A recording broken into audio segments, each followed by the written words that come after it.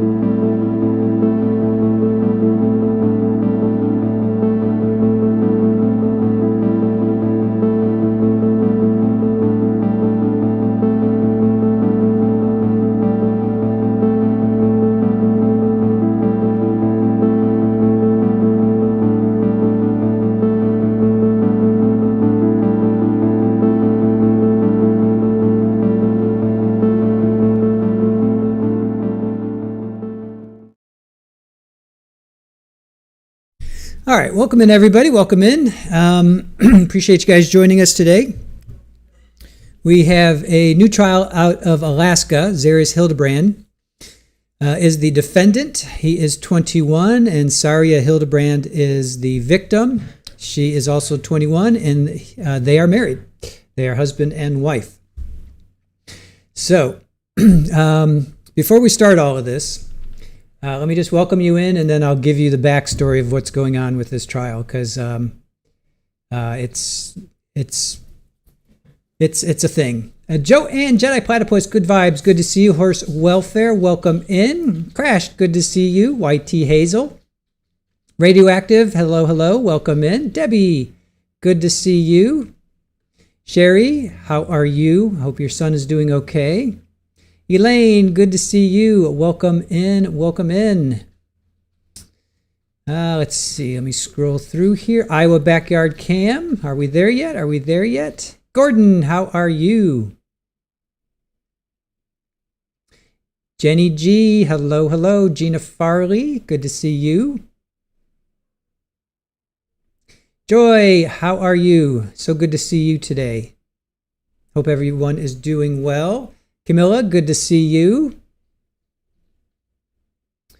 Eva Renee, good to see you. Hope you're doing well. All right, let's see here. Let me scroll through. Glee Roll, hello. Heidi, thank you for joining us. Golden Girl, Richard in the kitchen. Snow Caddish, good to see you. Golden Girl sent a gift. Good to see you. Lisa. Elaine, thank you. I can't work these time differences out. We are at 5:15 here. Dina X, how are you? Good to see you. Aya9, good afternoon to you.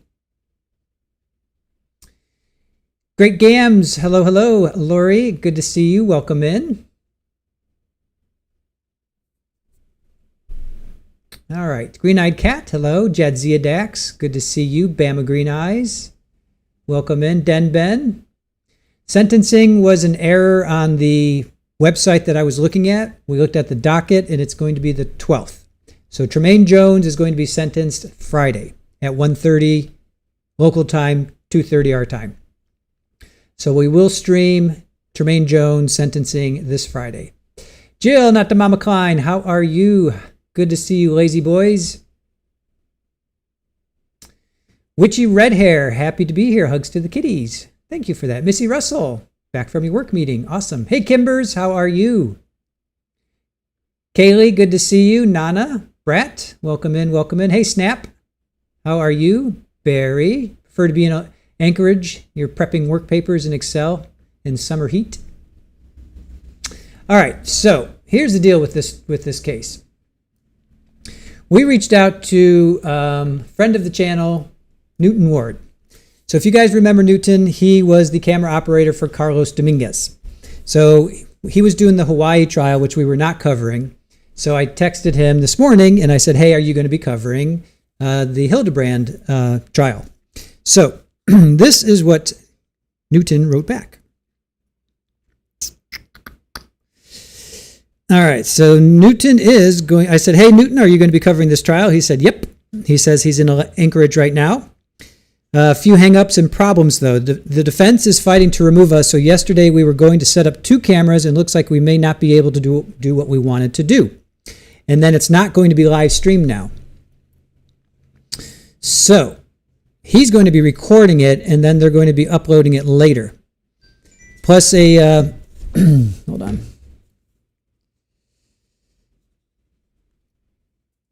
All right, so I'm a little hot. Let me just turn my mic down a little bit.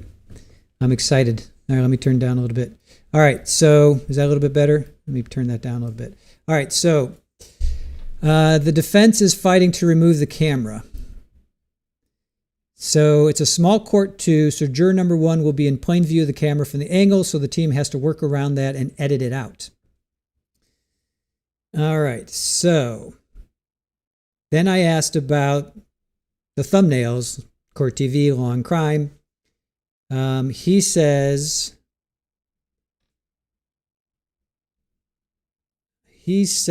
those are just placeholders. They were created a couple days ago, which I know that. So the part that I really don't know is because it's a weird situation. We're trying to deal with it minute by minute.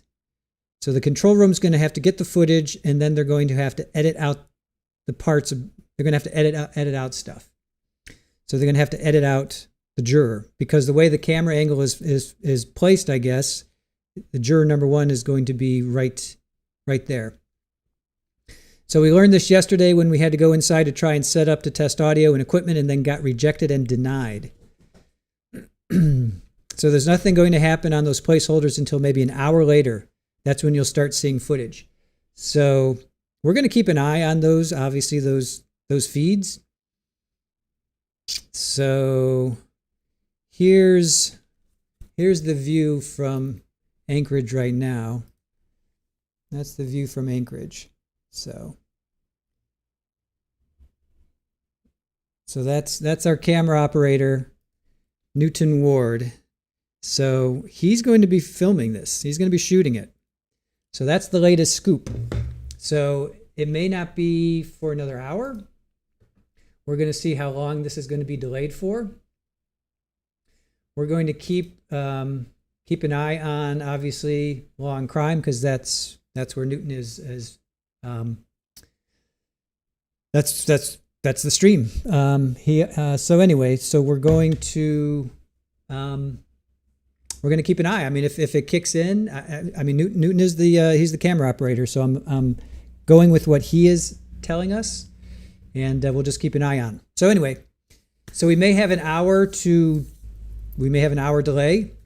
We may not, I'm not quite sure. So in the meantime, yes, we do have videos to show you guys. I will cut away if indeed a stream comes up sooner than an hour. But at this point right now, it looks like there's going to be at least an hour delay. But I will keep an eye out on the feed over here to see what's going on. All right. So in the meantime,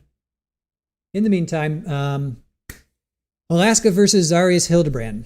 The date of the incident was August 6th, 2023. Saria, I believe. Saria. Not quite sure how to pronounce her name yet. I think it might be Saria. She was reported missing August 7th. Her remains were found August 10th. Now, Zarrius is charged with 4 counts. Tampering with physical evidence. Count 2 is murder in the first degree. Count 3 is murder in the second degree. Count 4 is tampering with physical evidence. So he is currently in custody. $250,000 appearance, $250,000 performance. He faces up to 99 years per count. So Saria Hildabrand, she's 21. She served as a combat medic. She's active. She's active in the Alaska Army National Guard, and she was married to Zarrius there. He's also active. He's a U.S. Army soldier. He's stationed at Joint Base, I'm going to screw this up, but Elmendorf, Richardson in Anchorage. Now, according to investigators, the couple spent the evening of August 5th and early morning hours of August 6th with friends. So they were out, they were drinking like 21-year-olds do. Zarrius later told police, Saria, I'm going to go with Saria for now, unless I hear differently. She left on foot the following morning to go to work, but authorities said coworkers reported she never arrived. Now, investigators later searched the couple's apartment and reported that the only bed appeared to be missing. How's our Comcast? Oh, yeah, our Comcast is still crapping out. So we talked. So Aaron's been on the phone with Comcast over the last couple of days. The one guy that came over said they're working on it. Said there was major issues. So Comcast clearly has not fixed those major issues. So Erin is doing everything that she can in her power to make this happen. So Comcast clearly has not fixed the issue. She spoke to them this morning, and they said they found a major issue and they were fixing it from yesterday into today. So apparently Comcast is still having issues. So again, Erin is doing everything she can. We've looked into Starlink. We've talked to Scott, recovery addict. Starlink is not an option for us. They do not have the bandwidth for us. The only option we have is to get fiber, and that's $1,000 a month. So unless we have somebody who's willing to pay $1,000 a month, we're not going to get fiber anytime soon. So until that cost goes down, we will just have to deal with what we're dealing with right now. So for those that are saying get Starlink, get Starlink, we've already checked into that. It doesn't have the bandwidth for us, so you can put that to bed. To get fiber out here where we are in the country would be $1,000 a month. So again, if somebody's willing to pay $1,000 a month for the next 5 years, we'll take it. But until then, we just have to deal with what they give us. So again, Starlink does not have our bandwidth. So you don't have to keep suggesting that, because we've looked into it. We've talked to Scott. He's like, yep, nope. They do not have the bandwidth for you guys for what we're doing. All right, so let's just continue on, and let's just hope that Comcast gets sorted out. All right, so investigators later searched the couple's apartment and reported that the only bed appeared to be missing, normal bedding and covered only by a mattress pad. When detectives asked to look beneath the mattress, court records state Zarrius objected and said there were embarrassing items underneath.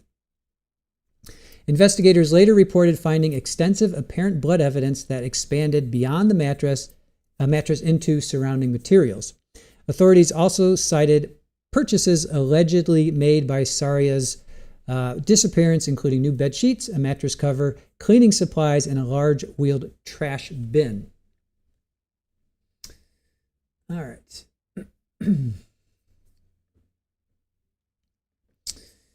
All right, so now let's get over here.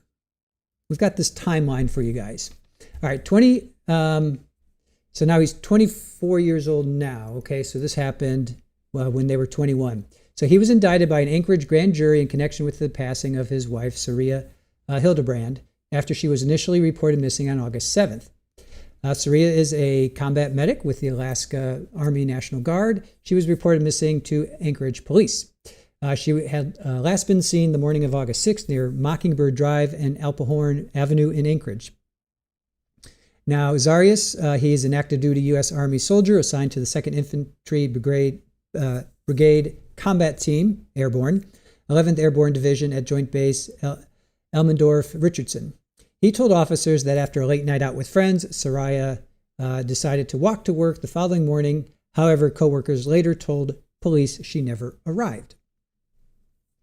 All right, so August 5th. Here's our timeline. Let's go through our timeline here.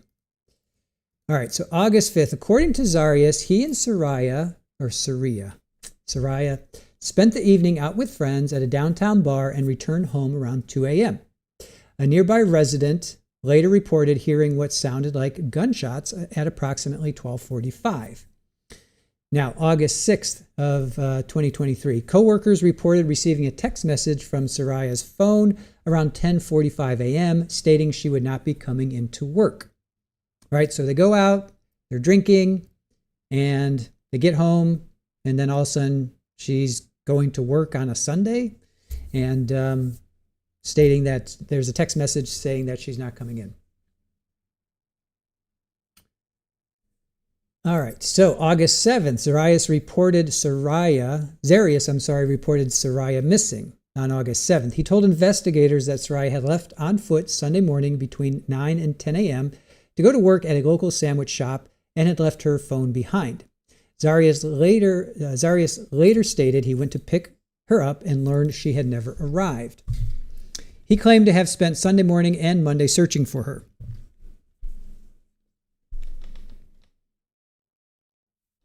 Now, August 8th, Zarrius allowed officers into the residence. Investigators observed a bed without sheets and noticed a newly purchased set of sheets nearby. Zarrius partially lifted the mattress to show a fitted sheet remained in place, but it did not allow officers to inspect underneath the mattress or bed. Now, on August 8th, investigators reviewed receipts that allegedly showed purchases made Sunday night, including bedding, mattress cover, hydrogen peroxide, an empty spray bottle, and marinara sauce. Why on earth is he buying marinara sauce? Don't know. Hydrogen peroxide, okay, I guess that would possibly technically get rid of blood. August 9th. Thank you, Good Vibes. Appreciate that.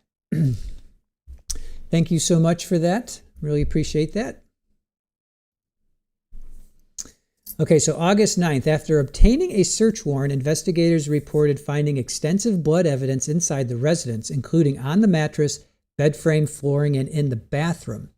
2 handguns were recovered from the home. Investigators noted one was fully loaded, while another appeared to have 1 round missing.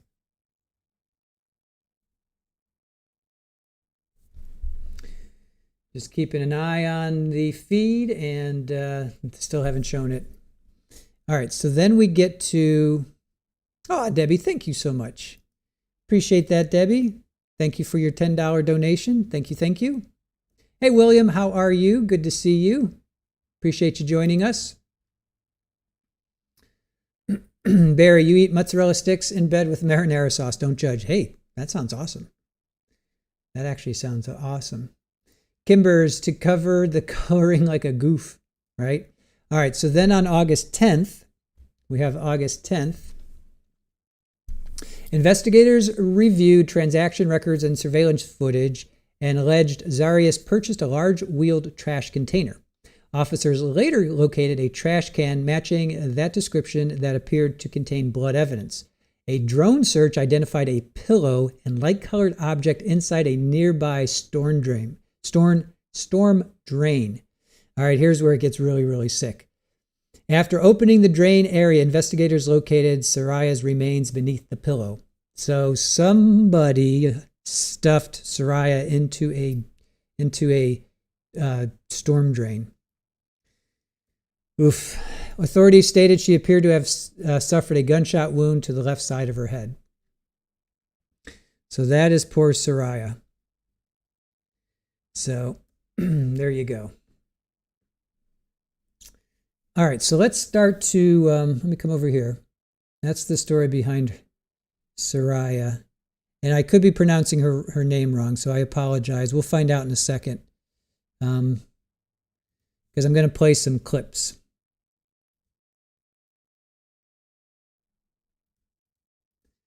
Let's play some clips.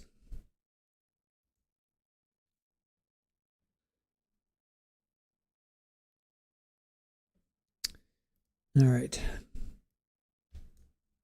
We'll do a little deep dive here so you guys can get your head around this trial before they start, because it looks like they're going to be an hour delayed. The family of Saria. So let's see here.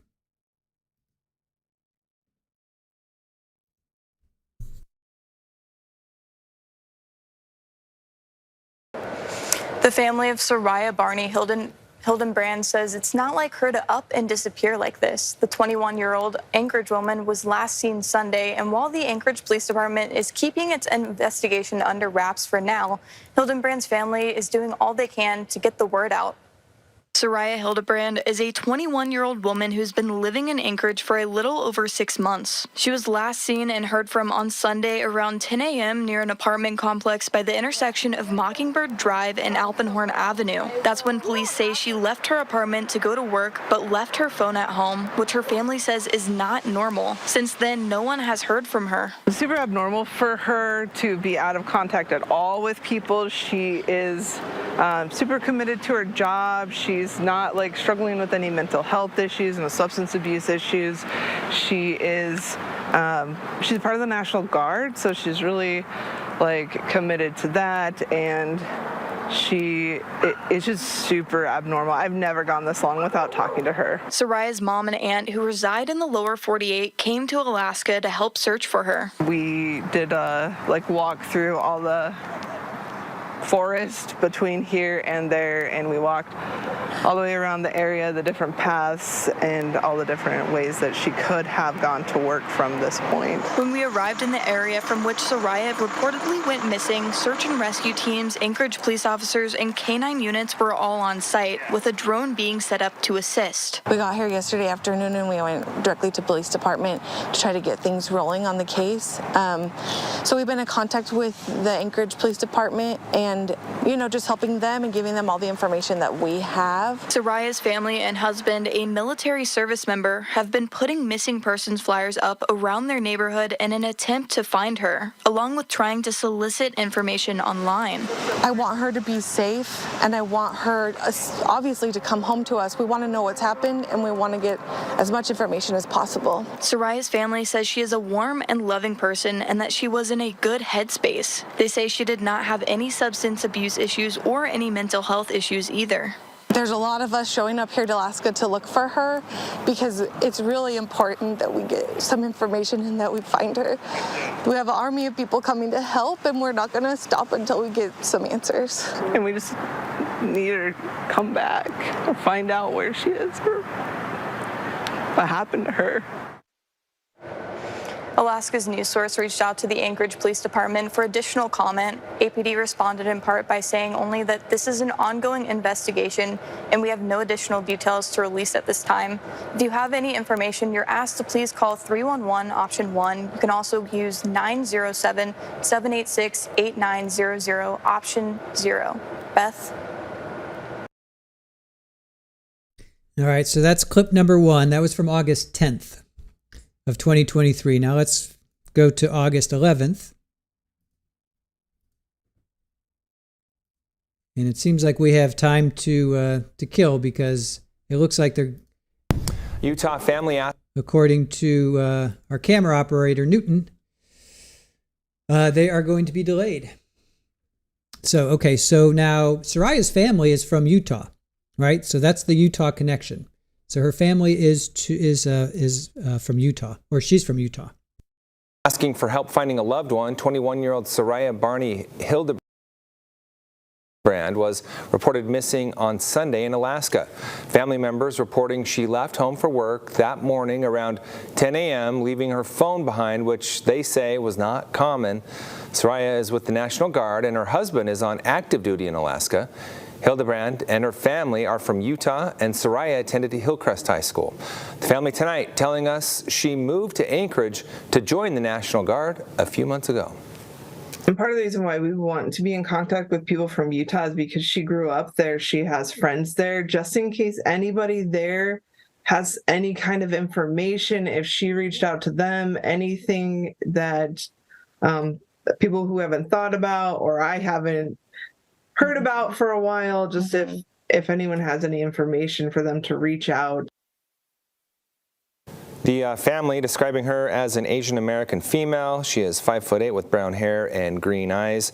The family asking anyone with any information to call the Anchorage Police Department. That number right there on the screen. All right, so that's August 11th, right? So she was reported missing August 7th. So let's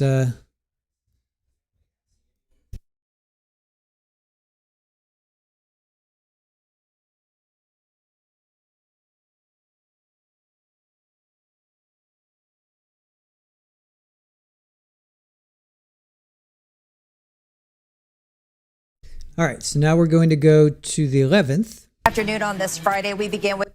Okay.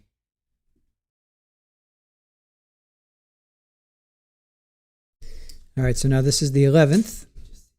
New developments in the case of 21-year-old Saria Hildabrand, who's been missing since Sunday. Anchorage Police are now investigating this as a homicide. Her husband, 21-year-old Zarrius Hildabrand, pictured here in the blue shirt, is in jail charged with murder 1 and 2 and tampering with evidence. Saria had been living in Anchorage for a little more than 6 months and was last seen Sunday around 10 a.m. near the apartment complex where she lived with her husband. Her family, including her mom and her aunt, came up from the lower 48 to help look for her, saying it wasn't like Sarah to just up and disappear. Police haven't released any more details surrounding her death. Alaska's news source requested the charging documents, and Zarrius is scheduled to be arraigned this afternoon at 2:30. Be sure to keep it to Alaska's news source, as this is a developing story. All right. Let's keep moving forward.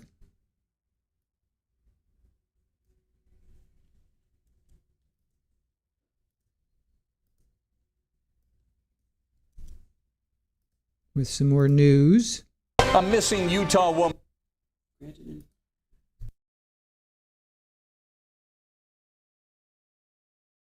has been found dead and her husband has been arrested. Saria Hildabrand was last seen Sunday morning. After days of searching, her body was found yesterday afternoon near the couple's home in Anchorage, Alaska.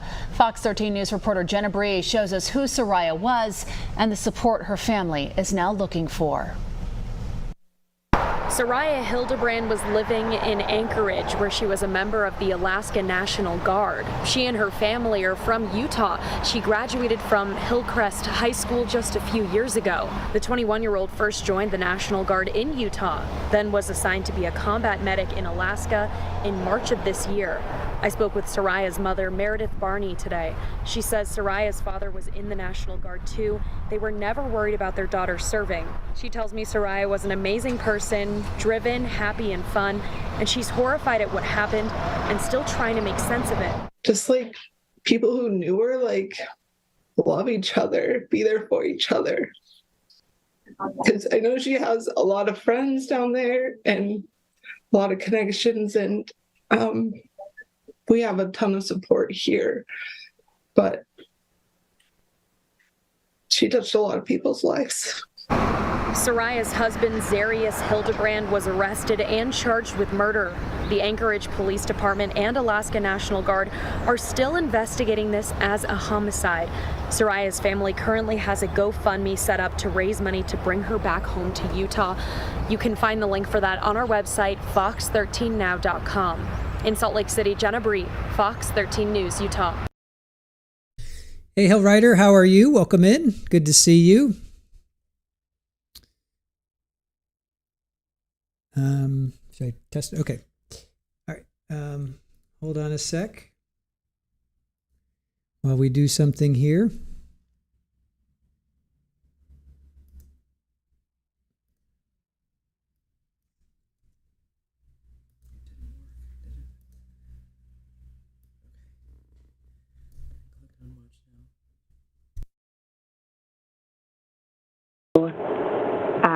We do intend to have something filed.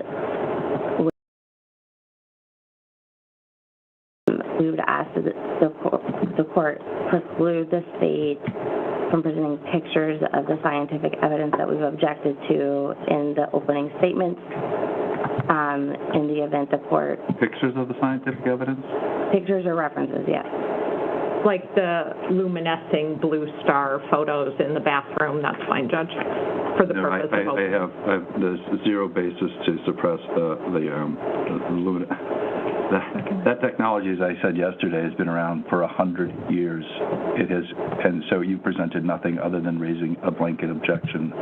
And I've given you an opportunity. Yes, I'm going to allow the reference if it turns out that it's excluded or that something that you provided changes my mind, then that's a risk that those folks take. If they present it in openings, then it's not something that you'd be able to actually present during the trial as evidence. We talked about that yesterday. I understand, Your Honor. Okay. Anything else? Nothing from the state. All right, let's go ahead and bring this right down. I'm sorry. Yeah. There's a substantial amount of media present today.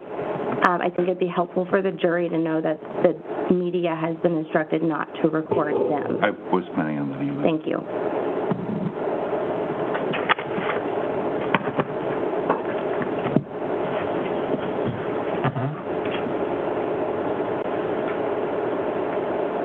And just so you know, they're all the way at the other end of the building because it's the only room we have big enough to fit them all.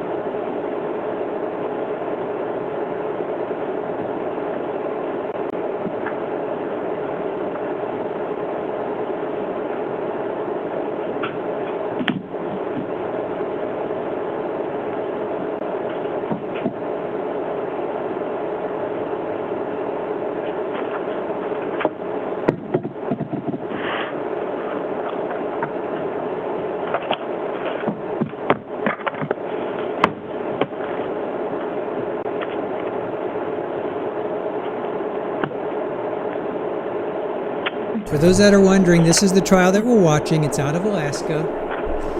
It's we went through a whole go to the top of the stream. I did a whole somewhat deep dive. So if you're interested in finding out, go back to the top of the stream. It's an hour delay because the court is really small. Newton Ward is in the camera. He's the camera operator, so I'm not going to explain everything. Just go to the top of the stream if you have questions.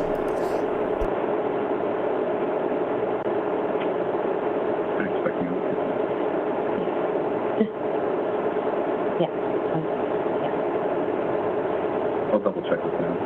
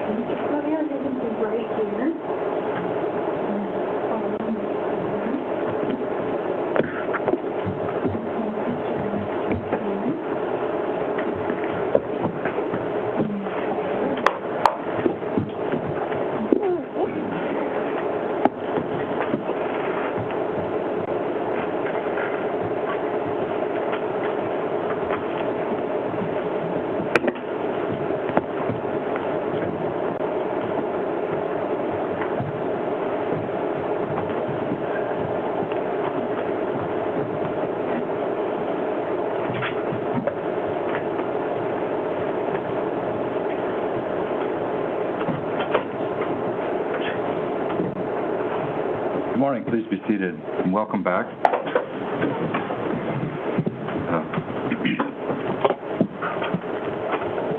All right, you've been selected as jurors in this case. Before you take the juror's oath, I want to remind you of how serious and important it is to becoming a member of a jury. Trial by jury is a fundamental right. In a jury trial, the case is decided by citizens who are selected fairly, who are not biased, and will try their best to give a fair verdict based on the evidence. In the juror's oath, you will swear or affirm that you will decide the case based solely on the evidence and will follow the law as I would instruct you.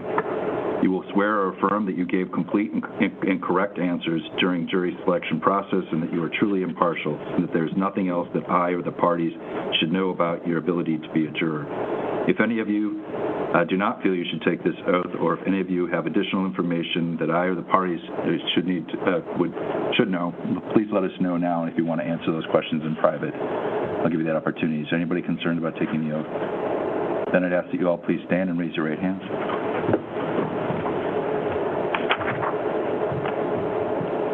Do you solemnly swear or affirm that you will well and truly try the issues in the matter now before this court solely on the evidence introduced and in accordance with the instructions of this court? If so, please say I do. Thank you. Be seated. Thank you. I want to remind you of our schedule. We, as I said, we're in trial Mondays through Friday, or through Thursday from 8:30 in the morning until 1:30. I really do try to stick to that schedule. There may be times when I'll look at you folks and ask if you're willing to stay a few minutes late if we're just finishing up a witness, but otherwise we'll stick to that schedule. And again, if you get any phone calls from the court, please at least listen to the message because it likely has something to do with scheduling. You'll notice, and I think I did mention during the selection process, that there's some media attention to this case and there are cameras in the courtroom. I want to assure you that you folks are not going to be captured on any of the camera or any of the photographs or cameras in the courtroom as jurors. You're not, your identities will remain confidential. All right? Okay, I've got some instructions to read to you before we get to openings.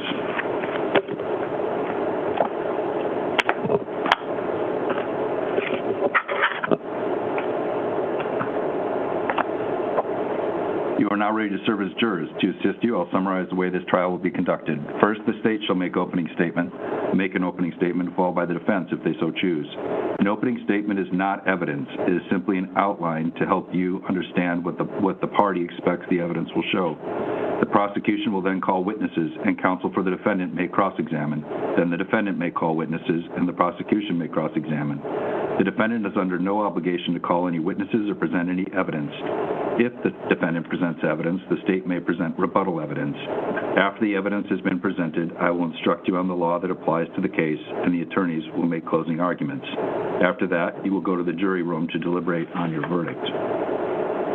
You have been given notebooks and pens. If you wish to do so, you may take notes during the trial to help you remember the evidence, but your primary function is to see and hear the witnesses and to observe other evidence. Do not let note-taking interfere with your careful consideration of the evidence. Each time that you are excused from the courtroom, please leave your notebook behind. Your notes will be kept secure and will not be read by anyone. When you begin your deliberations, you may have your notes with you. If there's a disagreement during deliberations as to what any witness said, you may try to resolve it by comparing recollections with other jurors or by asking to listen to the recorded testimony of any witness. Remember that a juror's notes are not evidence, and they may be incomplete. A juror's notes can only be used as a memory aid for that juror. When the case is over, your notebooks will be collected and destroyed without being read by anyone. You are about to hear the evidence in this case. The evidence consists of sworn testimony of witnesses and any exhibits admitted into evidence by the court. You should consider the evidence in light of your common sense and experience in life, but cannot consider any information not admitted as evidence by the court. At the end of the trial, it will be your job to decide how much weight to give the evidence and evaluate the evidence according to the instructions that the court will give you. These instructions will contain the law that must be applied in this case. When you consider the evidence, you must not be influenced by sentiment, prejudice, passion, or public opinion. You must base your verdict upon a fair consideration of the evidence. During the trial, I do not mean to suggest what you should find to be facts of the case, or that I believe or disbelieve any witness. If anything I do or say seems to suggest otherwise, you must disregard it and form your own opinion. You, the jury, will decide the verdict in this case. You'll notice I've got a couple of computer screens in front of me. I have other things that are going on during trial that I sometimes have to respond to. I may be responding to an email and make a face. I try not to make faces, but I don't have the best poker face. And I'll do my best not to be distracting in that sense, but it's important that you not try to take cues from what I'm doing or my facial expressions. It is up to you folks to make a determination on the evidence as it comes in.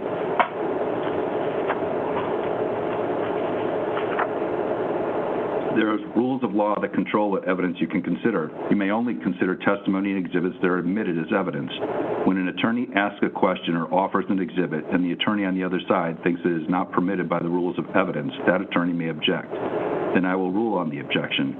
If I agree it is a valid objection, I will say sustained. If I disagree, I will say overruled. If I overrule the objection, the question may be answered or the exhibit admitted. If I sustain an objection to an exhibit, the exhibit is not admitted. If I sustain an objection to a question, the witness may not answer the question, and you must disregard the question entirely. Don't draw any conclusions from the wording of the question or speculate as to what the witness would have said if permitted to answer the question. If I sustain an objection to a question after the answer has been given, then you must disregard both the question and the answer. Sometimes I may order that evidence be stricken from the record and instruct you to disregard the evidence. In that case, you must not consider it. You may wonder why some evidence must be excluded. Evidence rules are designed to do two things. First, they try to help you to focus on important and reliable evidence. Second, these rules help you decide the case objectively, without being swayed by information that might cause you to respond emotionally.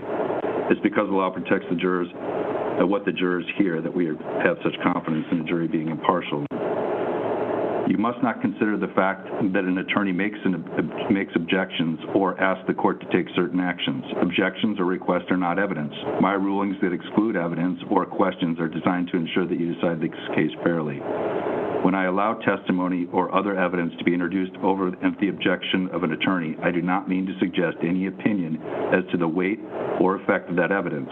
It will be your job to decide how much weight to give the evidence. Every person who testifies under oath is a witness. You as jurors are the sole judges of the credibility of the witnesses. In deciding whether to believe a witness and how much weight to give a witness's testimony, you may consider anything that reasonably helps you to evaluate the testimony. Among the things you should consider are the following. 1, the witness's attitude, behavior, and appearance on the stand, and the way the witness testifies. 2, the witness's age, intelligence, and experience. 3, the witness's opportunity and ability to see and hear the things the witness testifies about. 4, the accuracy of the witness's memory. 5, any motive of the witness not to tell the truth. 6, any interest that witness has in the outcome of the case. 7, any bias of the witness. 8, any opinion or reputation evidence about the witness's truthfulness. 9, any prior criminal convictions of the witness relating to honesty. 10, the consistency of the witness's testimony and whether it is supported or contradicted by other evidence. You should bear in mind that inconsistencies and contradictions in a witness's testimony or between a witness's testimony and that of others do not necessarily mean that you should disbelieve the witness. It's not uncommon for people to forget or remember things incorrectly, and this may explain some inconsistencies and contradictions. It's not uncommon for two honest people to witness the same event and see or hear things differently. It may be helpful when you evaluate inconsistencies and contradictions to consider whether they relate to important or unimportant facts. If you believe that part of a witness's testimony is false, you may choose to distrust other parts also, but you're not required to do so. You may believe all, part, or none of the testimony of any witness.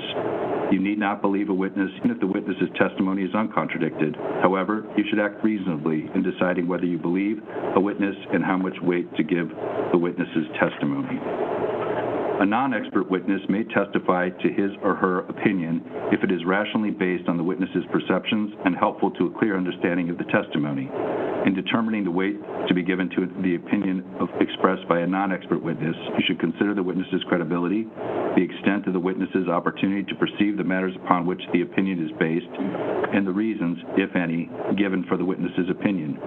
You are not required to accept a non-expert witness's opinion, but should give it the weight, if any, to which you find it entitled. An expert witness is a witness who has scientific, technical, or other specialized knowledge or experience. An expert witness may express an opinion in addition to testifying about factual matters. In determining whether to believe an expert witness and the weight to give to their opinion, you should consider 1, their knowledge and qualifications, 2, the reasons given for the opinion, 3, the information on which they base their opinion, and 4, factors given you for evaluating the testimony of any other witness. You're not required to accept an expert's opinion, but should give it the weight, if any, to which you find it entitled. As with other witnesses, you may believe all, part, or none of the testimony of an expert witness. You are not to decide any issue by the simple process of counting the number of witnesses who have testified on the opposing sides. The final test is not the number of witnesses, but whether, considering all the evidence, the state has proved every element of each charge beyond a reasonable doubt. A fact may be proved by direct evidence or by circumstantial evidence or by both. Direct evidence is given when a witness testifies about an event that the witness personally saw or heard. Circumstantial evidence is given when a witness did not personally see or hear an event, but saw or heard something that, standing alone or taken together with other evidence, may lead a juror to conclude that the event occurred. By way of example, if before you go to bed on a winter night, you look out your window and you see it snowing, and you reach out the window and you feel it on your hand, you have personal knowledge that it is snowing. This is direct evidence. But if when you go to sleep, the sky and the ground are clear, but when you later awaken, the ground is white and covered with snow, you can conclude that it snowed even though you did not see the snow fall. This is circumstantial evidence. Both types of evidence are admissible and may be considered by you. Neither is necessarily entitled to any greater weight than the other. All right, that's it for instructions for now. And as I said at the end of the trial, when I read more instructions to you, by that point you'll have a packet of all the instructions that I read, and you'll be able to reference those in your deliberations. State? Thank you, Your Honor.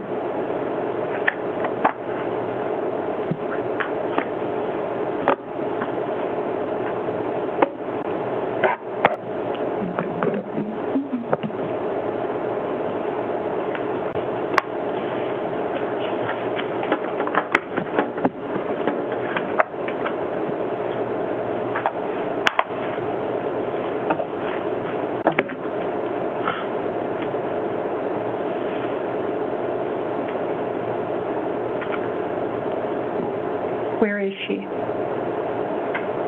What happened?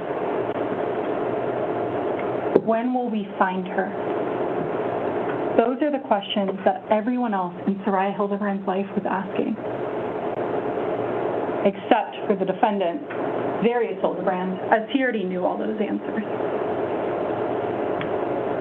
On Sunday, August 5th, 2023, Saria had planned some events and presents as it was the defendant's 21st birthday. She had planned for some friends to go out, came over, she made him a present in the form of a beer cake, and she was excited to celebrate him. One of those friends that came over was Marie Wentz, to their apartment at 5210 Mockingbird Drive, Unit 13. Marie had become friends with Saria since she moved to Alaska. They were inseparable, texting constantly. They were together that day. That morning, they had gone to the gym, as they frequently did, and then ran some errands in preparation for his birthday. Later that evening, the group went to Dave & Buster's. They were winning prizes and playing games and having a good time. Saria was extremely excited to win a Pickle Rick plushie. She was texting her mom about it. She was even Googling how to win the most points at Dave & Buster's. And she did win it, and she took a photo with her husband to celebrate that. After Dave & Buster's, at Dave & Buster's there was a much larger group, and then some of them went downtown. The people that went downtown are Logan Calhoun and Zachary Farrar, who were friends with the defendant, as well as Marie Wentz and her friend Isaac Mulholland, who were friends more so with Saria. They went out to Willowa. They were dancing and having a good time, drinking, taking photos, celebrating, as they should have. At one point in the night, they decided to walk to Gaslight. One of the defendant's friends, Logan, was a little nervous to walk downtown. Everybody was kind of giving him grief for that, making fun of him. When they got to Gaslight, the defendant was declined entry. He was a little bummed, but eventually Saria ordered them an Uber home, where she took the defendant, Marie and Isaac, back to 5210 Mockingbird Drive. Marie and Isaac went their separate way in the parking lot, as Saria walked inside with the defendant, helping him along, but he was walking fine. They get inside alone, and that was the last time Saria Hildabrand was ever seen alive. In that apartment that night, it was the two of them. According to the defendant, at one point, they'd gone inside. She probably took the dogs out. They were even giving each other grief back and forth, making fun of each other before they fell asleep. However, between 2:12 and 2:24 a.m. that day, Saria found evidence of the defendant cheating on her on Snapchat and Instagram, sending photos to girls, offering to fly them out to Alaska, getting photos from them, sending plenty, even offering to kiss and make it better. The last photo that we see on Saria's phone that night was at 2:24. After that, at 2:40, Marie got a call from Saria's phone. Unfortunately, she had been home for a while. She didn't see it. It went unanswered. Just 8 minutes later, at 2:48 a.m., 911 got a call from Taylor Engstrom, a neighbor in the apartment just across the courtyard. He calls in and says, about 30 seconds ago, there was a gunshot. It sounded just outside my window. It was very loud. I don't know where it came from, but he called it in. Saria Hildabrand was shot in the head that night, just above her left temple, and that ended her life. In those early morning hours, officers did respond to that 911 call, but without knowing directly where it's from, they didn't have the opportunity to contact the defendant that night. The next morning, early morning hours of Sunday, August 6th, around 9:10, no one heard from Saria. No messages, no one heard from her. Marie Wentz eventually sent a message, I believe a Snapchat, asking how Saria and the defendant were feeling. She got a response from Saria's phone, but it wasn't from Saria. That response was from the defendant, sending a thumbs up that he felt fine. Marie asked if they would want to go to lunch and get some food, probably to help with some of the feelings they were having that morning. The defendant said, nope, we can't go, we don't want to go. Saria already left and walked to work at 10 that day. Marie found that a little odd, considering the defendant said Saria forgot her phone. Saria was always on her phone. 21-year-old on Instagram, TikTok, Snapchat, texting, all of the above.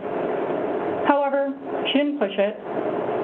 She also found it odd because the night before, Saria had said she intended on calling out.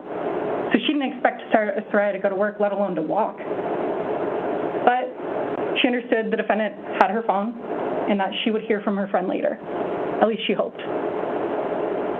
But she didn't. Throughout Sunday, August 6th, Marie wasn't the only one to get messages from Saria's phone. Nadia Jones was Saria's manager at Bread and Brew.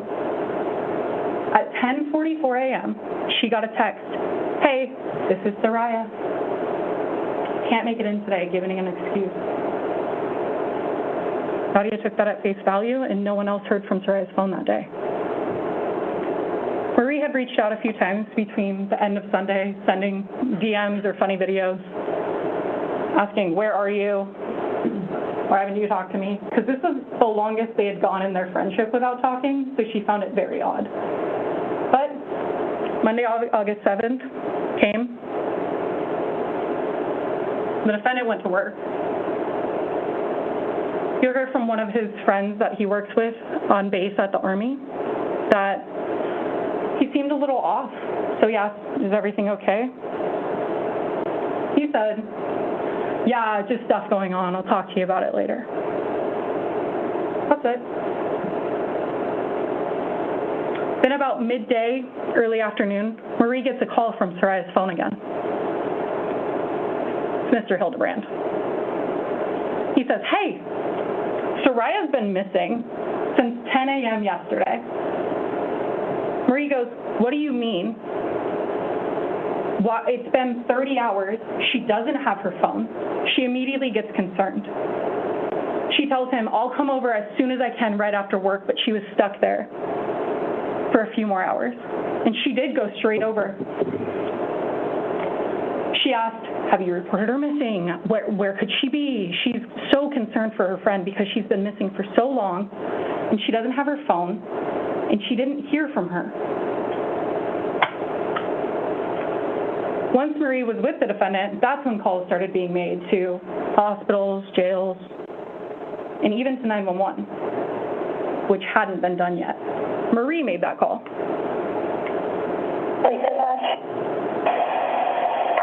I think my friend is missing. Okay. And why do you think she's missing, or he or she's missing? I haven't spoken to her in 2 days, and her husband hasn't heard from her in over a day, like 30 hours now. And you'll hear the entirety of that call. He was there, and Marie put it on speaker so he could answer questions that she didn't know. But Marie made that call at 5:34 p.m. While they waited for an APD officer to arrive, they started searching. The apartment at 5210 Mockingbird at the bottom of your screen. Up in the top right on Tudor is where Saria worked at Bread and Brew. So they started searching that area. Where could she be? Walking around through the woods, getting muddy. During that time, Marie was searching. She had called 911. The defendant's with her, and they're waiting on APD. Marie had to call a few more times to update APD where they are, when they're coming. That's not the only call that was made to inform Saria missing. Meredith Barney, Saria's mother, got a call in Utah at 7:44 p.m. Alaska time, almost 10 p.m. her time, from the defendant, Zarrius Hildabrand. Hey, Saria's missing. Has been for over 33 hours, and he told that same scripted story. Left for work at 10 a.m. on Sunday, didn't take her phone, haven't heard from her. Meredith immediately jumped on a plane. She's coming to find her daughter. On the plane, she's coordinating with her family to make a missing poster, to try to find Saria, to even figure out if she can track a phone, all of those things. But she didn't find her that day. One other thing on Monday,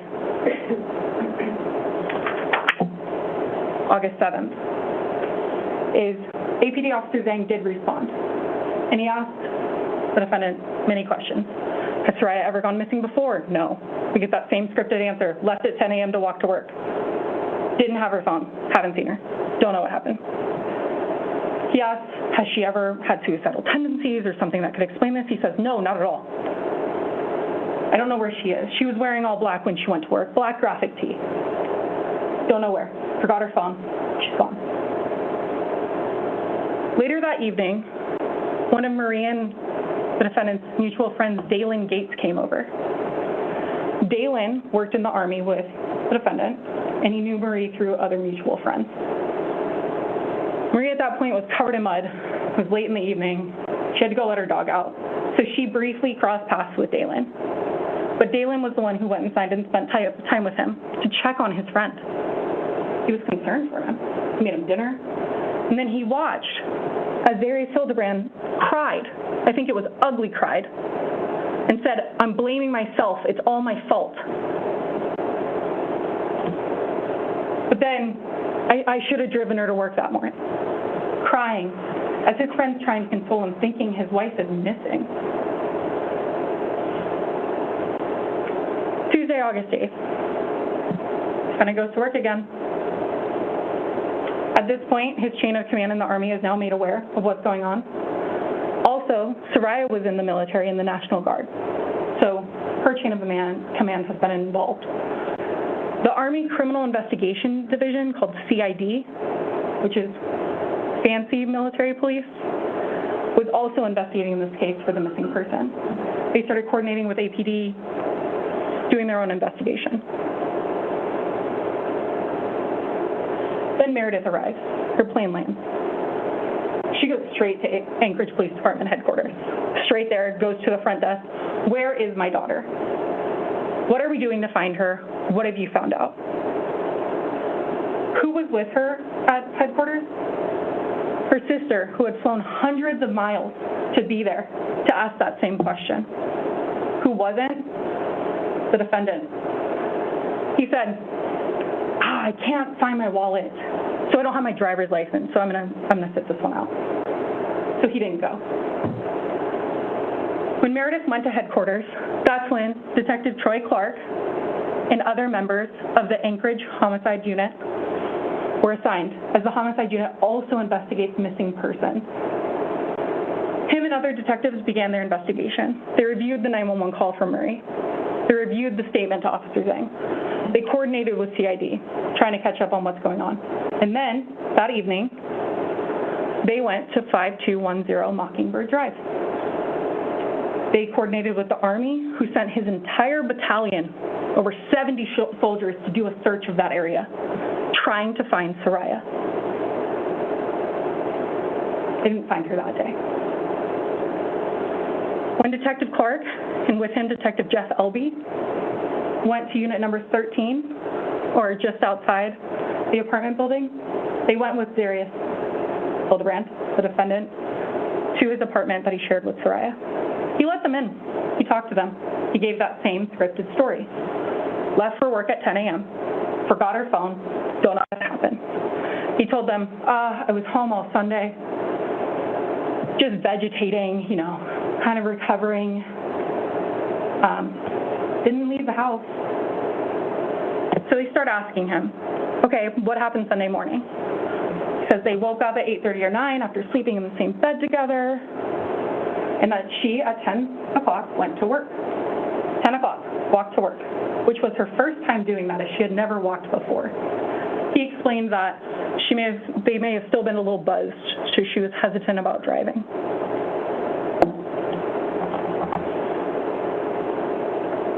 However, when he was asked what time she was expected home, he said 7 p.m. on Sunday, August 6th. He didn't see her at 7 p.m. So he decided to wait, according to what he told detectives, until 9 p.m. to make sure she wasn't lost or something. And then he said that he went out searching, drove in the parking lot of Bread and Brew, looked all over. And we'll get to what he did that day and evening in a moment. When asked, why did you wait so long, over 30 hours to report her missing, he said, I didn't know if it was serious. I didn't want to waste anybody's time.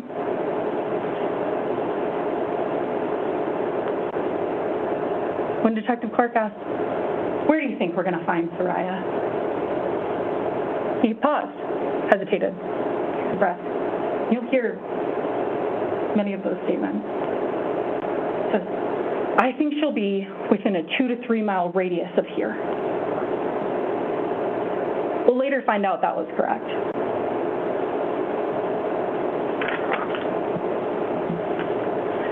While officers were speaking with him, Detective Clark and Detective Elby, they were looking around the apartment when they were in the living room with him. They saw a set of brand new sheets on the table. They asked him about it. He said, I didn't buy those. I've never even been at the sheet aisle in Fred Meyer. She must have bought them when I was on field training the week before. Okay. Officers ask if they can take a look around the apartment, just make sure she's not there in one of the rooms they can't see. He allows them. He says, go ahead, take a look. Officers do. They don't find Saria.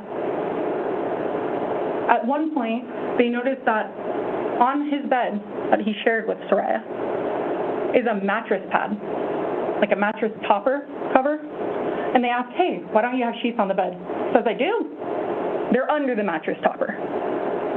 Detectives go, why would you put them under the mattress topper? He says, We got the mattress from someone crummy, that's why. Here, I'll show you. And he lifts the edge of the mattress topper, showing the sheets. However, when he does that, detectives can see that there's a space under the bed. There's not a box spring. They ask, hey, can we take a look under there? Mr. Hildabrand gives an alternative offer. I have embarrassing stuff under there. It's inappropriate. Detectives just point out they want to make sure she's not under there. He says, no, she's not. She wouldn't fit. Detectives accept that answer at that time and leave. But before they did, they asked a few more questions, including, hey, you have her phone right now. We just saw her mom grab it with her laptop. Can you explain to me how if she left at 10 a.m. on Sunday, how did Nadia Jones get a text at 10:44 if you had her phone? I don't have an explanation for that, sir. That was his response. I don't have an explanation for that. That night, or in that evening, the defendant also stopped by her work for the first time. Went inside on Tuesday, August 8th. One of the employees he had contact with was Kaylani Thompson. She wasn't super close with Saria, but worked with her. Knew her fairly well. Knew that she had gone out on Saturday. Wasn't shocked that she didn't come in on Sunday. But when he came in, Kaylani will tell you about how weird his vibe was. He was nervous, kept scratching, wouldn't look her in the eye, looked anywhere else. So she thought that was odd, and she started asking him questions. He wouldn't answer. She was told by some people, don't push him. His wife's missing. However, when she saw the defendant outside with some of that Army search crew that we talked about, he was laughing and smiling and joking around. I think she described it as they were hee-hee-ha-haing, which she found very concerning because Saria's missing. But that's what the defendant did. Now, Wednesday, August 9th, throughout this investigation, actually, I want to back up to one more point. When he spoke to detectives on the 8th, originally he said I was home vegetating all day. When they said, hey, we'll check cameras, is there anything else? He goes, oh, actually, I ran some errands. I went to Fred Meyer's and got stuff for guacamole salsa, and I also went to Brown Jug. So he changed that from being home all day. Now, on to August 9th, August 9th, the Wednesday. Police at that point had applied for and been granted a search warrant to search 5210 Mockingbird Drive, Unit 13, for evidence of what happened to Saria. Originally, on the surface, just as they were there wasn't anything obviously out of the concern. Pickle Rick made it back on the bed. But when they began to look more closely, they were able to start seeing reddish-brown stains. When they began to look more closely, they could see those reddish-brown stains, multiple places all over the apartment. And that's what they saw when they lifted the bed. Not embarrassing sex stuff, but a mattress so soaked through it with blood that when it was flipped, the framing it was on actually imprinted into the blood. They also observed moss buckets and disinfecting wipes, multiple things throughout the apartment. There'll be ample evidence as to what crime scene found in his apartment. Another thing they found is in the living room, in between the couch cushions, Sig Sauer handgun tucked in between the things. Just near there on a table, they found letters authored by the defendant, where he says, I don't know where you are. I hope you're found alive. If she's found alive or dead, please bury her with me. But one thing he says is, I loved her, in the past tense. Saria's still missing. He also drafts one to APD. For all the people working the case, I'm sorry the information I gave you wasn't the best. Signed, Zarrius Hildabrand. Please continue their investigation into Thursday, August 10th. On Thursday, August 10th, They're again searching that area between her apartment and Bread and Brew. And you'll see on maps and photos throughout this trial that there's a frontage road, less than 100 yards, maybe a couple hundred yards from the apartment building. As they're searching, they end up finding a trash can, 56-gallon toter trash can with wheels, stickers still on it. It was brand new. As there was a landscaping crew that had been contracted by Parks and Rec, and they had been cleaning the area, and they found it and had put it in their truck. May have been a little excited to get a brand new trash can. But officers in the area saw it and said, wait, because it was relevant to the case. And they looked in that trash can. There was red brown staining. There was organic material. And they did a full crime scene analysis on this trash can, using forensic techniques, photographs, and other things you'll hear throughout this trial. The next thing they found was just a couple hundred yards, less than a quarter mile from that apartment, 5210 Mockingbird, on that same frontage road, in that same area as the trash can. We found the storm drain. Counsel, please.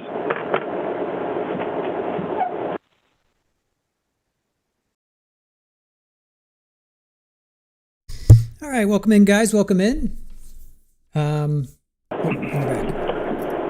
found the storm drain. When Officer Muma and Detective C were doing drone and searches in the area, they saw this. The cover was on. Shone a flashlight through the hole, and they saw something down there. It's about 15 feet down, with a culvert running side to side. This was the place that Saria was found. This was the place where her body was found, with a bullet wound above her left eyebrow. She had been likely days in that water. In there was a blanket, a pillow, a sheet, as well as some tan, military-looking gloves. Those were also in there with her. Throughout this case, you'll hear many pieces of evidence. Before I get there, I want to inform you of the counts against the defendant, as he's charged with count 1, murder in the first degree. You'll get ample instructions on this. However, to prove murder in the first degree, the state has to prove beyond a reasonable doubt, which the state happily accepts that burden, that the defendant intended to cause the death of another person, being Saria Hildabrand, and the defendant caused that death of any person. As to count 2, this is an alternate theory. So a different theory from count 1 as an argument. You approach, please.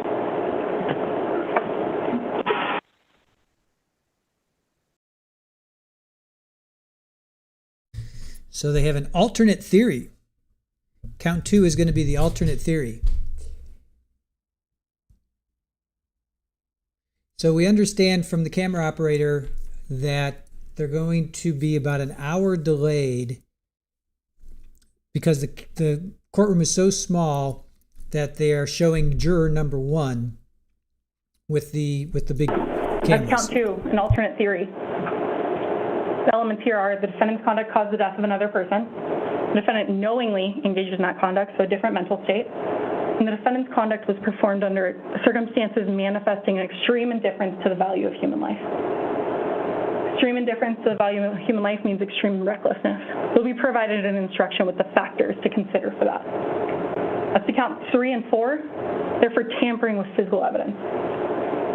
Tampering with her body for one count, and tampering with the crime scene at 5210 Mockingbird Drive, Unit 13 for the other.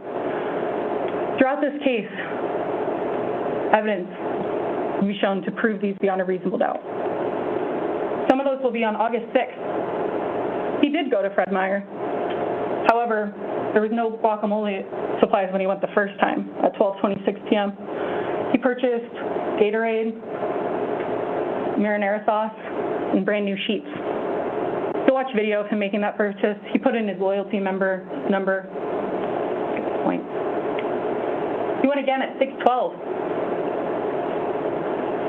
where he purchased hydrogen peroxide, other cleaning supplies, Q-tips.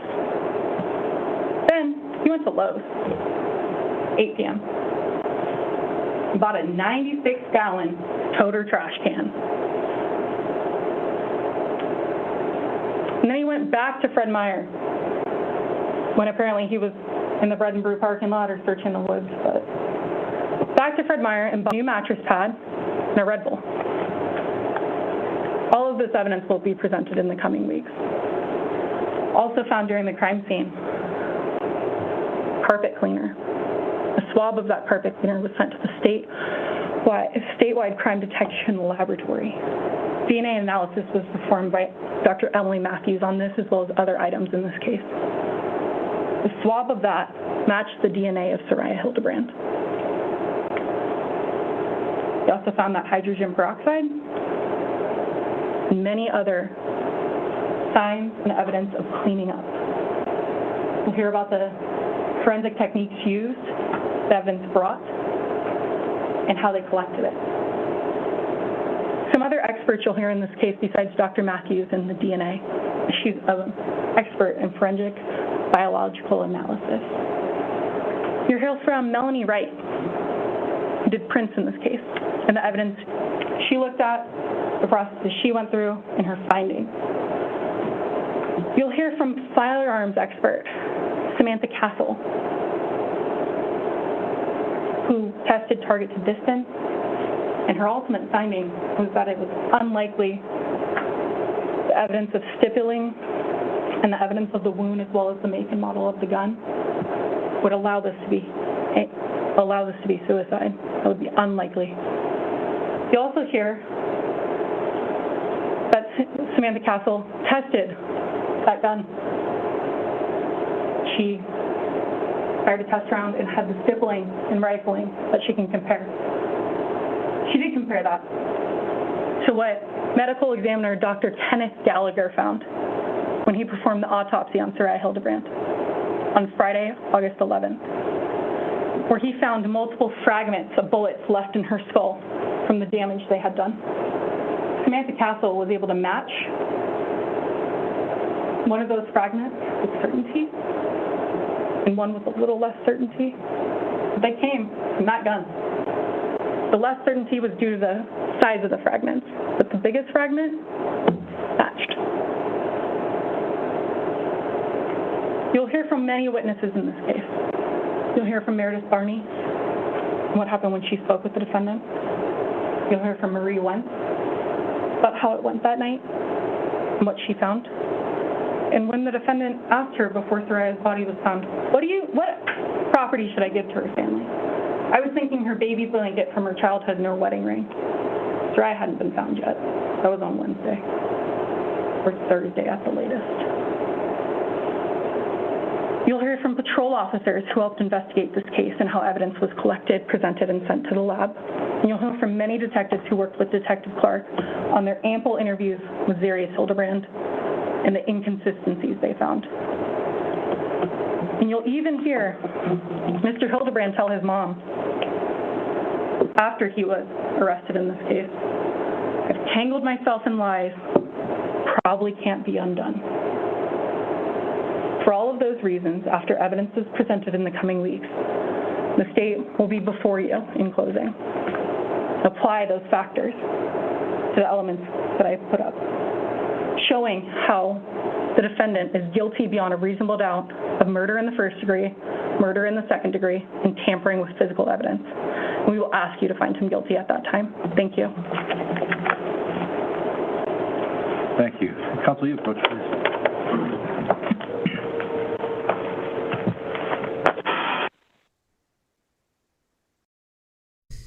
All right, so it looks like the other angle will be posted later. So the camera operator that's filming this with Law and Crime. We're going to take a short break before defense gives their opening statement. And just a reminder, please don't discuss the case. We'll have you back here in a few minutes. And by way of explanation, we have you all the way at the end of the hall. Because there are 16 of you, there's no way here, so that's a comfortable space. So that's why you'll get your steps in. But we'll have you back here in a few minutes.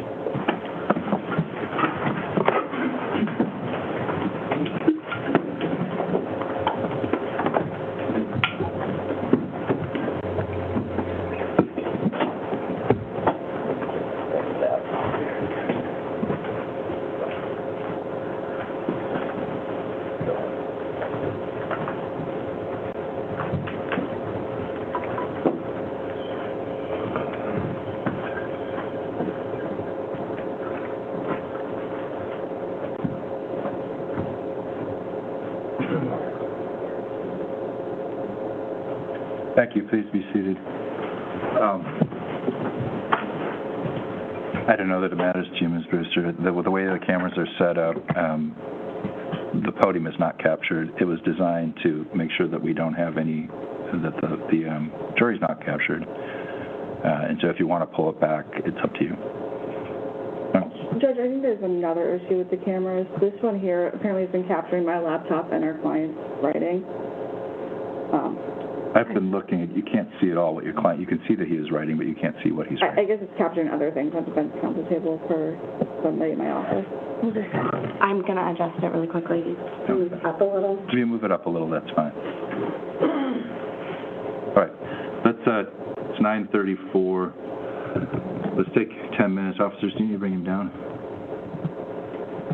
Do you need a break? Longer. Okay. All right, let's just take 10 minutes then. Off record.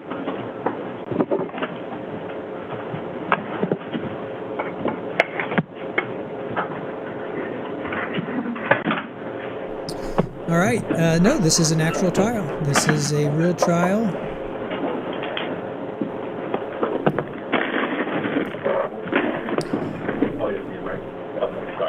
This is a real trial that is going on in Alaska right now.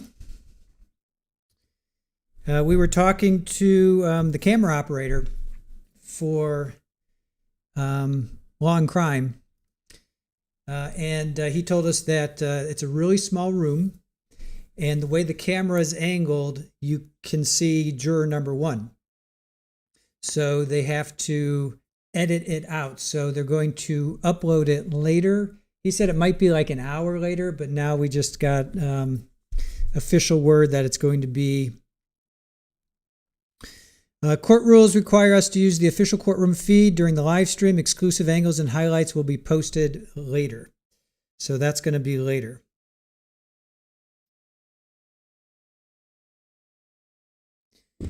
So if you want to watch different, different angle, I guess, that's going to be available later. But for now, this is a live trial. This is a live trial, and let's go through the intro here. Where is she? What happened? When will we find her? That's what everyone was asking. So it was Zarrius's birthday. I think he had just turned 21. A group of them went to Dave & Buster's. They won prizes. Saria even took photos with her husband. Then a larger group went downtown later. They were dancing, taking photos, celebrating. And they're 21, right? They're hanging out. You remember what you were doing when you were 21, especially at your 21st birthday. You're going to be hanging out with your friends, your wife, your husband. You're out having a good time. So they walked to Gaslight. Not sure what Gaslight is. You know what I want to show? I've been meaning to do this. A lot of you may not know Anchorage, Alaska. Let's geolocate ourselves here. Let's geolocate ourselves. We can do that, right?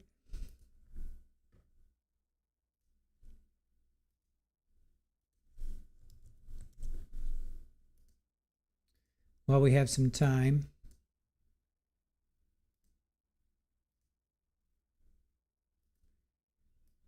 All right.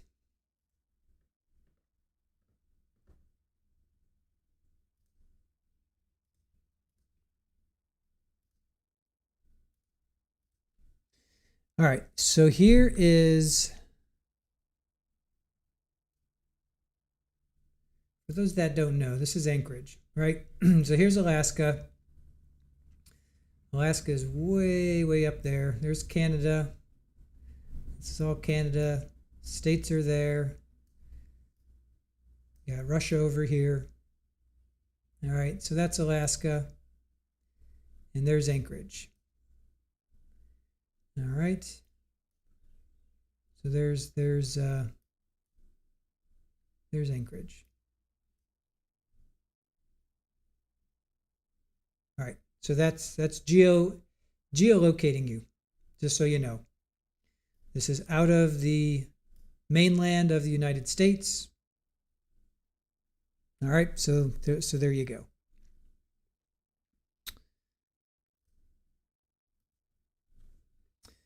All right, let's come back here. So the reason we're having it via Zoom is that the courtroom is really small and the camera is positioned such that juror number 1 would be caught on camera. I guess there's no other way they can sort it out. And the judge declined live streaming yesterday, just happened yesterday. And so they're at least allowing the Zoom, but they're going to, I guess, other channels, the big channels. The corporate channels are going to be posting that online. So I guess if you guys want to go watch that, it'll be posted later today. So, but for now, we're watching this live. Judge said that they were going to be from 12:30 local time. I'm sorry, 8:30 to 1:30 local time. So that's going to be like 12:30 to 5:30. So we'll be streaming 12:30 to 5:30. So we have to figure out what to do in the meantime in the mornings. So we'll figure out something. All right, so that's a little background, a little history for you guys. All right, so they go to Gaslight. Logan, apparently this friend Logan was nervous to walk downtown. Zarrius was declined entry at Gaslight. So Saria Ubers home with her husband. There's a Marie and a Isaac. So they go their separate ways. Zarrius and Saria, they go inside, right? So that's the last time she is seen alive. So around 2:12 to 2:24, Saria found evidence of Zarrius cheating on her. Then at 2:24, it's the last photo on her phone. At 2:40, there's a phone call from Saria to her friend. I think it might be Marie. And then at 2:48, but Marie doesn't pick up. And then at 2:48, a 911 call by a neighbor saying, I heard a gunshot. Then law enforcement respond. The next morning, no one's heard from her. I should say, no one's heard from her. Then there's a response. So Zarrius sends a thumbs up to Marie. He says he doesn't want to go to lunch. Saria walked to work. And again, she's always on her phone, right? She's 21. She's always on TikTok, Instagram, YouTube, whatever. So August 6th, Saria's phone sends a message. All right. Yeah, that was state's opening. This was state's opening. We're going to hear from defense opening in a second. So at 10:44, there's a text that says, this is Saria, can't make it in today. So she's, apparently her phone is texting. Maria, or it's Marie or Maria, I'm not quite sure, reaches out, hey, where are you? What's going on? This is the longest they've gone without talking.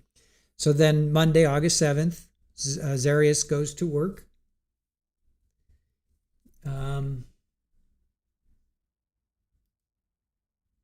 Zarrius goes to work. He works at the Army, with the Army. He's goes to the base, goes to the Army base. A friend asks, hey, is everything okay? Because he's acting kind of weird. And then midday, Saria calls Maria, but it's actually Zarrius saying, she's been missing since 10 a.m. So he's using her phone. Maria or Marie gets concerned and heads over after work. She calls around the hospital. She calls 911. Law enforcement starts searching the woods. Zarrius tells the same story to Saria's mom. She leaves immediately. The same story he's telling is like she left work at 10. She walked to work. She left home for work. She left home for work at 10. She walked to work. She doesn't have her phone. I haven't heard from her. She was wearing all black. So that's the story. That's the story he's telling everybody. Tells law enforcement, tells her friends, tells family members, mom. And then a friend comes over and says that Zarrius breaks down and he's ugly crying. And he says he should have driven Saria to work that day. Chain of command is made aware of what's going on because she's in the National Guard. He's in the Army. So the CID starts investigating the case. He says, they woke up. She walked to work for the first time ever. She may still have been a little buzzed. That's why she was hesitant to drive. Then at 7 p.m., she was expected home. He waited until 9, so he went out searching. Why wait so long? Well, he says he didn't think it was serious. He didn't want to waste anybody's time. Law enforcement comes over and says, where will we find Saria? He says, I think she will be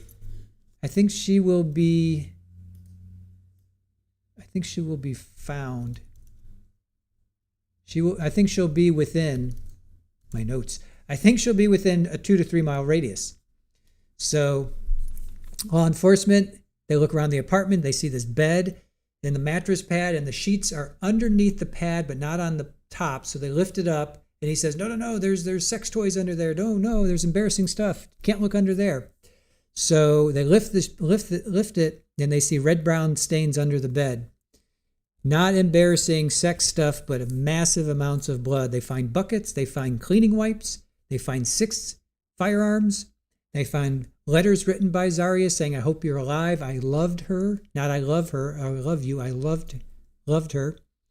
So August 10th, law enforcement are searching. They find a huge trash can. They look inside, see red-brown staining inside.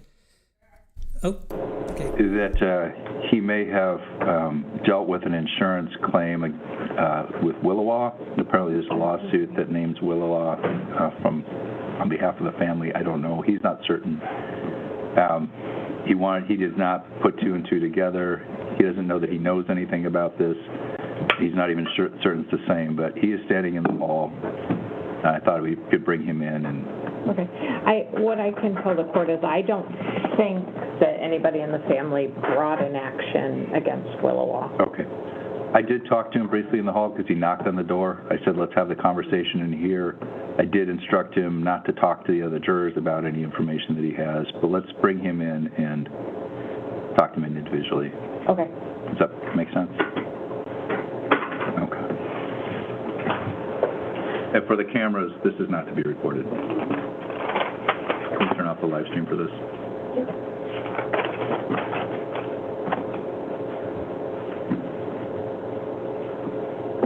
He's standing right now. Behind me.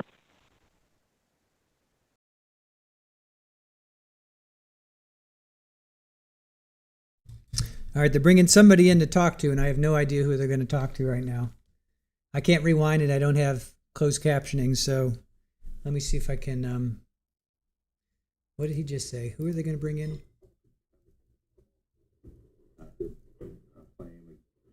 With Willowaw, apparently there's a lawsuit that names Willowaw on behalf of the family. I don't know. He's not certain. He does not put 2 and 2 together. He doesn't know that he knows anything about this. He's not even certain it's the same, but he is standing in the hall. All right. I thought we could bring him in. Okay. What I can tell the court is I don't think that anybody in the family brought an action against Willowaw. Okay. I did talk to him briefly in the hall because he knocked on the door. I said, let's have the conversation in here. I did instruct him not to talk to the other jurors about any information that he has, but let's bring him in and talk to him individually. Okay. Does that make sense? Okay. Wow, okay, so drama already. And for the cameras, this is not to be. So somebody from Willow Law, I think? I don't know. They probably just have dealt with an insurance claim. Insurance claim. With Willowaw. Apparently there's a lawsuit that names Willowaw on behalf of the family. I don't know. He's not certain. He did not put 2 and 2 together. All right. He doesn't know that he knows anything about this. He's not even certain it's the same, but he is standing in the hall. I thought we could bring him in. No, it's somebody from Willow Law. It's an insurance claim brought by the family. Look inside, see red-brown staining inside.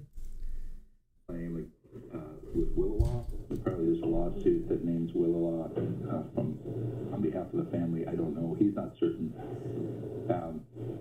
He did not put 2 and 2 together. So it's a lawsuit brought by the family from Willow Law. I think they're saying Willow Law. Willow law. I mean, there's lots of Willow laws. Maryland, California, Florida. Willow law. All right. Interesting. Mel, are we going to cover that? I want to, but because we're so far behind, we'd be 2 or 3 days behind. I wanted to go with a live trial. So that's why we chose this one. I do want to cover that at some point. So maybe when this trial is over, we can switch over to that. Yes, it will probably be over. I do want to cover it, but we're not going to cover it live because we wanted to cover a live trial versus being behind 2 or 3 days. So that's all. Debbie going to be laying down, watching, won't be chatting. Sounds good. Heidi, yes, they were both in the Army. She's in the National Guard, but the U.S. Army National Guard. So yeah, both in the Army. Isn't the Guard considered military? Yes, not to mention the Army where the defendant is in service. Yes. Yeah, she's in the National Guard. She's in the U.S. Army National Guard. He is in the Airborne Division. Gina, how are you? Hello, hello. They are. They're National Guard, U.S. Army National Guard. I mean, she's in the U.S. Army National Guard. She's a combat medic. She's a combat medic in the National Guard. All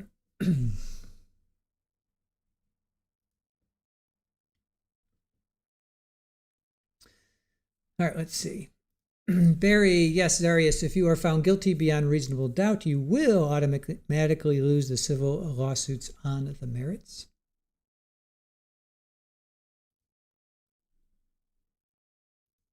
JMS, taking your mother outside. Nice. Enjoy, enjoy.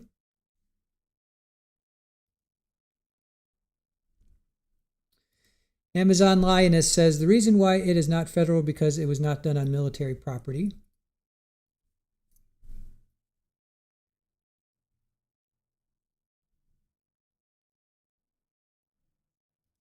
Heidi says her dad was in the Army Air Force. Those are 2 different branches. He was in both. The National Guard and the Army are 2 different branches of the U.S. military. Joy says, do we know what place she was working? It just said she's a, so far I've only been able to find she's a combat medic. Let me see if I can find something more on her. I have, when they break for lunch, if they break for lunch, and they're going to be over at like 6. I have more videos to play for you guys, so I'm going to play some more videos. See if I can find, I've got like a, let me see. Alaska Army National Guards. That's where she's, National Army. I'm sorry, Alaskan Army National Guard. Let me see if there's like an obituary or something for her.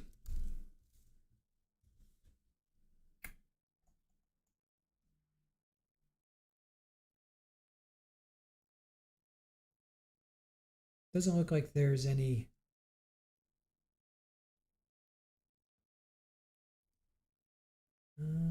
Where she was deployed or anything like that. Just says Alaskan Army National Guardsman, Saria Hildabrand. Let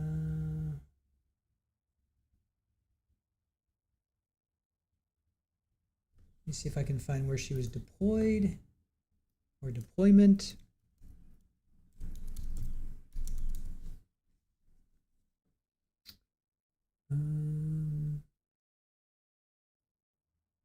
Oh, she previously served in Utah's National Guard as well. Now, hold on a sec.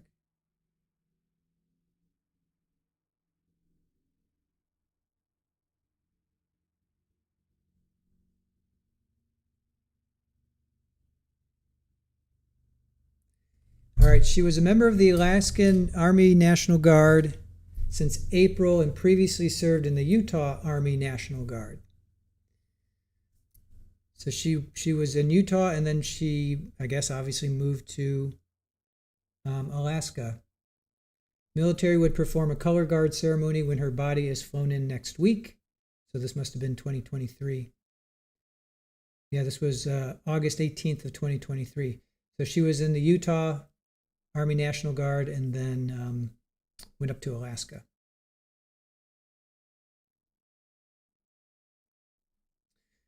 Zarrius joined the Army in September of 2021. He was assigned to Alaska March 2022, where he was with the 2nd Infantry Brigade Combat Team Airborne, 11th Airborne Division at Joint Base Elmendorf, Richardson in Anchorage. He's from Elizabethtown, Kentucky.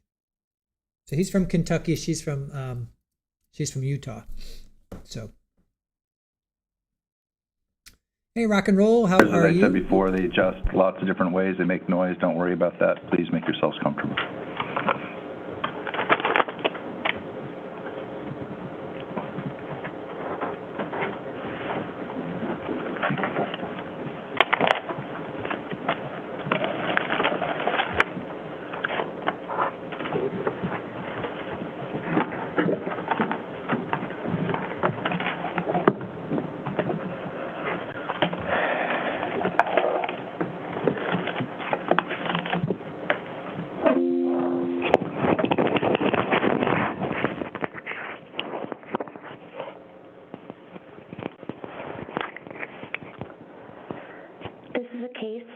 Involves the tragedy of a young woman who lost her life to an accident and the story of a scared young man. The evidence in this case will show that Zarrius Hildabrand made a lot of poor choices, a lot of mistakes, after he discovered that his wife was deceased in their apartment on the morning of August 6, 2023. He discovered his wife had died from a single gunshot wound to her head. The evidence will show that the gunshot that killed Saria was the result of a tragic self-inflicted accident. The evidence will show that Zarrius did not cause the death of Saria, which is why, at the conclusion of this trial, we will be asking you, the jury, to return a verdict of not guilty. I want to talk a little about what the evidence will show about Zarrius. Zarrius was born in Kentucky. He was born to his mother. He had an older sister. He'd have an older brother. He would have a younger brother and a younger sister. And around the age of 5, Zarrius was taken into the foster care system. He would be adopted out of foster care by his adoptive family. With his adoptive family, he was with his mother, his father, his older brother, his younger brother MJ, and his little sister. And Zarrius grew up in Kentucky. He'd graduate from high school. His oldest brother would get in some trouble. And Zarrius wanted to be a role model for his little brother MJ. Zarrius joined the military after he graduated from high school, and that's where he met Saria. Eventually, Zarrius would be stationed in Alaska. He and Saria were married in Utah, and he and Saria were living in Alaska together on his 21st birthday. Zarrius made some poor choices in the relationship. He would get caught Snapchatting with women that weren't Saria. But on his 21st birthday, he was happy. Saria wanted to celebrate with him, And so they went out for a celebration. Zarrius didn't know on August 5th, 2023, the horror he would wake up to the morning of August 6th, 2023.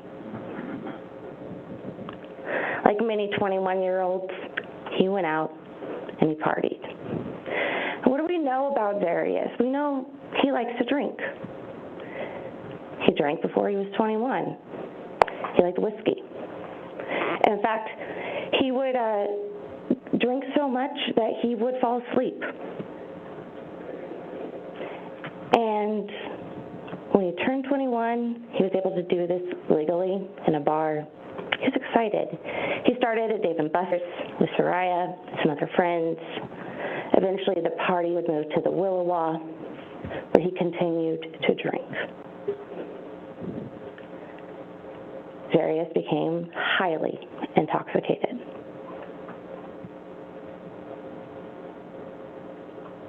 The party decided to move from the Willowa to the Gaslight. Zarrius was so intoxicated the Gaslight would not let him in. So the party was time to end. This is around 1 in the morning on August 6th. Zarrius gets in an Uber with his wife, Saria, their friend, Marie. He throws up in the Uber. They get back to their apartment. He throws up again. Saria has to help him get into the apartment. Zarrius is sleepy. So, what happened between the time Zarrius got home with Saria and the time that he woke up? Well, in his intoxicated state, Zarrius's memory isn't fully functioning. He wakes up on August 6th in the morning, and he discovers that his wife is deceased in the bed.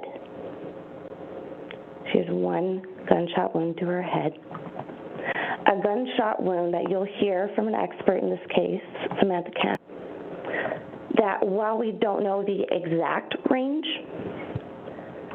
the gun was fired from not contact to up to 12 inches.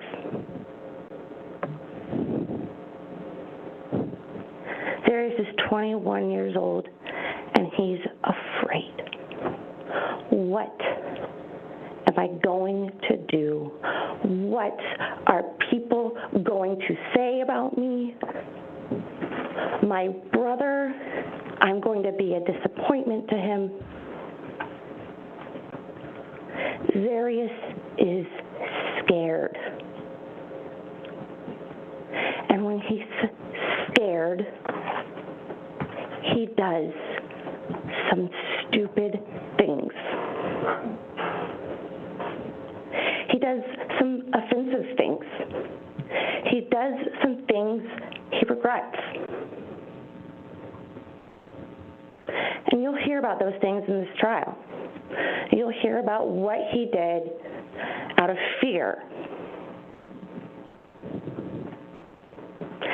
after he found his wife deceased.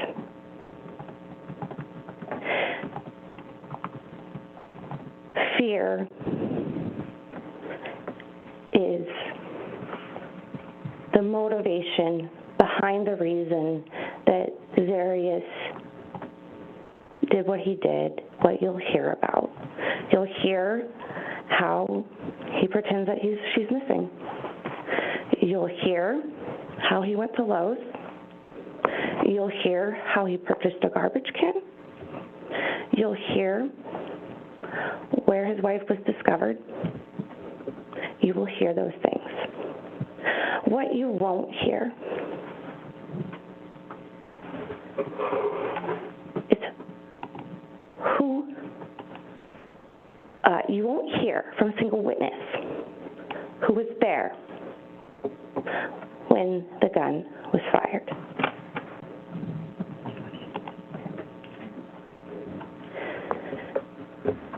And so while you will not like what you hear that Zarrius did after the fact,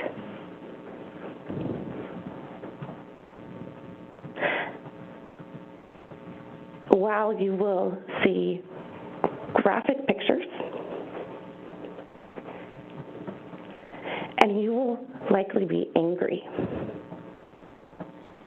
at what Mr. Hildabrand did after he discovered his wife deceased. The evidence simply will not show that Zarrius pulled the trigger. That will not be shown.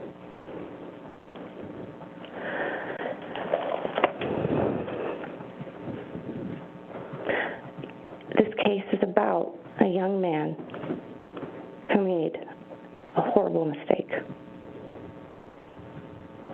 This is about the fear that happens and the choices people make when they're put in unthinkable circumstances.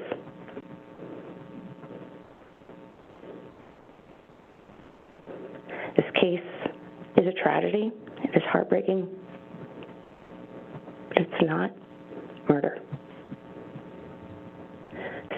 That is why, at the conclusion of this trial, we'll be asking you as a jury to find that Mr. Hildabrand is not guilty of the accusations in this case. Thank you.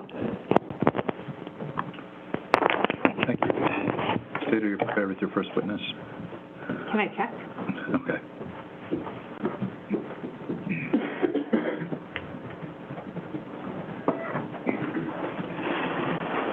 Ms. Hurley, do you mind moving the podium back, or one of you? Not a problem. Thank you.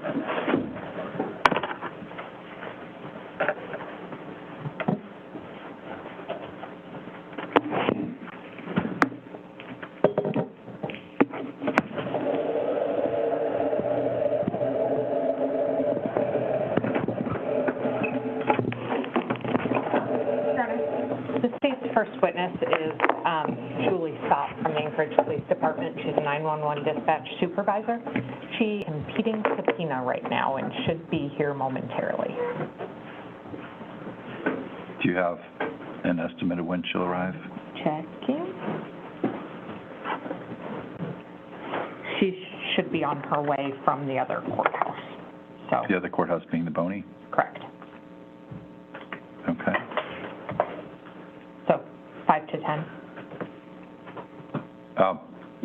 I'm going to have you folks then go ahead and head back to the jury room. I apologize for this. Hopefully it'll be a short break, but rather than all sitting here silently looking at each other awkwardly, let's take a break, and please don't discuss the case yet. We'll bring you folks back. I did promise you to get your steps in, so I'm making good on that promise. All right.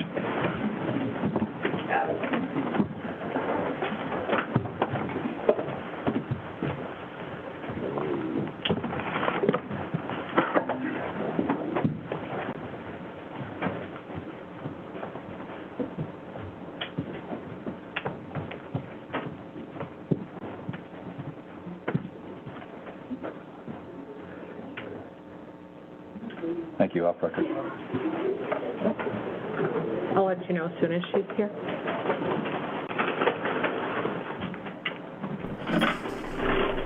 All right.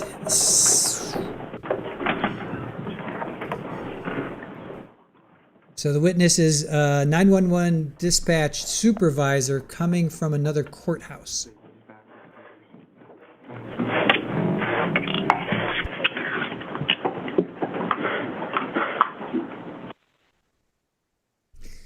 All right. Julie, I didn't catch the last name. 911 dispatch supervisor coming from another courthouse, 5 to 10 minutes away. All right, so that gives me time to go through the rest of my state's opening. I did. Okay, so they found Saria in a drain pipe. Ugh. She was about 15 feet down, bullet wound by the left temple.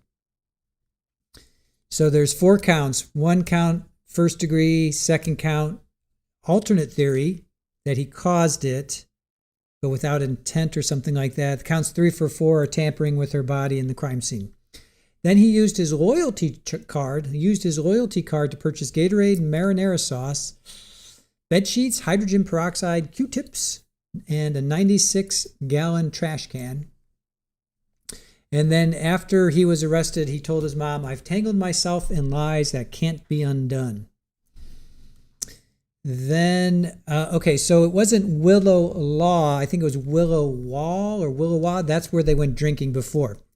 So let me go to defense opening. It will make sense. So the defense says he made a lot of poor choices after he discovered his wife. Single shot to the wound to the head was a result of a tragic self-inflicted accident. Apparently he has an older brother and sister, younger brother and sister. He was put into foster care at age 5. His older brother got into trouble, so he wanted to be a role model for his younger brother. He entered the Army, and that's where he met Saria. They met, not sure if he met there. He was stationed in Alaska. Okay, so here's where it gets interesting. 21st birthday, his 21st birthday, they went out to celebrate. He likes to drink whiskey. He drank so much he'd fall asleep. Some might call that passing out drunk. If you drink so much that you're falling asleep, you might want to check in on that. Anyway, so he became very intoxicated going out. So they went to the Willow Wall. I think they said Willow Wall or Willow Wall. I'm going to find out what that is. So that's where so now going back to before defense opening, there was an insurance claim lawsuit against this Willow Wall. Let me see if I can find this bar in Anchorage. Let's see. Willow Wah. It's Willy Wah. Okay. So somebody brought a lawsuit against the place where they were drinking. That's what it is. Willy Wah. Willy Wah. Why can't I get this right? Willy Wah. All right, so somebody brought a lawsuit against them to allow them to drink so much. He drank so much that the gaslight wouldn't let him in due to he was too intoxicated. So they went to the gaslight. So he gets an Uber home. He throws up in the Uber. Ugh, poor Uber driver. Then he throws up again in the apartment. He woke up. His memory's not right. I mean, come on. You don't remember. You shot your wife and you don't remember. Come on, man. All right. He discovers Saria in the bed. She's got 1 gunshot to the head. The evidence will show they don't know the exact range, but within 12 inches. He's afraid. What am I going to do? What will people say about me? They're going to call you a murderer. He does say some stupid things he regrets. He bought items out of fear. Evidence will show he didn't pull the trigger. This is about a young man that made a mistake. It's a tragedy, heartbreaking, but it's not a murder. All right, so here's it's permanently closed. Willy Wah is permanently closed. No. Oh, man, Willy Wah. Willy Wah is permanently closed. It's hard to believe that nearly 10 years have passed since Willy Wah first opened its doors. What started as an idea became a place filled with music, celebration, late nights, unforgettable performances, first dates, wedding parties, holiday gatherings, and countless moments shared together under one roof. Over the years, we watched this space become more than just a venue. It became part of the rhythm of downtown Anchorage, shaped by the artists who played here, the staff who gave it life, and every guest who walked through our doors. To everyone who supported Willy Wah over the last decade, thank you. Thank you for the memories, the energy, the laughter, the packed dance floors, the concerts, the rooftop sunsets, and for allowing us to be part of your lives in this community. After 10 unforgettable years, Willy Wah has made the decision to close this chapter and officially close its doors on May 30th. We do so with immense gratitude and pride for what was created here together. Anchorage gave Willy Wah its soul, and we will never forget it. Oh, bummer. Wow. So it's like a cool place. It's like a it's a dance hall. It's concerts. Bummer. All right. So Willie Was. So somebody's suing Willie. Oh, maybe they sued him and they won. No. Well, there was a representative of Willie Waugh was there. All right.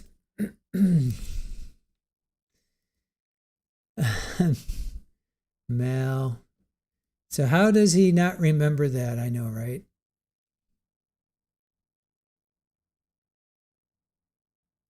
Seashell, there, yeah, we're getting a video feed. We are getting a video feed. So.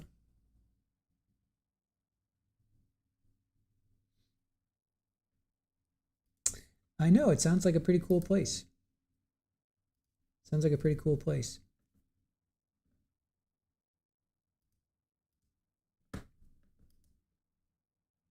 All right, so we're waiting on Julie, the 911 dispatch supervisor.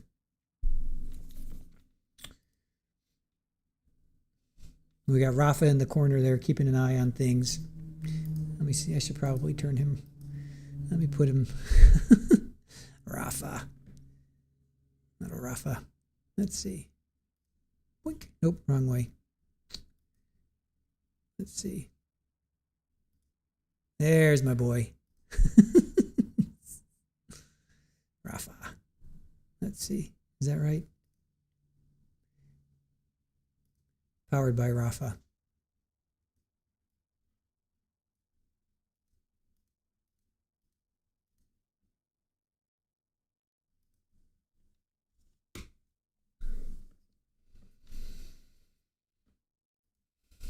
Barry sounds like a roadhouse. I don't know. It's they look pretty nice.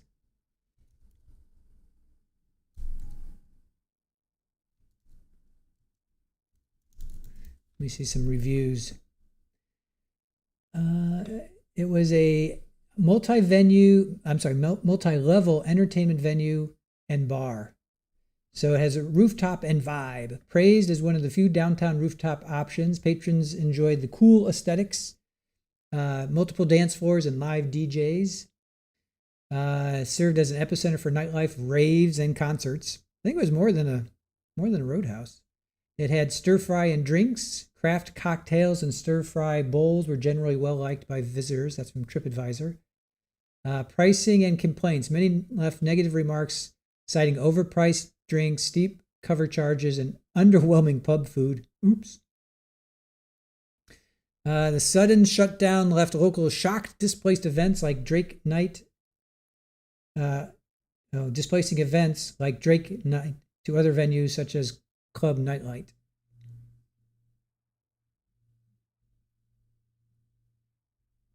All right. Looks like it's pretty nice looking. Pretty nice looking.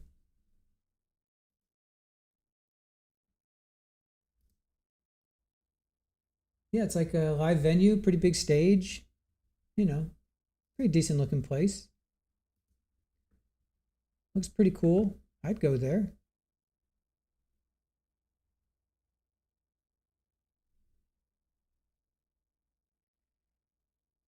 So reviews, 17 excellent, 22 good, 17 average, 15 poor, 13 terrible. Ouch.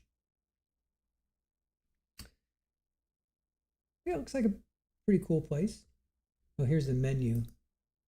What's the menu? No, not showing me what the menu is.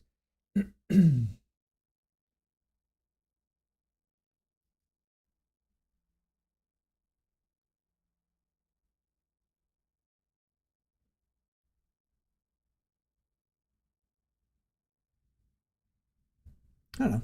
Looks kind of interesting. All right, so that's the Willowa.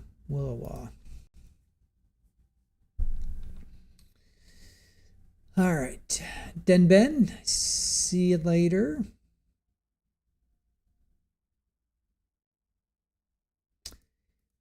Yeah, I agree. They should have just started with the other. I'm sure there was another witness. Start with witness 2. Start with witness 2.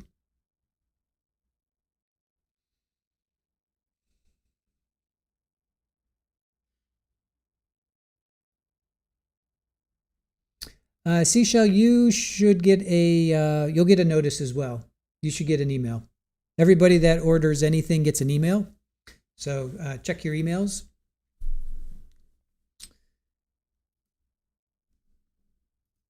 Iowa Backyard says, defense sounds like saying she deleted herself and he made bad follow-up decisions. That's exactly what she's saying. That's exactly what she's saying. And we just covered that with Zaria Rosh. We literally just streamed the same trial. Didn't go very well for Brian Walsh. He said the same thing. Didn't go well for Zach Rosh.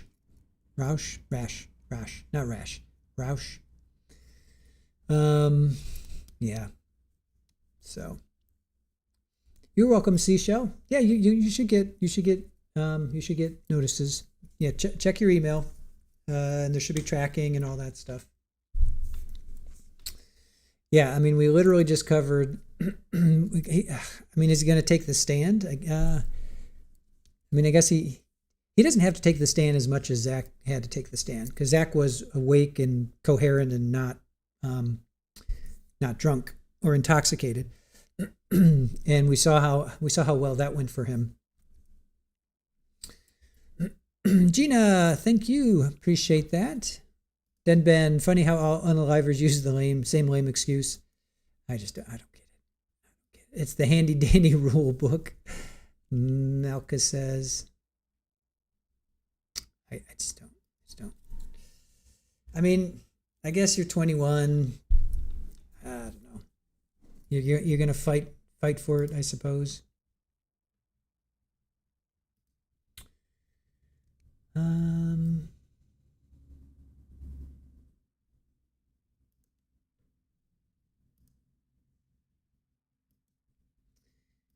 I mean, I guess I don't know. Yeah. I guess you have to do what you have to do. Let me just put it that way. He's 21. I'm sure a defense attorney got in there and said, what happened? Then I don't know if he's lying to the defense attorney or not.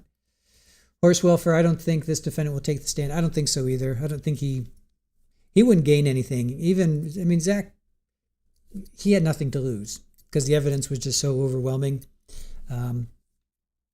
But we could say the same thing about him, but he was intoxicated. Excuse me, he was intoxicated, so he was asleep. So there's really nothing more that he could add to the conversation, So unlike Zach, who's like, oh, I was there, I saw her, all of a sudden I heard this boom, and she's gone. So Zach, I think, had a better chance of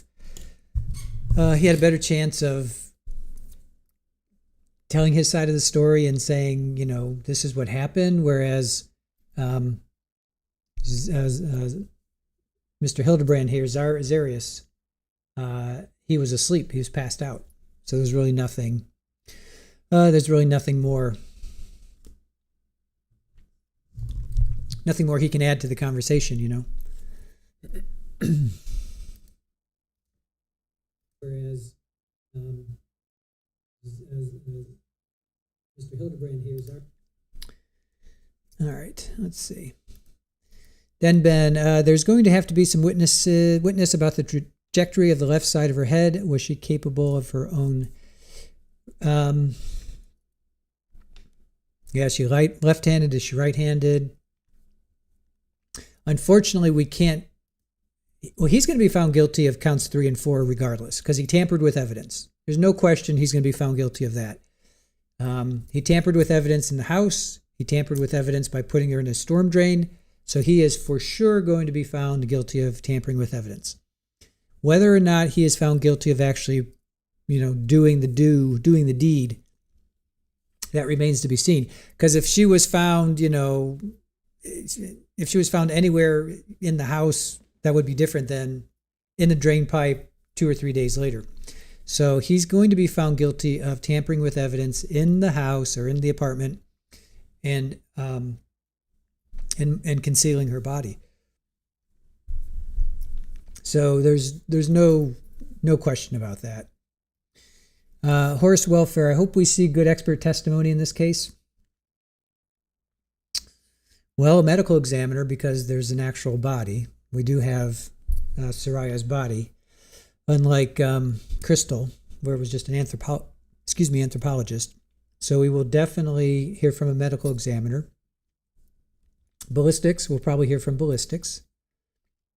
The stippling, or maybe the medical examiner could do stippling as well. Yeah, we'll probably hear from a ballistics expert. Possibly any DNA. Is any DNA? Maybe DNA people. Her cell phone.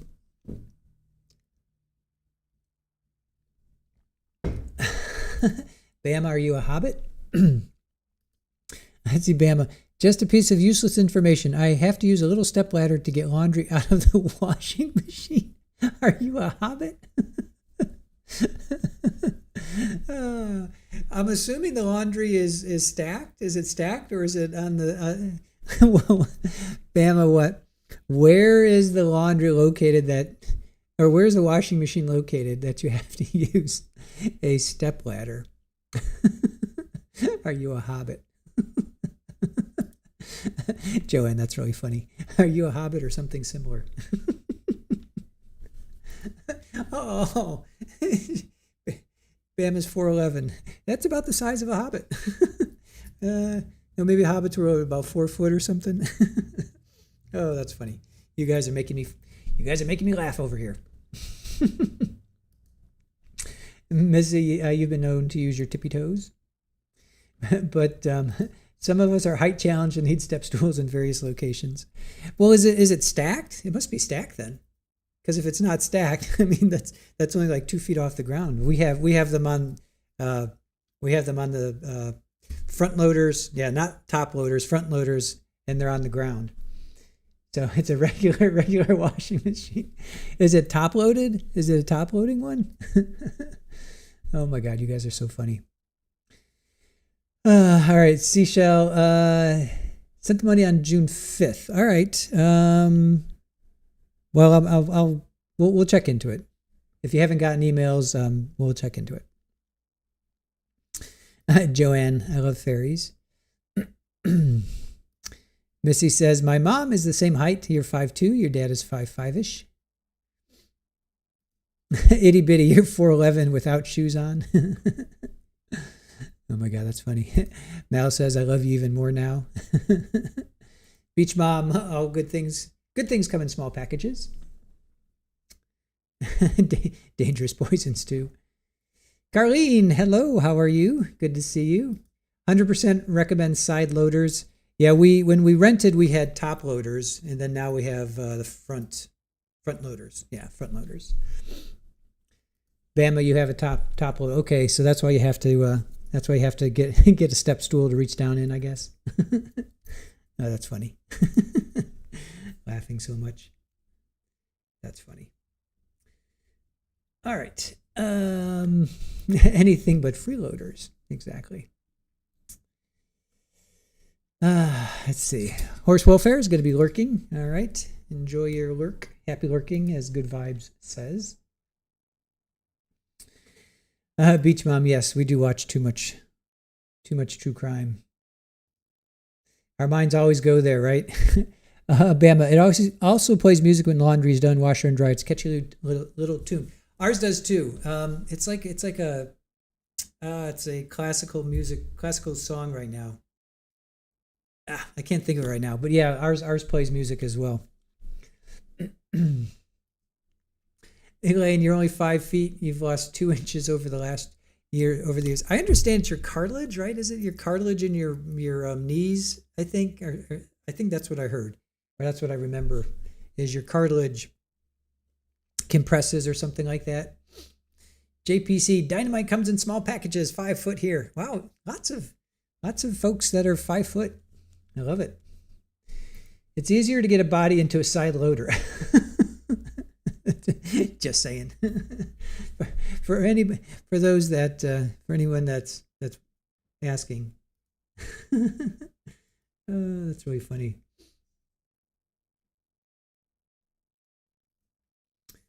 All right.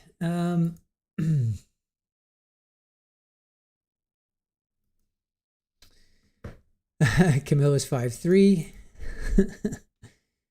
I love it. Cartilage between spine. Yeah, that could be. That could be. Well, let's see. While we have the time, let's look it up. Why do I shrink? Why do people shrink when they get older? People will shrink with age primarily because the fluid-filled discs between spinal vertebrae dry out and flatten. Okay, this normal wear and tear combined with natural bone density loss, osteoporosis, weakens core muscles, and flattening foot arches typically results in a loss of 1 to 2 inches over a lifetime. So there you go. I thought it was our knees, but it's actually, Camilla, you were right. It is our vertebrae. So around age 40, people lose some height and decline often accelerates in later decades. Awesome. How do I stop? Ooh, that's more important. How do I stop shrinking? All right, to stop or minimize height loss as you age, you must focus on maintaining bone density, building core strength, and practicing good posture. Height loss primarily occurs due to the compression of spinal discs, thinning of cartilage, and the onset of osteoporosis. All right, so take calcium and vitamin D. I got to take more vitamin D, even though I get out in the sun, but engage in weight-bearing exercises. Lifting weights forces your body to maintain muscle and bone mass, actively staving off sarcopenia. Impact activities, exercise that work against gravity, that is jogging, brisk walking, tennis, puts healthy stress on your bones, prompting them to regenerate and stay strong. So get out, jog, walk, play tennis. Weak abdominal and back muscles cause your spine to bend forward. Target this with exercises like the Superman pose and planks to stand taller. Ooh, I do that. And I do daily stretching. I do the planking every morning. I do my exercises. All right. I feel like I'm on the right path. Exercise, yep. Weight lift. Melka, you lose 3 inches when you take your heels off. Let's see. Missy Russell says, my niece and nephew will be in town this summer. The 13-year-old was taller than me last year, and I'm sure the 11-year-old is taller than me now. It's rude because I held them when they were newborns. I feel your pain. Heidi's 5'6". Missy, yeah, all my nephews are like 6'5", and nobody in my family is like, my sister I think is like maybe 5'11" or something like that. I think I'm around 5'10" on a good day. Good vibes only. Thank you for the gift. I can't quite see what it was, but thank you for that. Yeah, so all my nephews are like 6'2", 6'3". I'm like, where do you guys come from? What gene did you get that I didn't get? Because I was always the smallest in my class. I was always the smallest. Everybody's like, all my buddies are like, well, you know, Ivan and Dave and Tony, they're all like 6'2", 6'3". You know, I always am like looking up at them. So I don't know where my nephews get their height from. They're like, they got a gene that passed me, that's for sure. All right, let's see. Aaron sent me a picture. Let me see. FYI, who is this? Let's see. Oh, we have a. Oh yes, they're. All right. So here's a. All right, let me go here full screen.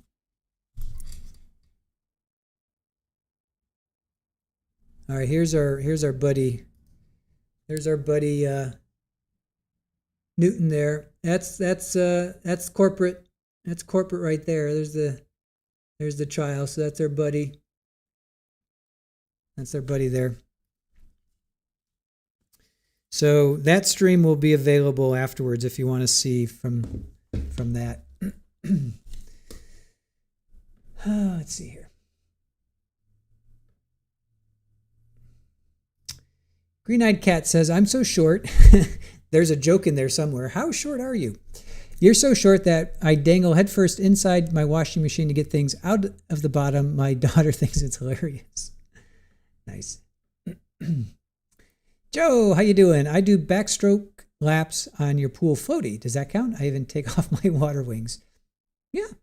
Wait, you do backs on your pool floaty. So are you in a pool when you're doing that, or are you on the ground on your floaty? Are you on the ground? Are you on solid ground, or are you actually in the water? And Melka is also a swimmer. Oh, here we go. I am a lifeguard. I lifeguarded for many years back when I was a younger a younger person. All right. Ooh, we have a witness. Here we go.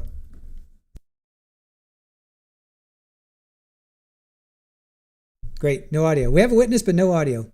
Judge, turn on the audio. Can you tell the jury what you do for a living? Yes, I work for the Anchorage Police Department. I am the dispatch clerk. I have a lot of things that I do. I take care of the 911 calls. I serve as the custodian for the 911 calls for the Anchorage Police Department. I make copies of 911 calls for court, and I come to testify. I also make copies of 911 calls for various agencies and citizens as they're requested through the proper protocols.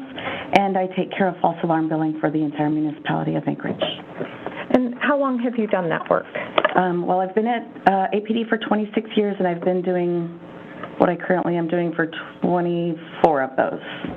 Does being the 911 dispatch supervisor bring you to court often?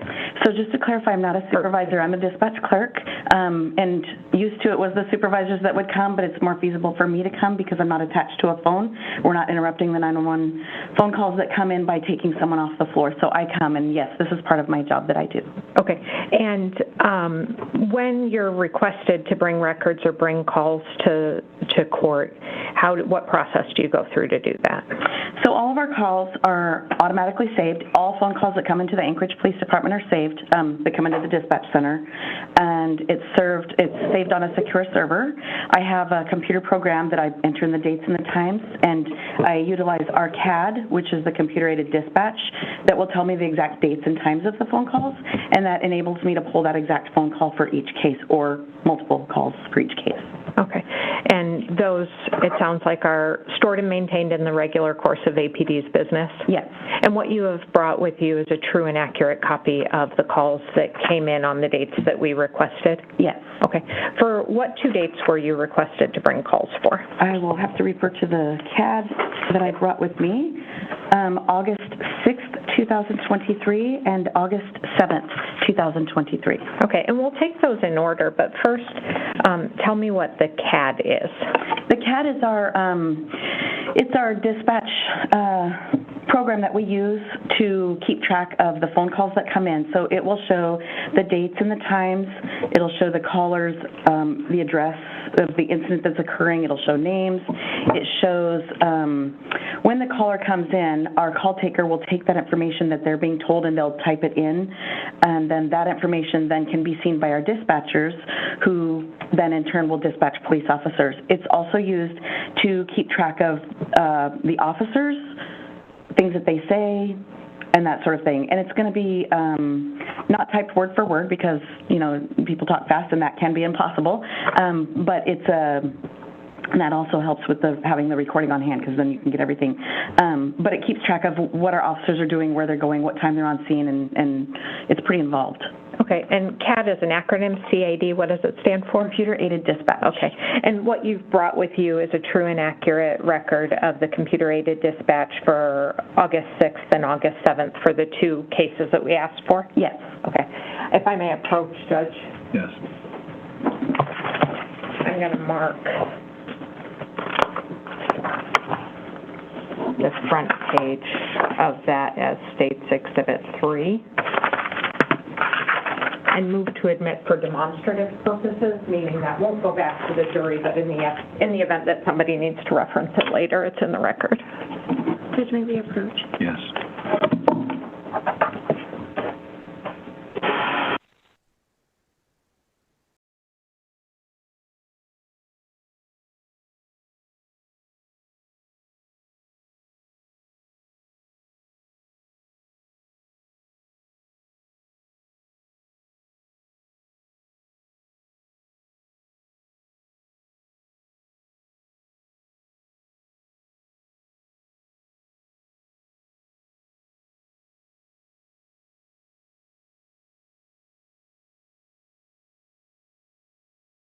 No audio. Don't worry. There's no audio. Are they trying to queue up the 911 call? Are they playing the 911 call and we can't hear it? So there's no audio.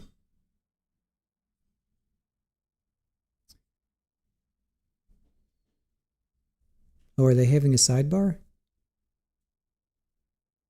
Ah, they're having a sidebar.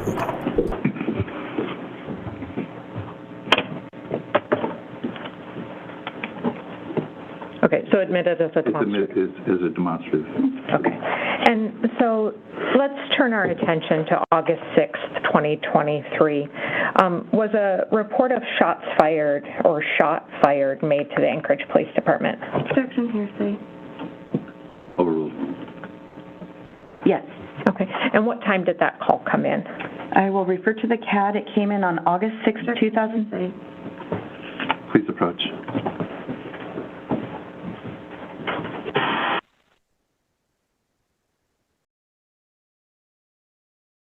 Okay, that one I heard. That one I heard. Please approach. Sidebar. Snidebar. Snidebar, sidebar. Just play the 911 call. I have a feeling this trial is going to bring out the loopiness in us. I'm getting the sense already this is going to be a loopy trial. What's this, like the third one? Second one on this witness, and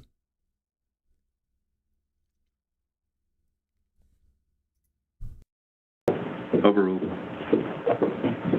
So what time did that call come in? It came in on August 6th, 2023 at 2:46:43 a.m. We keep it down to the second. Okay. And who was the caller? I'm going to reference the CAD here. The caller was Taylor Engstrom. I hope I'm pronouncing that correctly. Okay. And did he provide an address where the shots fired call was heard from? Yes. He provided, do you want me to say the address? Please. Yes. He provided 5215 Mockingbird Drive. Okay. And now, was that call recorded by dispatch? Yes. Okay. And have you brought with you and previously reviewed that call? Yes. Okay. Have you reviewed the first portion of that on my computer? Yes. Okay. And does it comport with what you reviewed in preparation for today? Yes. Okay. I've marked that as State's Exhibit 1, Judge. How long is that call approximately? Oh, my goodness. I'm not sure. A couple minutes? Okay. Short? Yes. Okay. And is that a true and accurate copy of the call that was taken by APD? Yes. Okay. And when APD takes that call, when folks listen to it, is there sometimes small breaks that sound like dead space? Yes, and it doesn't happen on all calls, but it can happen. The way that the recording equipment is set up is there's a certain threshold of volume, and if the speaking or if there's silence falls below that threshold, it'll temporarily stop recording, and it's designed to save space on the server, but it immediately picks back up once it reaches up to that. And I don't recall if that happened in this specific call or not, but okay. But if the jury were to hear that in either of the 911 calls, nobody's edited these? No, I can't edit them from, I have to, when I come to court, it has to be 100% true copy. Okay. I'll move at this point for the admission of what I've marked as State's Exhibit 1. Any objection? May we approach? Yes.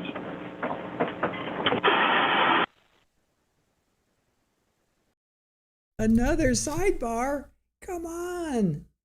She's only been on the stand for like 3 minutes. There's going to be another side. This is a third snide bar. Good grief. Just play the 911 call. And yes, Wizard, the two female attorneys, when they walk back, the upper right, when they walk back, they have the same, like, the back of their hair is pretty much the same.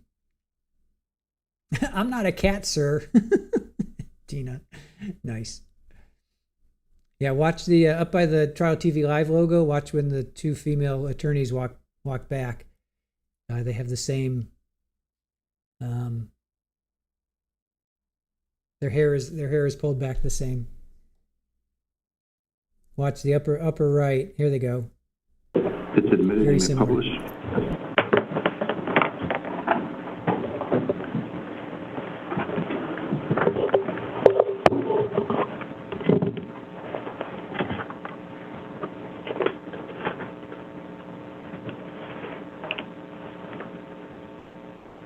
Anchorage Police Dispatch.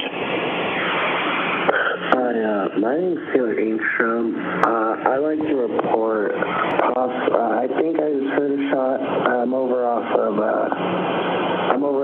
Alpine Apartments off of Brayton. Okay. And how long ago was that you heard it? Like maybe 30 seconds ago. It sounded pretty loud. I have all my windows closed, and it sounded pretty near to the property. Okay, from what direction? It honestly sounded like it went off in the courtyard down here, in the middle of the building. It sounded, so I would be okay, is that like in the complex itself? Not like in the comp, but like, well, yeah, I guess, but not inside, just outside in the middle area of the building. I don't know how to describe it exactly. Okay, and you said it was how many shots? I heard one. Okay, I think that was a few minutes ago. Yeah, it was pretty loud. If I had to guess, it sounded like a 9mm, but okay, did you hear anything else or see anything after that? No, I didn't really want to duck my head over the window just in case there was. Yeah. Gotcha. And then, Taylor, how did you spell your last name? Engstrom, E-N-G-S-T-R-O-M. Alright, and this phone number you're calling from, the 907-215-1624, is that a good phone number for you? Yes, sir. Perfect. All right, I'll go ahead and get a call over. We'll get somebody out there to check it out as soon as available. If you see or hear anything else, just go ahead and give us a call back, okay? All right, thank you, sir. Have a good night. Thank you, too. Bye. Thank you. Bye-bye.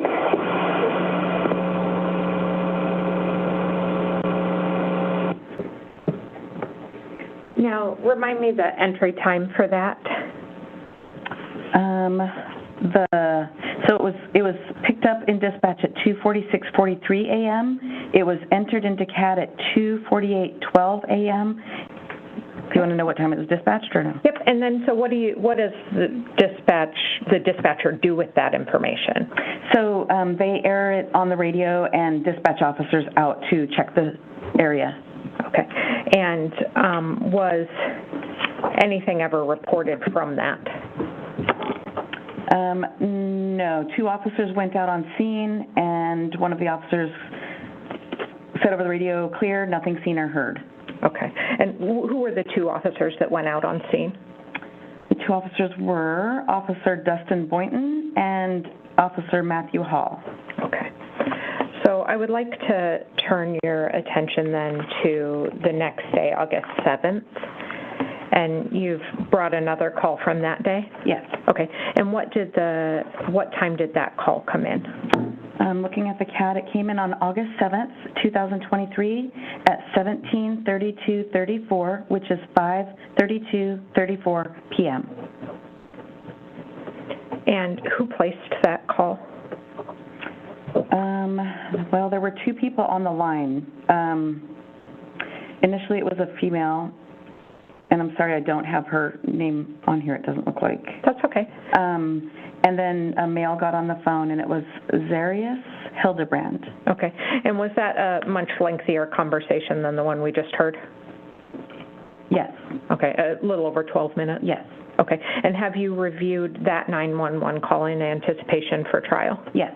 Okay. And is what's on State's Exhibit 2 a true and accurate representation of that call that you pulled from 911 dispatch? Yes. Okay. I'd move at this point for the admission of State's Exhibit 2. No objection. Did you say no objection? Correct. I'm sorry, I couldn't hear you. It's admitted? MAA published. You may.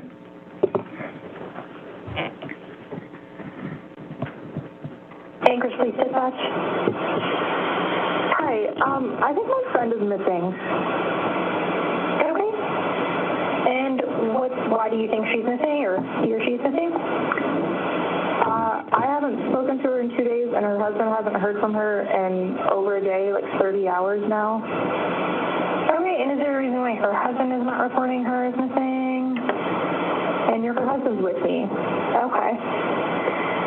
Have you checked with the hospitals and jails at this point? Yeah, I've called all the hospitals. We called the jail. We spoke to her employer. We asked everyone we know. Give me just a second. And who was the last person to see her? Her husband. Okay. All right. When she... Can I talk for work? Or you can put me on speaker if you would like. You can talk to him. Okay. Hello? Hey, so your wife is missing? Yes, ma'am. Okay, and when was the last time that you talked to her or had contact with her? The last time I saw her was Sunday morning. Okay, so yesterday. Around 10. Okay, 10 a.m. Yes. Okay, and what's her name? Saria Hildabrand, Saria Hildabrand.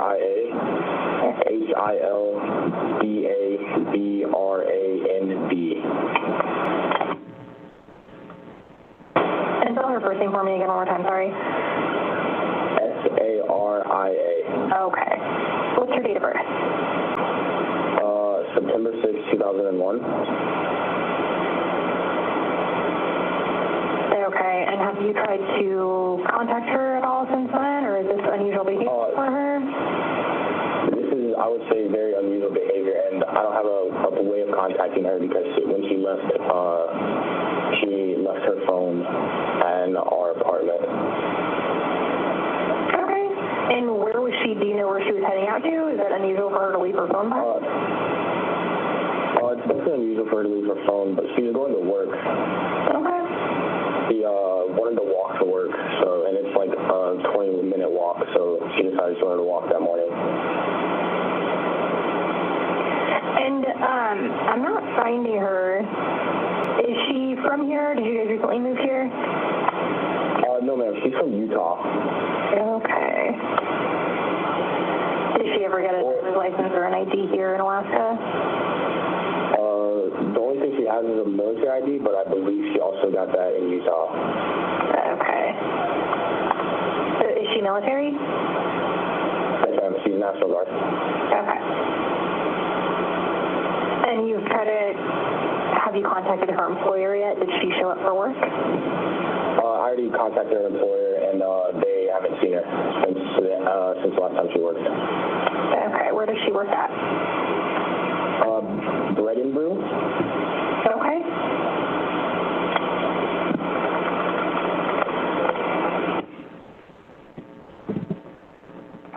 Okay. And what's the address of where she was last seen? Would this be your apartment? Yes, ma'am. Okay. What's that address? 5210 Mockingbird Drive.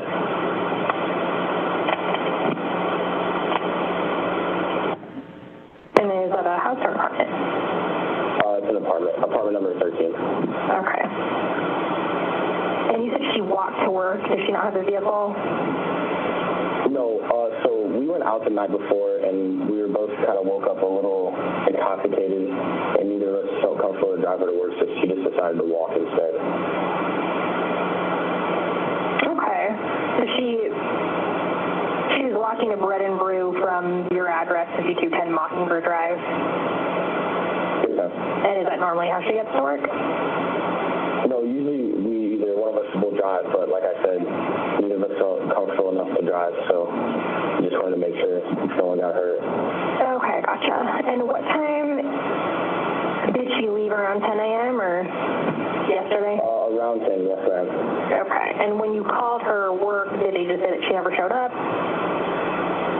Yeah, they said that she never showed up. Okay. Can I get your name, please? Yes, ma'am. Zarrius Hildabrand, Zarrius.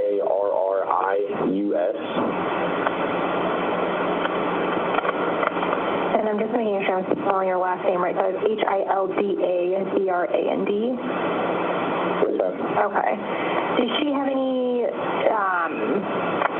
place that she would go normally, or I know you said this is unusual behavior, but do you guys have any family in town maybe possibly that she stayed with, or? No, ma'am. Yeah. Okay.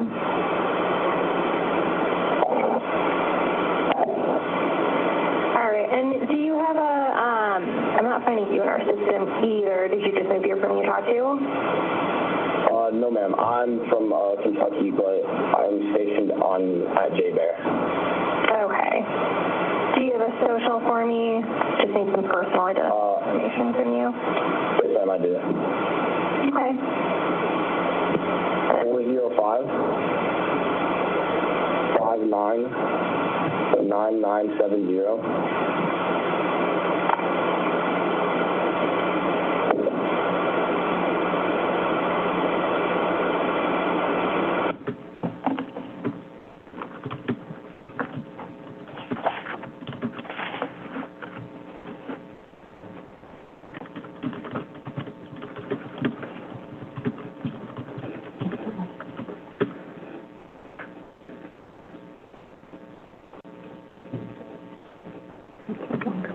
And where are you right now for officer contact? Are you at your apartment? No, ma'am, but I can be there relatively soon. Okay. When is that? Within the next 10 minutes. Okay. So that's 5210 Mockingbird, tracking 13. Just a second.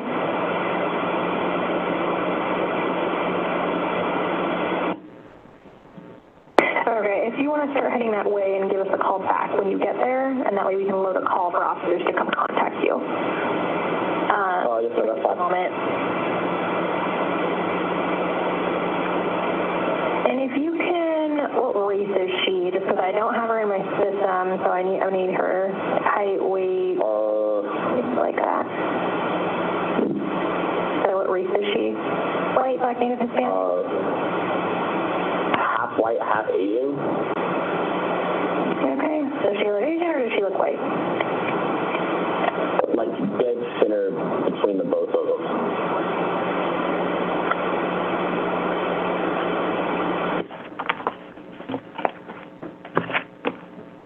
Okay. And how tall is she? 5'8". Okay. And how much does she weigh? About 160. Okay. What color is her hair? Brown with blonde highlights. Black. Dark brown, but blonde underneath. Okay, dark blonde with like shading of blonde underneath. Okay. And what's her eye color? Green. And does she have any scars, marks, or tattoos? Yes, ma'am. She has tattoos. Okay. What and where on her body? She has a snake, some Mongolian lettering, an alien. Okay. Give me a second. An alien and on her right arm.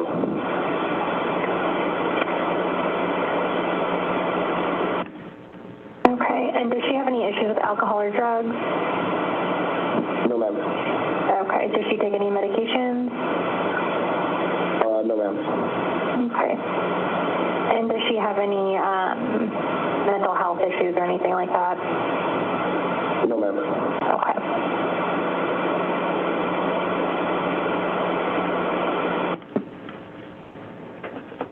Has she ever said that she wanted to kill herself or made any suicidal statements at all? No, ma'am. Okay.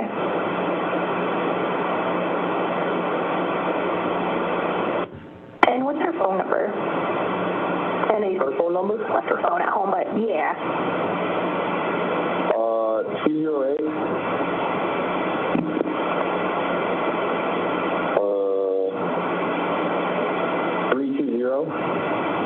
320-1786. And what's your phone number? 270-401-9695. And just to clarify, I know that your her friend said that she called all the hospitals. Have you reached out to all 3 hospitals? They have the Canadian Medical Center, Providence, and Regional? Yes, ma'am. We've reached out to all 3. Oh, okay. And the jail, too? Yes, ma'am. Okay.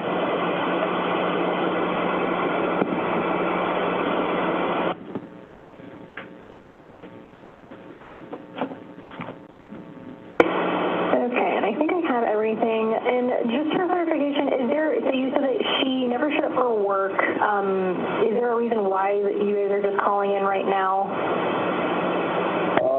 I just wanted to make sure that, like, it wasn't a freak accident. If that makes sense. What does that mean? Like, that she didn't get lost or something on the way there. Okay.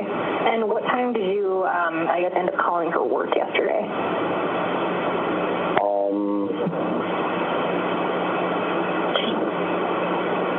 I would say like 6:30.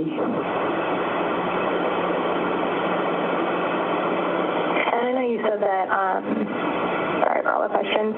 She doesn't have any friends or family in town, but have you guys checked with anybody that she could possibly be staying with already? Yes, ma'am. Okay. Okay. And go ahead and just give us a call when you get home, and that way we can put in a call for you to speak with an officer, okay? Yes, ma'am. All right. Thanks. Bye. All right, bye.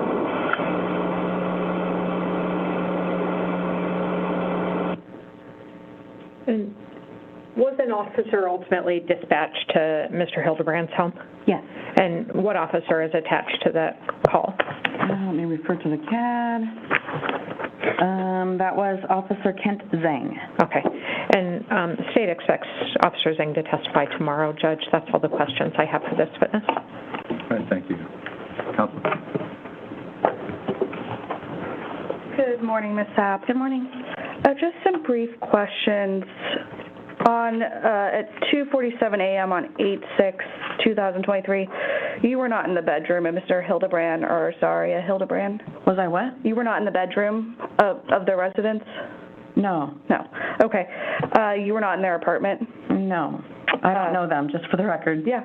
Thank you. You were not in the building? No. You did not see you pulled the trigger that night? No. Okay.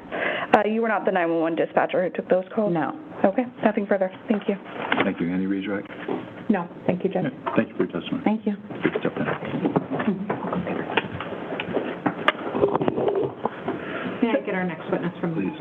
And the state is prepared to call Marie Wentz as the next witness in this case. And if I may approach, Judge, the state has courtesy copies for defense as well as the court. Please.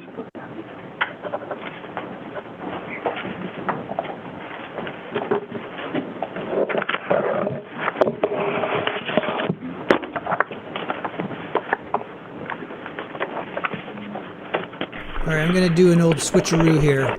I'm going to do an old switcheroo because we have closed captioning here, and I do prefer closed captioning. It does help. So let me get us over here.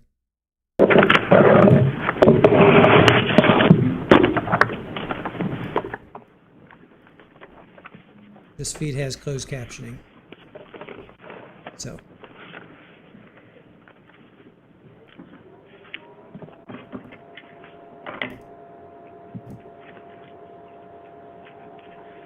All right, definitely get rid of that. Okay, so this one has closed captioning.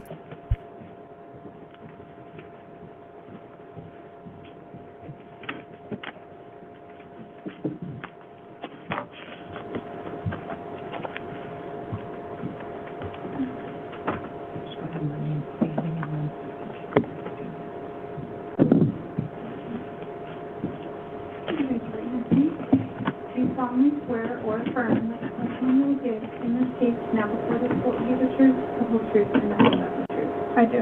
Thank you. You can be seated. And if you can please state and spell your first and last name for the record. Marie Wentz, M-A-R-I-E-W-E-N-Z.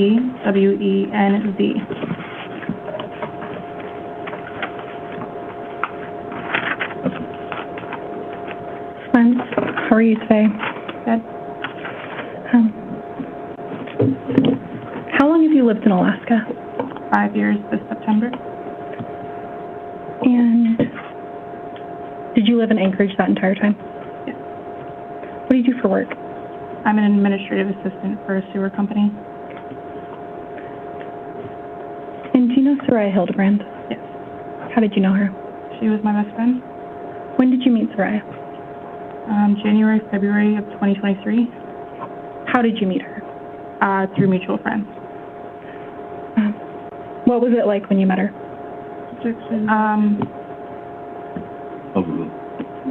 What was it like when you met her? I'm sorry, can you pull the microphone up a little bit? And Ms. Bruce? Do you guys want this feed or do you want the other feed? Do you want closed captioning or do you want audio? Make the decision now. Let me know what you want. Closed captioning, bad audio, no closed captioning, good audio. Make the decision.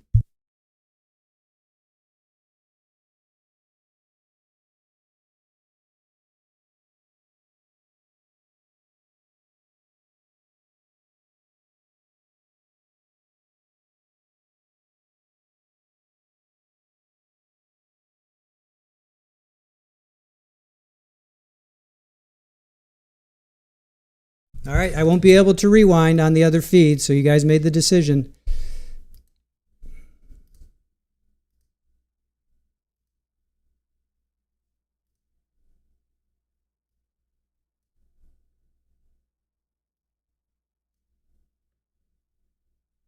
This one does not have closed captioning.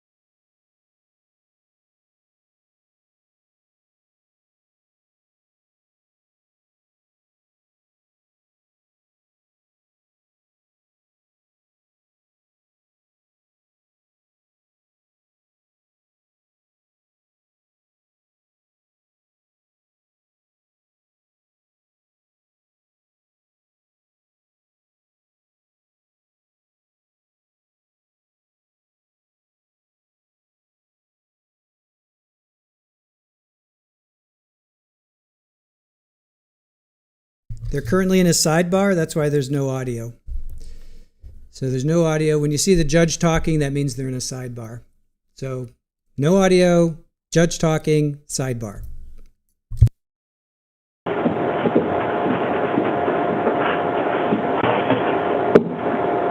This audio is just as bad. I was asking, what was it like when you met Saria?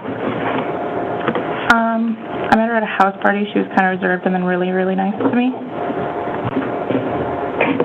And did you guys get close after that? Yeah.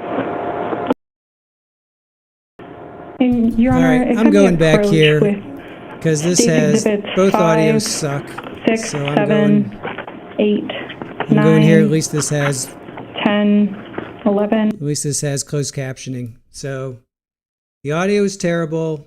Deal with it. We move on. At least this one has closed captioning.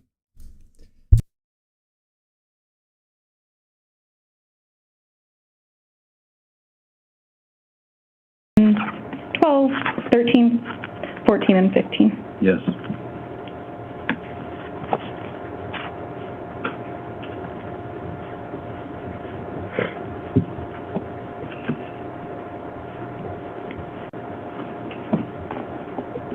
Ms. Buns, can you take a look at those and tell me if you recognize those photographs? Yes, they're photos that I took of her and I. Okay, let's go exhibit by exhibit. Okay. So looking at exhibit 5, you took that photograph of you and Saria? Yes. Is that true and accurate when you took it? Yes. Exhibit 6? A photo I took of her. And what was the kind of environment of that photo?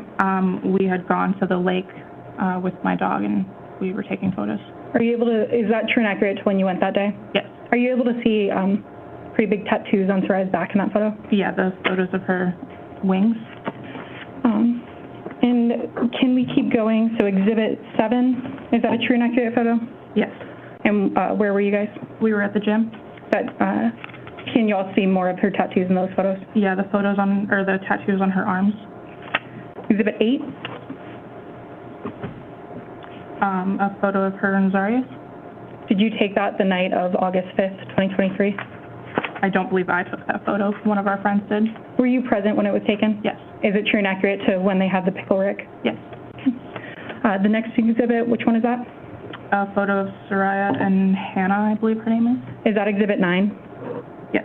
Is that also from that night? Yes. Were you present for around that time of that photo? That was in the car, yeah. Is it true and accurate? Yes.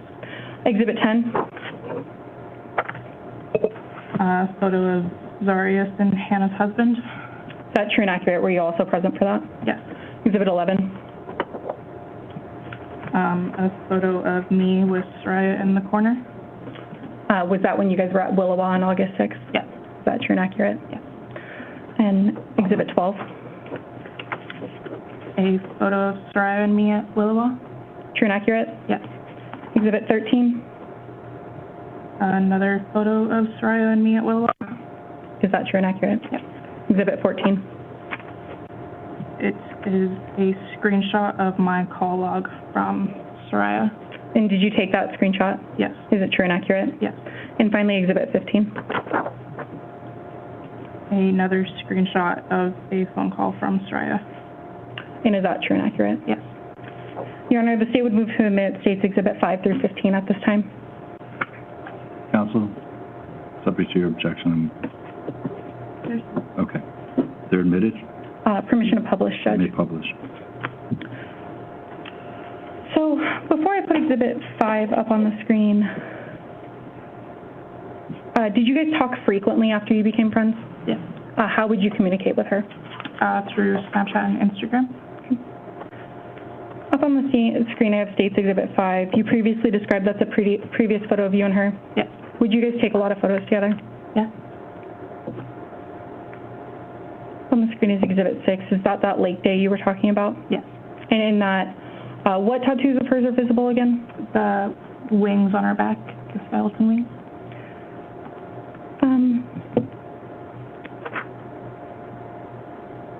How do you know the defendant, Zarrius Hildabrand? Saraya's husband. I met them at the same time. Were you friends with him? Friendly with him. Can you explain that a little more? What do you mean? Like I was friends with Saria, and then he would be around, and we would do things together because he was her husband. How was their relationship from what you observed? Looked amicable to me. They were nice to each other. They were pretty sweet. They didn't really fight in public. Okay.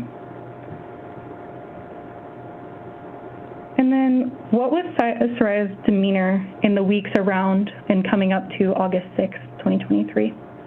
Her same demeanor. She was happy. Nothing really out of the ordinary. She was excited for Zarrius' birthday coming up and planning for it the week before. When you knew her in Alaska, did she ever express any suicidal ideations in any way? No.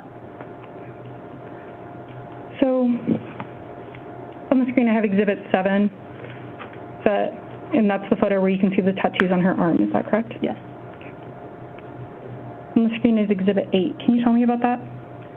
That was at Dave & Buster's, kind of towards the end before we left. They had won a pickle rick, which was like the one thing that Saria wanted that night. Okay. And I'll come back to Dave & Buster's just a bit. Were you with Saria that morning? Yes. What were you guys doing? We went to the gym, we went to the store, and we went to I dropped her off at the apartment, and then I left. And why did you guys go to the store that day?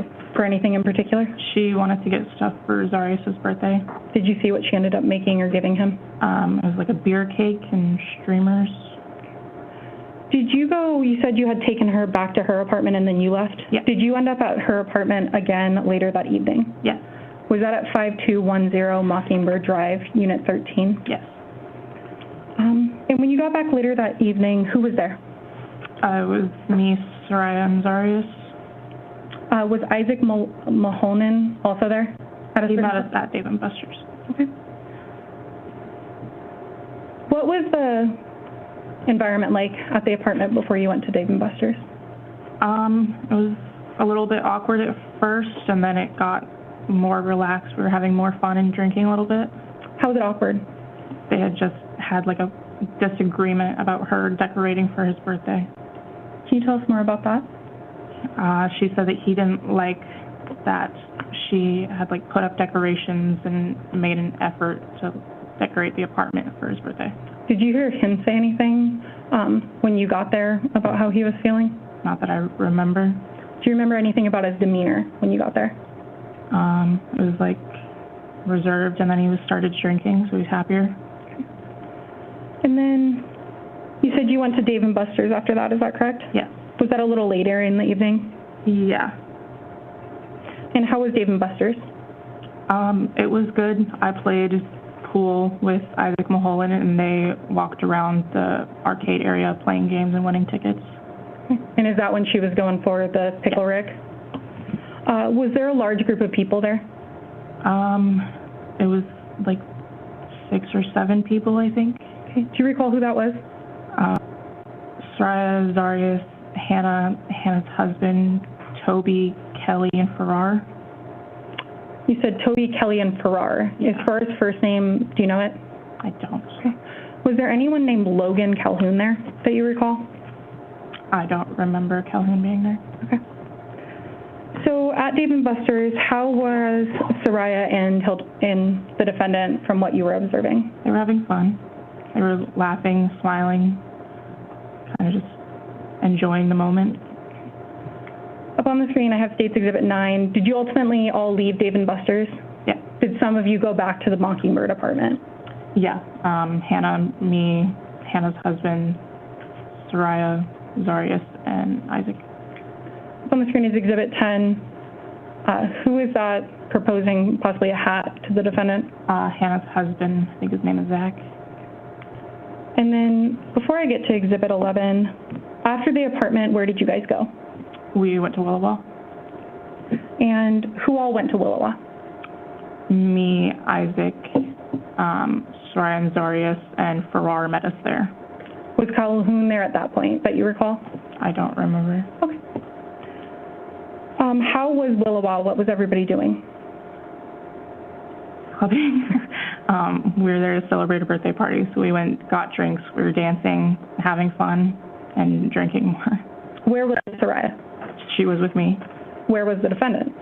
He was hanging out with Farrar more than anything, and then like meeting up with us again.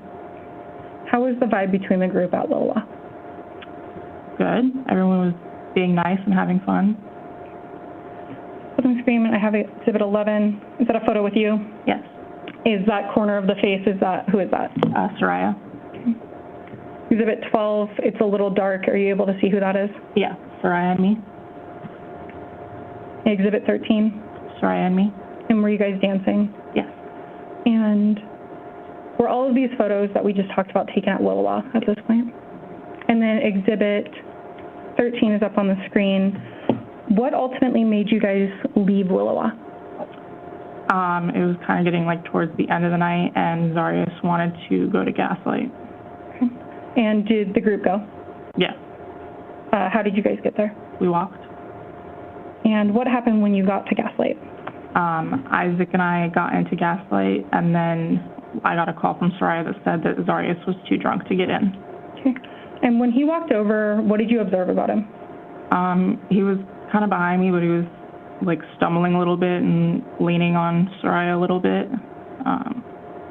Was he still talking to everybody in the group? Yeah, he was slurring his words, but yeah. Did he know who you were? Yeah. Did he know who his friends were? Yes. And did he know who Saria was? Yes. Did you go back out when you got that call from Saria? Yes. Do you recall when you got back outside when the defendant wasn't let in, did he say anything? Not that I remember. So after he wasn't let in, what did you guys do next? We called an Uber to go back to the apartment. The Mockingbird apartment? Yes. Who was in the Uber? Me, Isaac, Saria, and Zarrius. And how was the Uber ride? Kind of silent, like we were talking, but Zarrius was getting a little sick while still talking. Okay. How did you said he was still talking? Yeah. Did he end up getting sick in the Uber? Yes. What did he say after he did that? He said sorry. Did he apologize to you? Kind of just like everyone in the car, I guess. Do you guys ultimately make it back to the Mockingbird apartment? Yes. Was that after 1 a.m.? Yes. And where, did you go inside? No. Where did Saria and the defendant go? They went into the apartment. Was he walking on his own 2 feet? Yeah, I mean, he was leaning against Saria, but he was walking. She wasn't having to, like, carry him like a wedding? No. Okay. Where did you and Isaac go? We went back to my apartment. Did you send any messages to Saria when you got home? I sent a message saying that we had made it back to my apartment. Was that in text or something else? A Snapchat. When is the next time you reached out to Saria? I Snapchatted her the next morning around 10, I think, asking how Zarrius felt. Did you see any missed calls or anything?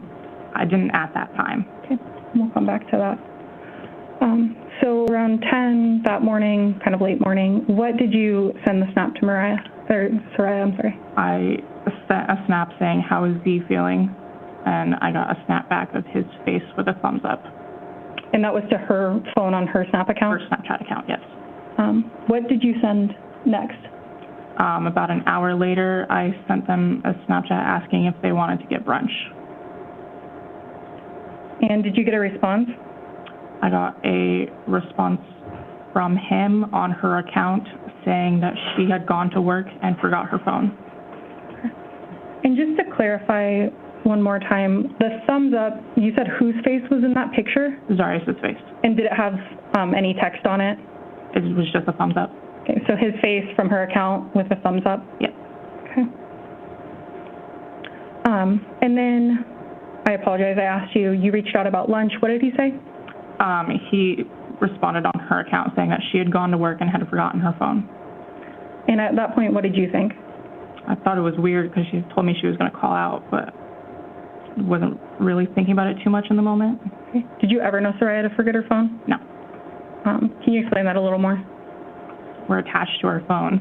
She was really no exception, especially because she had family not in Alaska, and also just talking to people through social media all the time.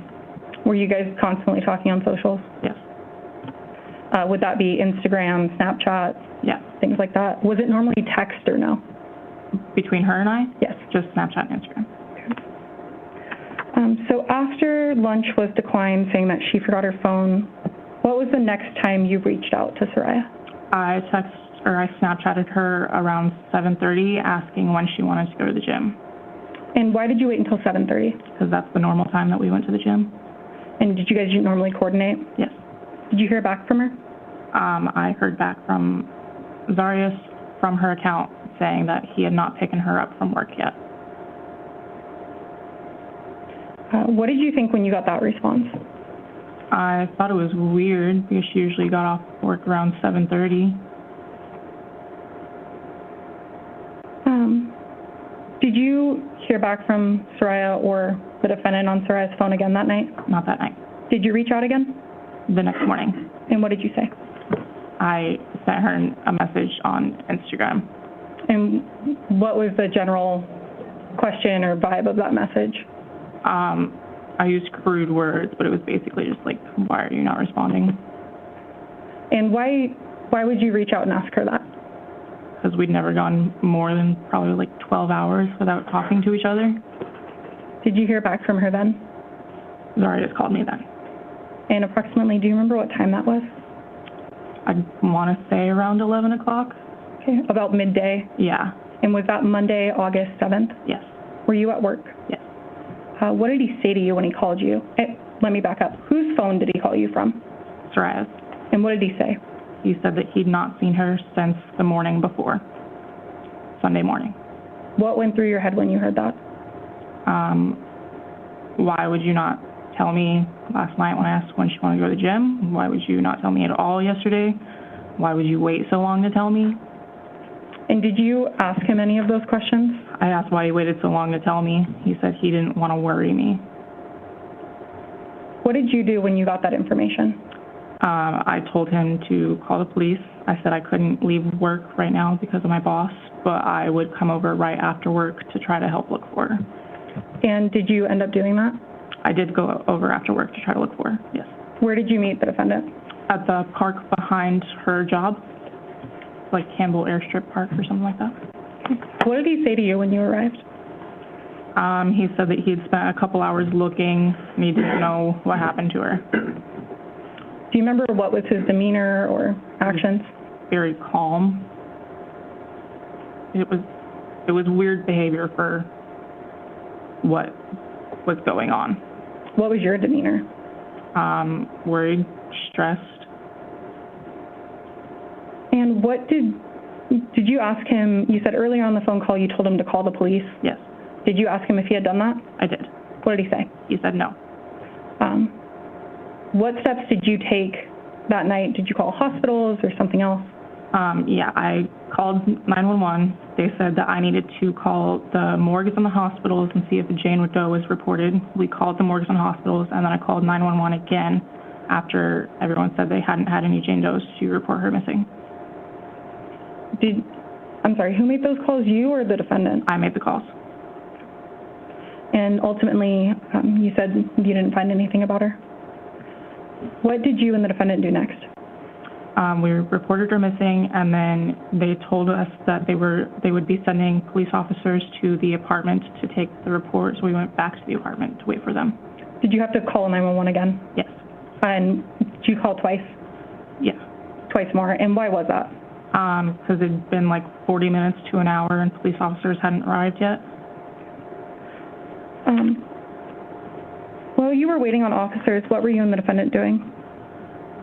We were like looking around a little bit more, and then we were in the apartment. I was in the apartment with him trying to see if any of her stuff was missing. And was anything missing? I believe her like fanny pack purse thing was missing and her wallet. So the fanny pack, is that what she used as like a wallet or a purse? Yeah. Do you remember the color of it? Black. And what was the defendant saying to you when you guys were there? A lot of nonsense, like he didn't know what happened to her. He kept looking. He was looking all night the night before. He's sure that nothing bad happened. She probably just like fell or something. Did an APD officer eventually arrive that night? Yes. Do you recall if that was Officer Zhang? Yes. And did you and the defendant both speak with that officer? Yes. That night on Monday night, were you the only one at the defendant's apartment, or did someone else come over? Dalen Gates came over a little bit later. And who's Dalen? He was Zarrius's NCO. What's NCO? Non-commissioned officer. And how did you know Dalen? I had met him years prior through a friend group. Did you, Dalen, and Zarrius hang out in the apartment? Yeah. Was that a long period, a short period, or something else? It wasn't a long period for me. I was just there for maybe half an hour, and then I left. So when you left, Dalen Gates was in the apartment with the defendant? Yes. When's the next time you spoke with the defendant? The next morning. Yeah, the next morning. And at this point, have you checked to see if there was any calls from Saria? I did, yeah. Okay. Up on the screen, I have States Exhibit 14. Do you recommend, and Madam Clerk, could we lower the lights a little bit? And did you take this screenshot? Yes. And what is the call date and time on that? That's August 6, 2023 at 2:40 a.m. And then up on the screen, I have States Exhibit 15. Do you recall what the date of that call log was Was that on Monday? Yeah, August 7th. And what's the time on that? 11:58 a.m. And do you recall what was that call? That was the call with Zarrius when he said that he'd not seen her since the day before.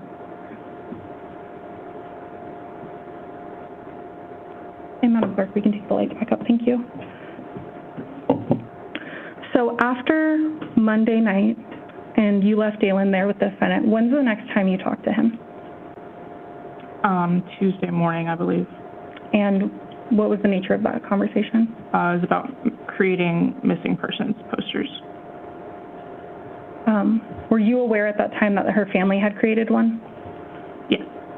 And what were you doing to make a poster? I had sent Zarrius photos of her, and I had a crop, and then I had put like my phone number and gave like a brief description of her and when she was last seen and put it on my socials. Okay. Did the defendant make a poster? I can't remember. But you made one poster? Yes. What did he say when you sent him that? He said thank you and that he would put it up on his socials. When's the next time you spoke to him on Tuesday, August 8th? Tuesday afternoon, I believe. And what was the nature of that contact? I got off work and I said that I would come over to try to help look for her again. And did you do that? Yes. And what were you doing to look for her? There was like areas behind the apartment that people were searching for, and then I believe I spoke to the detectives that day as well. And do you recall who was searching? A bunch of people from the military, like her battalion and his battalion. And you said you spoke with detectives that day? I believe so, yes. Did you provide them photos of Saria? Yeah. Is that what we saw in States Exhibit 5, 6, 7, and 8? Yes. What was the defendant's demeanor that day with you? He was very calm. He didn't seem too worried about what was going on. Was he saying anything to you, thanking you, something else? He was repeatedly saying that he was grateful for me being there. Was that out of the norm for him? Yes. In what way? It's just never happened before. Like, we were friendly, but he was never like, I'm so glad you're here, whatever. So was that after searching, did you end up going home? Yes. Did you talk to the defendant again that day? I did have a phone call with him, yes, where he was saying that more people were searching and they were bringing in like search and rescue. So now on to August 9th, Wednesday. Did you talk to him that day? Yes. He had said that his apartment was being seized and he asked me to take the dogs. How many dogs did they have? 2 dogs, Lily and Cope. Did you end up taking the dogs? Yes. Did you do that with detectives present? Yes. And did you also point out anything for you said he talked about search and rescue dogs? Yeah. Did you point out clothing or anything like that? They had asked me to point out the shoes that she was wearing and the shirt that she was wearing the night that she went missing. Did you do that? Yes.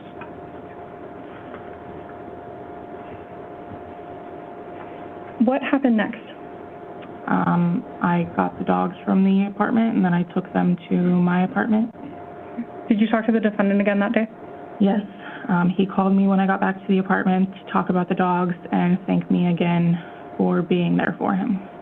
Did you talk to him on Thursday, the 10th? I think so, yeah. Did he ever talk to you about Saria's personal belongings?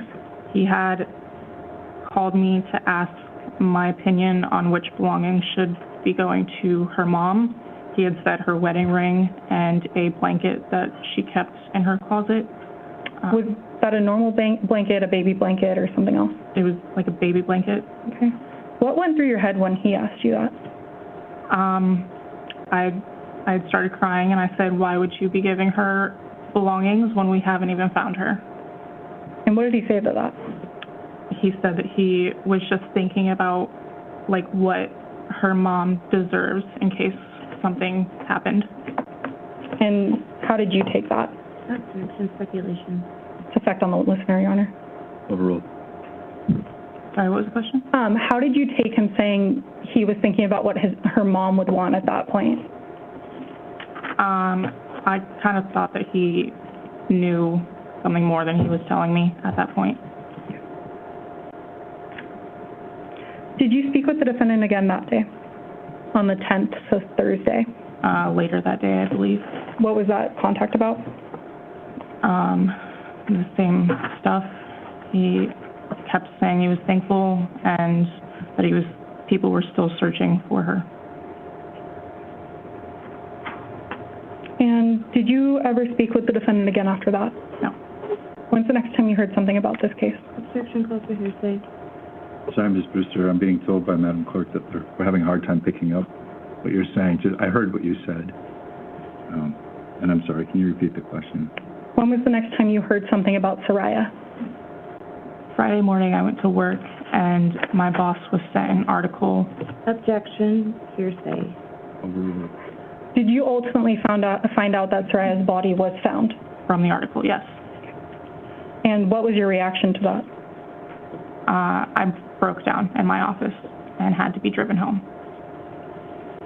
Have you ever spoken to the defendant again? No. Have you ever seen him again? No.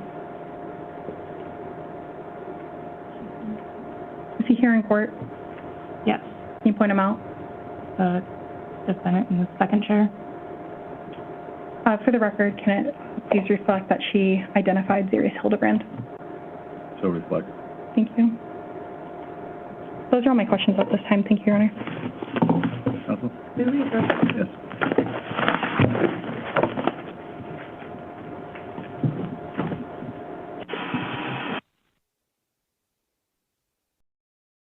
So this is Saria's best friend, Marie, on the stand. So it's not Maria, it's Marie. So I'll correct that in my notes.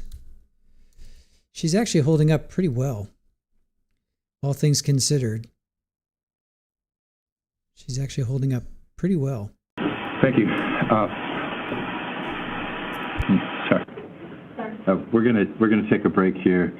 I'll have you back in about 15 minutes. All right. So please don't discuss the case yet, and we'll bring you back here in a few minutes.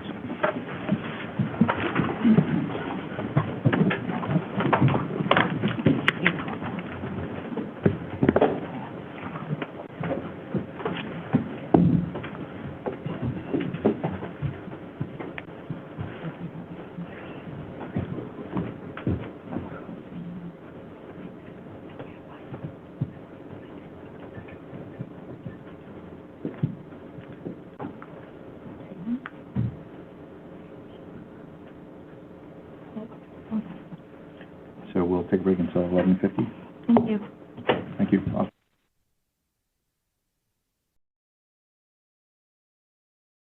All right, so they're going to take a little break. I found out, I don't know how accurate it is. It's from the Alaska court systems. So courtroom 601 is blocked off from June 10th to June 26th. So 2 to 3 weeks. What is today's the 10th? 1, 2. Yeah, it's like only 2 weeks.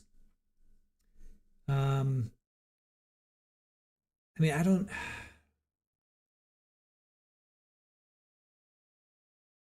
know. I mean, I think it'll go longer. Like, what's today?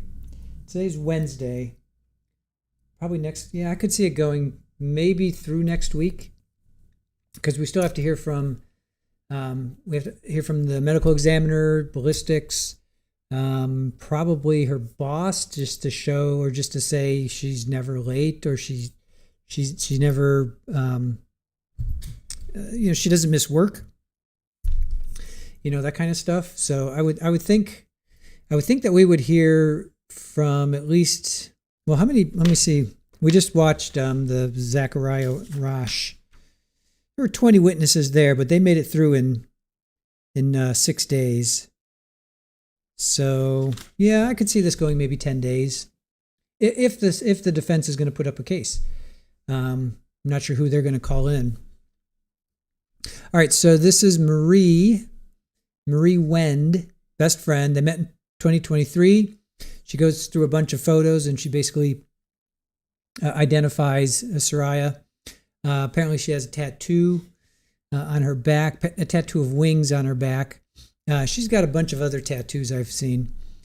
So they that night, or that day, I should say, they went to the gym. They went to the store together. Saria did not express any kind of self-delusion ideations.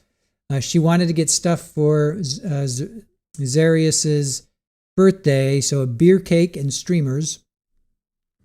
So they ended up at their apartment later that evening. So Z didn't like that Saria put up decorations and made an effort about his birthday. Like, man, come on. Here's your wife is trying to do something nice for you. Putting up decorations? I mean, what's the big deal? Yeah. Anyway, he was reserved, and then he started to drink. So they went to Dave & Buster's. She played pool with Isaac. She said it was about 6 or 7 people. She doesn't remember a Logan Calhoun. So Saria and Zarrius were having fun. They were laughing. They were smiling. So the group left Dave & Buster's, and they went back to the apartment, and then they went out to Willowa. So interesting. So she was asked, what did you do there? She's like, I don't know. What everybody does, celebrating a birthday. We got drinks. We were dancing. We were having fun. So Saria was with her, and then Zarrius was hanging out with other people, but he would kind of come and go with them. She said the vibe was good. Everyone was being nice. Everyone was having fun. They all went into the Gaslight, which is another, I guess, bar or whatever. And Zarrius was too drunk to get in. So he was stumbling. He was leaning on Saria. So they called an Uber. It was her, Isaac, Saria, and Zarrius. He got sick. He was getting sick. He said he was sorry to pretty much everyone in the car. They got back to the apartments around 1. Apparently he drinks whiskey. So they went inside, and he was leaning on her, but he was still able to walk. She went back home, or she went, I guess, back to her place with Isaac. She sent a message to Saria via Snapchat when she got back to her place. Sent a message around 10 a.m. the next day. So the next day, let me write that down. Next day, sent message around 10 a.m. asking about Zarrius. So here she is. She's contacting her best friend saying, hey, how's your husband? How's he doing? Yeah, the last time I saw him, he was yakking. So how's he doing? So he uses her phone, I guess Saria's phone and account and whatever, sends back a picture of his face with a thumbs up. I guess it was an emoji versus him doing one of these. So he replied on her account that Saria went to work, but she forgot her phone. And again, she thought that was weird. Saria never forgot her phone. We're attached to our phones. She's no different. She Snapchatted her around 7 to go to the gym. Z said she wasn't back from work yet. So she sent an Instagram message the next morning. Why are you not responding? She said she was kind of vulgar. So she's probably like, why the F? What the F? I'm sure she swore, So because they hadn't gone longer than 12 hours without talking, right? So these two are like best friends. They're like, really, really close. So Zarrius called around 11 on Monday, which would have been August 7th, said he hasn't seen Saria since Sunday morning. So all day Sunday goes by, all day Sunday night, and then Monday, 11 in the morning. She was upset. She said, why would you not tell me last night? Or why didn't you tell me? Why didn't you tell me in the morning? What's going on? He said he didn't want me to worry, or didn't want her to worry. He didn't want to worry her. She told him to call the police, and she would come over right after work. So when she went there, he was very calm. She was worried and stressed. So her friend is more worried and stressed out than the husband. She called 911, and she was told, call the morgues, call the hospitals. So she did that. She called 911 again. She looked around the apartment, just to see if there was any items missing, see if anything was going on. Zarrius was saying, I don't remember what happened to her, saying he was looking for her. Then his NCO came over, his non-commissioned officer came over that night. Then best friend there, Marie, made a missing persons poster. She spoke to Zarrius, on Tuesday, which is August 8th, to help look. People were searching in the area behind the apartments. Military friends were helping in the search. So August 9th, Zarrius's apartment was being seized. I guess they got a search warrant. And he asked Marie to come and take the 2 dogs. Then he also said he gave her Saria's wedding ring and her baby blanket. Said, "Hey, this should go to her mom." She was upset because Saria was only missing. She's not found dead yet. Boss, okay, then she's at work. Her boss was sent an article, and that's how she found out that Saria had been found. She broke down in the office. She had to be driven home. She hadn't spoken or seen Z until now. So it's interesting. This happened in 2003, and that's when they met. So I don't know how long they knew each other, because this happened in August. I wonder when they met. So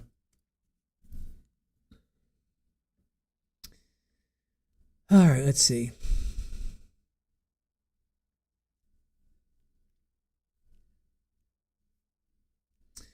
Dave, 8-ball should still be working, right? 8-ball should be working. Uh-oh. Witchy red hair? Bot gotcha. All right. Eva says, didn't he see some photos or something that made him think she was cheating? I thought I heard that somewhere. You heard that here. You heard that here in opening statements. That was the defense. The defense opening statement was he discovered... Oh, wait, hold on a sec. No, I'm sorry. It was the state's opening statements.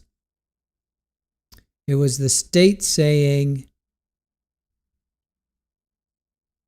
2:12 to 2:24 a.m. Saria found evidence of Zarrius cheating on her. So we'll probably hear that some digital forensics.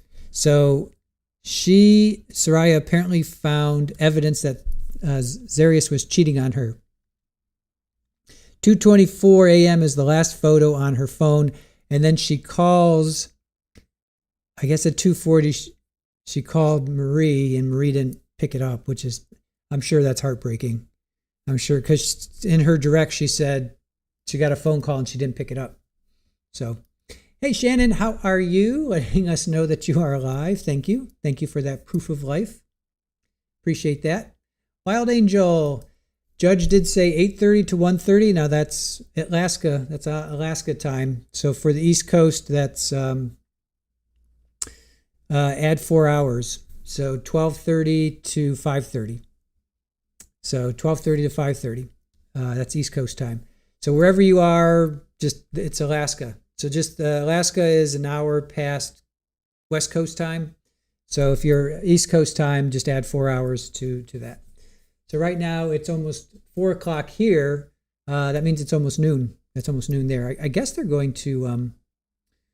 I guess they're going to take lunch too. I would assume they're going to take lunch. Dave says, has anybody said if he served 4 years in the military? He joined, I think they said, out of high school, and he was 21 when this happened. So 18 to 21, 19, 20, 20, yeah, 19, 20, 21. I guess he was about, 3 years. I guess it probably spent about 3 years. Barry says, if defense is going to stick to, he floated up the damn stairs and hit the bed. He doesn't remember and doesn't know. They may have skirted around the hole, having to present something. It sounds to me like he passed out. If he drank so much that he threw up and he was so intoxicated he didn't make it into a bar, I'm thinking he probably passed out. He's going to say he passed out, and that's probably going to be the end of it. Or that's going to be the long and the short of it. Joanne, welcome back. Welcome back. JMS, I wonder why they end so early. I don't know.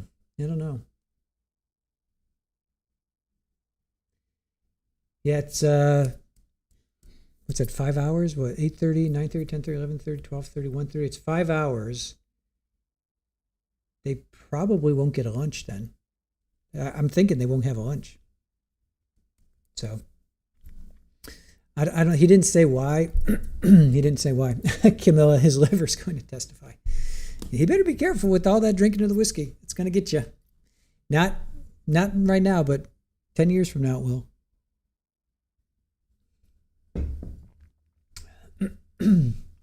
Horse welfare to Eva saying maybe that's why he bought the marinara, like the old tomato for skunk smell. I know, right? And Eva's, the smell in that apartment must have been horrendous. Well, he shot her at 2:48. We heard from the 911 dispatch. Was it 2:48 the call came in? 2:46 from Taylor Ingstrom. 2:46 the call came in. He said it was about 30 seconds ago. So I'm guessing he got her out pretty soon. Or maybe not. He had all of Sunday. Wait, when did Maria come over? Marie came over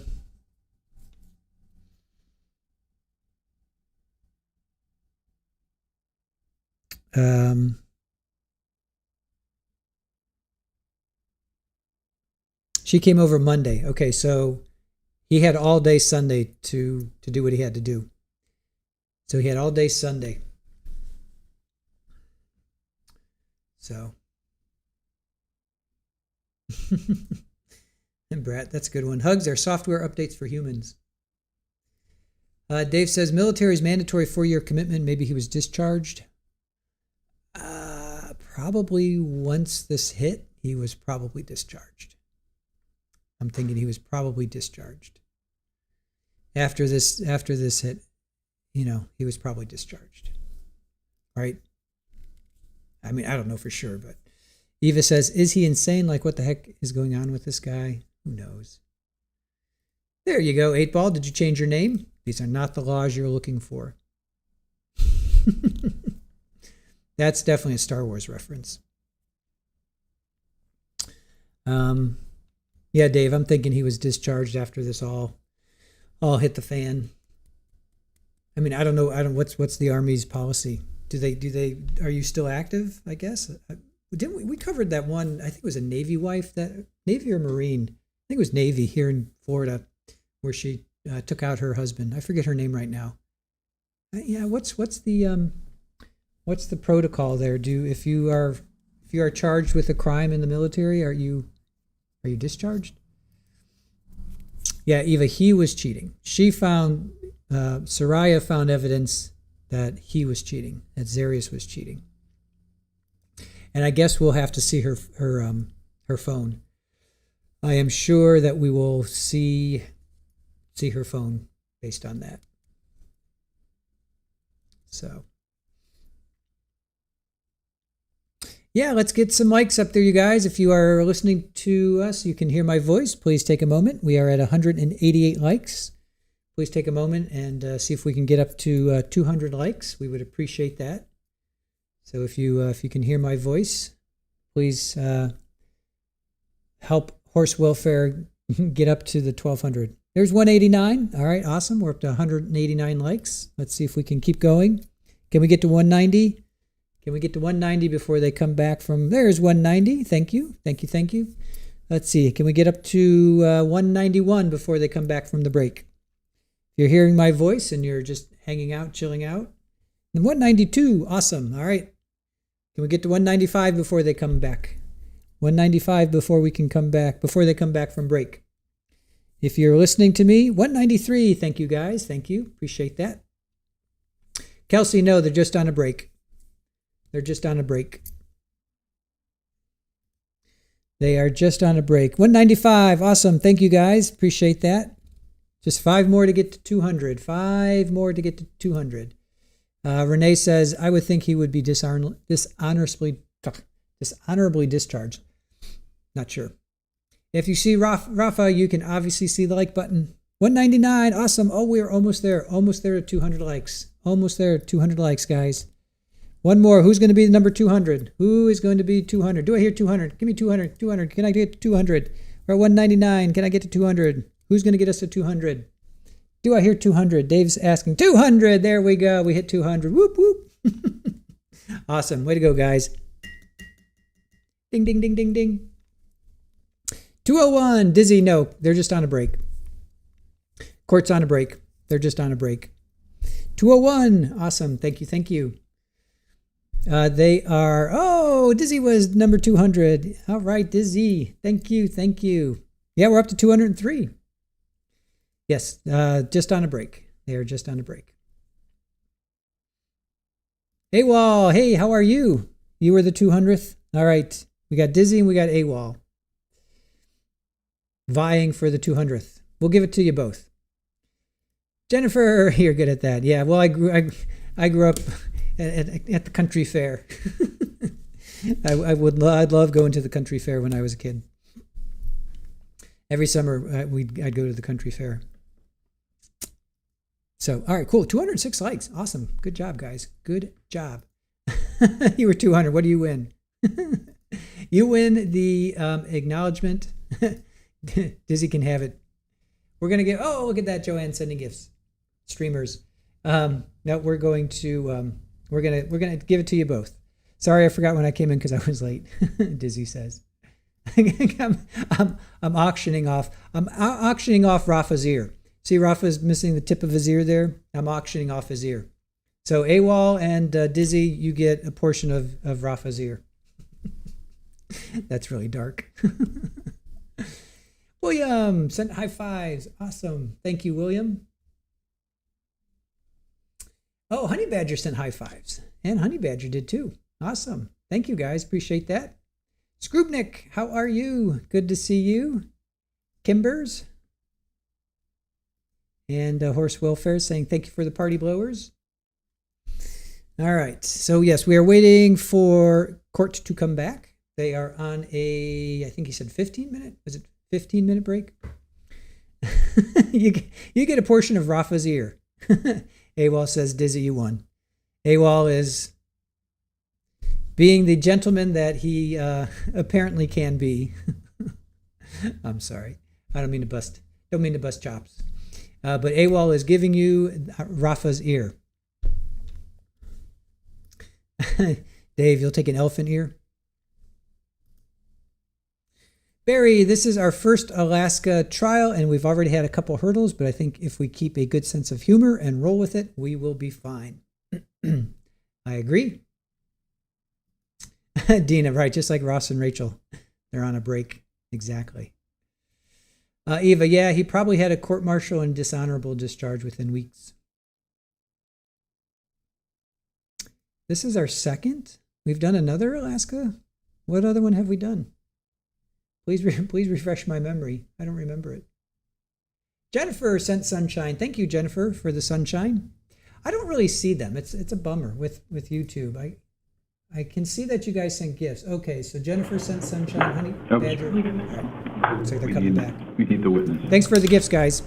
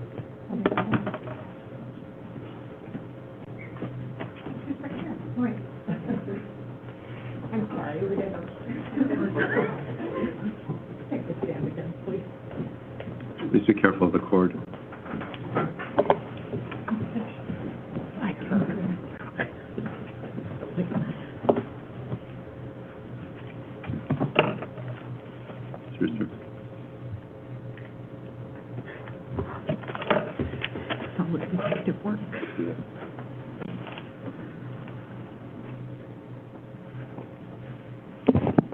Good morning, Ms. Wins. Good morning. My name is Lacey Jane Brewster. I'm Mr. Hildabrand's attorney. I just have some follow-up questions for you. So I want to start with how long you've known Saria. You've known her 8 months prior to August 6, 2023, correct? Yes. And you referred to her on your, when you were speaking with Ms. Hurley, as your best friend. Yes.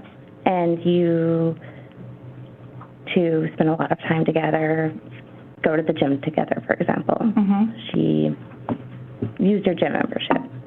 Yeah. And in the course of this friendship you have with Saria, Mr. Hildabrand had been married to her the entire time, correct? Yes. And prior to August 6, 2023, Mr. Hildabrand had been unfaithful to Saria at least 3 times. Is that correct? I believe so, yeah. And one of those times was when he was at training, correct? I think so. And Saria knew about this. Is that correct? Saria knew that he had been talking to other people, yeah. Other women? Yeah. And the last time Saria had found out about this was about early summer of 2023, correct? She had found a girl on his phone, yeah. In the early summer of 2023? Yeah. May or June? Late May, I think. Okay. So now I want to talk to you about the evening of August 5th, 2023. That was Mr. Hildabrand's 21st birthday, correct? Mm-hmm. And fair to say, Mr. Hildabrand and Saria were having a celebration with you and some of your friends, correct? Yeah. And Mr. Hildabrand was drinking a lot, correct? We were all drinking a lot, but yeah. And you started at the I apologize, you started at Dave & Buster's, is that correct? We had drinks at the apartment before we went to Dave & Buster's. Okay, and what time did you start drinking at the apartment? 7:30. Okay, and then what time did you go to Dave & Buster's? Shortly after that. And then about what time did you go to the Willowa? Probably around 11. Okay. And through this entire duration of apartment, Dave & Buster's, and Willowa, you all were drinking? Yes. And then you were drinking more at the Willowa, correct? We had a few shots at Willowa, yes. And Mr. Hildabrand was drinking more at the Willowa, correct? Yes. And around a little bit before 1 o'clock in the morning, the decision was made to go to the Gaslight, correct? Yes. And Mr. Hildabrand was not allowed admission into the Gaslight, is that correct? Yeah, the bouncers at Gaslight had said that he was too drunk. And you saw Mr. Hildabrand at that, when he was too intoxicated to get into the Gaslight, correct? Mm-hmm. And do you recall if he was having a hard time standing up? He was like leaning a little bit, but he was fully upright. Fully upright. And then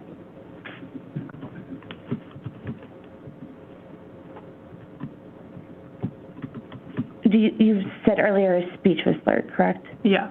Okay. And you got an Uber to get home, correct? Yes. And you were in the Uber with Mr. Hildabrand, correct? Yes. And you observed him throw up in the Uber. Mm-hmm. And then the Uber dropped Mr. Hildabrand and Saria off at their apartment early in the morning of August 6, 2023, correct? They dropped all of us off at the apartment, yes. So you got out of the Uber? Yeah. With Mr. Hildabrand and Saria? Yes. And you saw Mr. Hildabrand throw up again, correct? Yes. And Saria's plan was to get Mr. Hildabrand to bed, correct? Speculation. Overruled. Yeah, she said that she was going to go lay him down. Okay. And you've seen Mr. Hildabrand drink before, correct? Yeah. So fair to say August 21st or August 5th, 2023 was not his first time drinking. No. Fair to say his drink of choice prior to that day was whiskey. It was anything that was provided. Okay, thank you. And how many times had you seen Mr. Hildabrand drink prior to his birthday? Since I met him, probably a dozen. Okay. And had you ever seen him throw up before? Yeah. About how many times?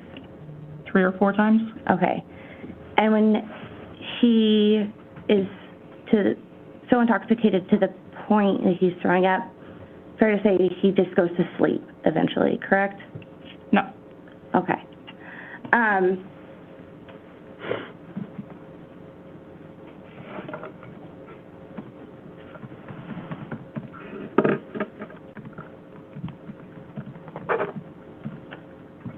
Wait for 1 moment.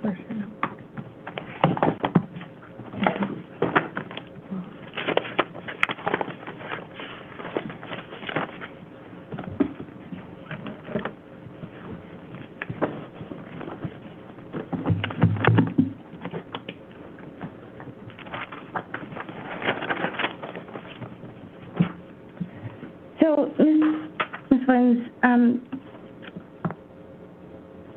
do you recall if you ever spoke to a gentleman named Stuart Rice about this case? Stuart Rice? I don't recognize that name. Okay. Do you recall if you ever talked to investigators who weren't police about this case? No. No. Okay. Do you recall May of 2024? Yes. Okay, and do you recall if in May of 2024 you had a conversation with an investigator about Mr. Hildabrand's case?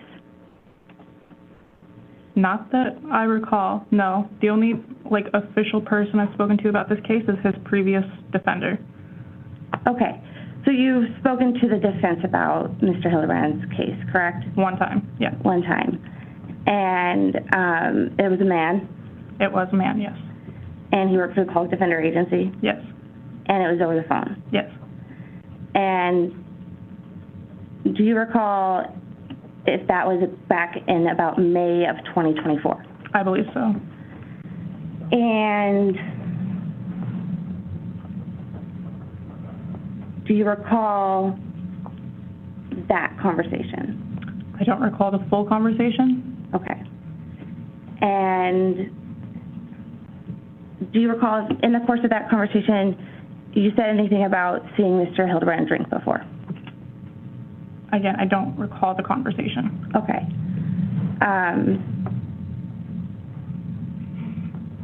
So you don't have a memory of the conversation? No, I remember calling him. I lied about being Zarrius' friend because of the case, and that was it. You lied? About being Zarrius' friend. Okay. And that was back in 2024? Yes. And why would you lie? Because I thought the defense would be more willing to tell me stuff than the victim's friend. Okay. And do you recall if you said anything in the course of that conversation? No. No. Do you recall if you were being truthful in the course of that conversation with the exception of lying about being Mr. Hildabrand's friend? I don't recall giving him any information. Okay. So fair to say you don't remember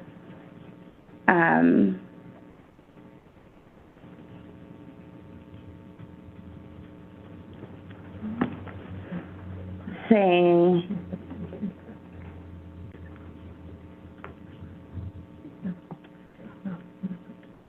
that you'd seen Mr. Hildabrand get drunk before. Fair to say you don't recall making that statement? I don't recall making that statement to his previous public defender, no. Okay. And you don't recall saying that one time you were at a bonfire So he just seemed chill and was like trying to defuse his friend starting a fight. You don't recall making that statement? I recall the situation. I don't recall telling anyone that. Okay. Your Honor, objection, may we approach? Yes.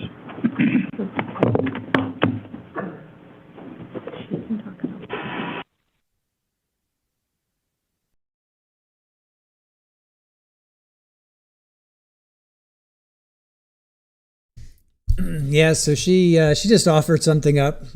Defense is like, what? You lied? That's something that, but what could she possibly be lying about? I mean, there's really nothing she said that would have been like, oh, you lied about that. That must mean you're lying about something else. Right? What I mean, so she was trying to get information out. So she was lying to this investigator, saying she's his friend, so that she can get. They'd be more willing to talk to her, being the friend of the defendant versus friend of the victim. But I'm not seeing anything else in what she has said that would have been like, aha, you lied about that. You're going to lie about this. I mean, to me, this is a nothing burger. Once the jury heard you lied, Malka says, but what else did she say, though, that you can say, oh, you lie? And I get that. Hey, if you lie about this, what are you going to lie? What else are you going to lie about? Look at Zach Rosh. I mean, he was just lying left and right. He told little half-truths here and there, but what else did she say in her direct and or cross that would be like, oh, well, you lied about this, but what else would you have lied about? Brad says, I'm not sure there's anything she said that is inconsistent with the defense theory of the case. Yeah, I don't think there's any gotcha moment there. Right? Joe says, it's funny she volunteered that info that she lied about being his friend before the defense even asked. I don't think the defense knew that was coming. That was genuinely like, ooh, you lied? I mean, you could hear it in her voice. She was like, what? Anthony says it was an honest lie. Malka says jury has to decide if credible going forward. And the defense will come back with that for sure. Unring the jury, Gordon says. Malka, it's an honest lie. Dave, white lie. Nothing burger. That's I'm not getting this as a gotcha moment. Maybe I'm not seeing it right now, but I'm not. I'm just kind of going back through what she said. Is there anything in there? She was worried. Oh, maybe that he was calm. Maybe. But we heard him on the 911 call. I mean, we heard him on the 911 call, and he's as calm as a cucumber. So maybe that could be. That could be. Hey, if she lied about this, maybe she lied about him not being stressed out. I could see that. Maybe he was worried. Maybe he was stressed. What else would she have possibly? We need to take a break. We'll bring you back here as soon as we can. Please do not discuss the case. I understand the frustration, sir. This will happen throughout the trial, and we'll do our best. But there are things that come up that we have to discuss outside your presence, and we can't do that when you're here. So I apologize for that, but it is part of the process.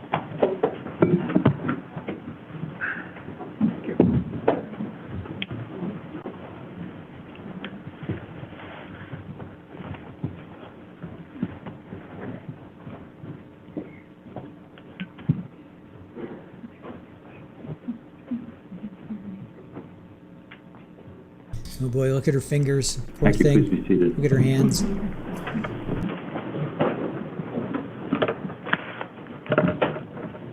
State,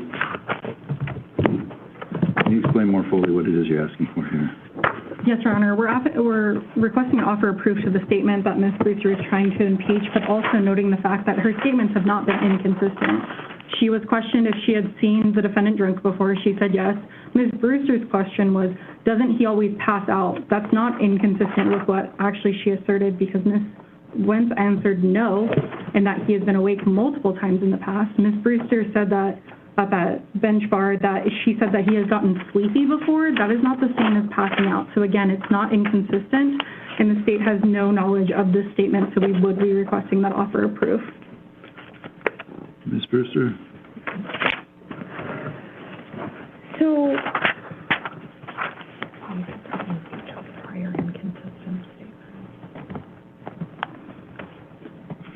What is the inconsistent statement?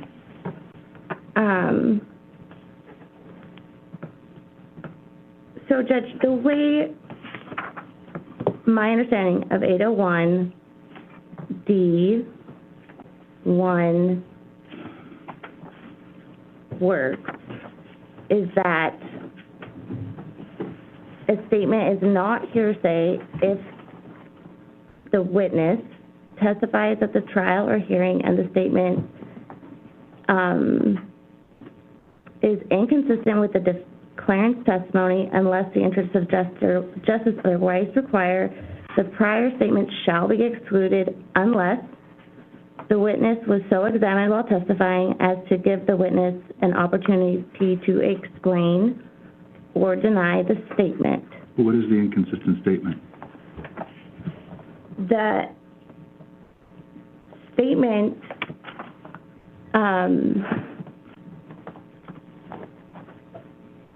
Judge, a person can be questioned on if they said something, and if they deny making that statement, then that statement becomes admissible as non-hearsay. I'm asking what the statement is that she denied. She denied remembering some of the conversation. But what is it? What's the inconsistent statement?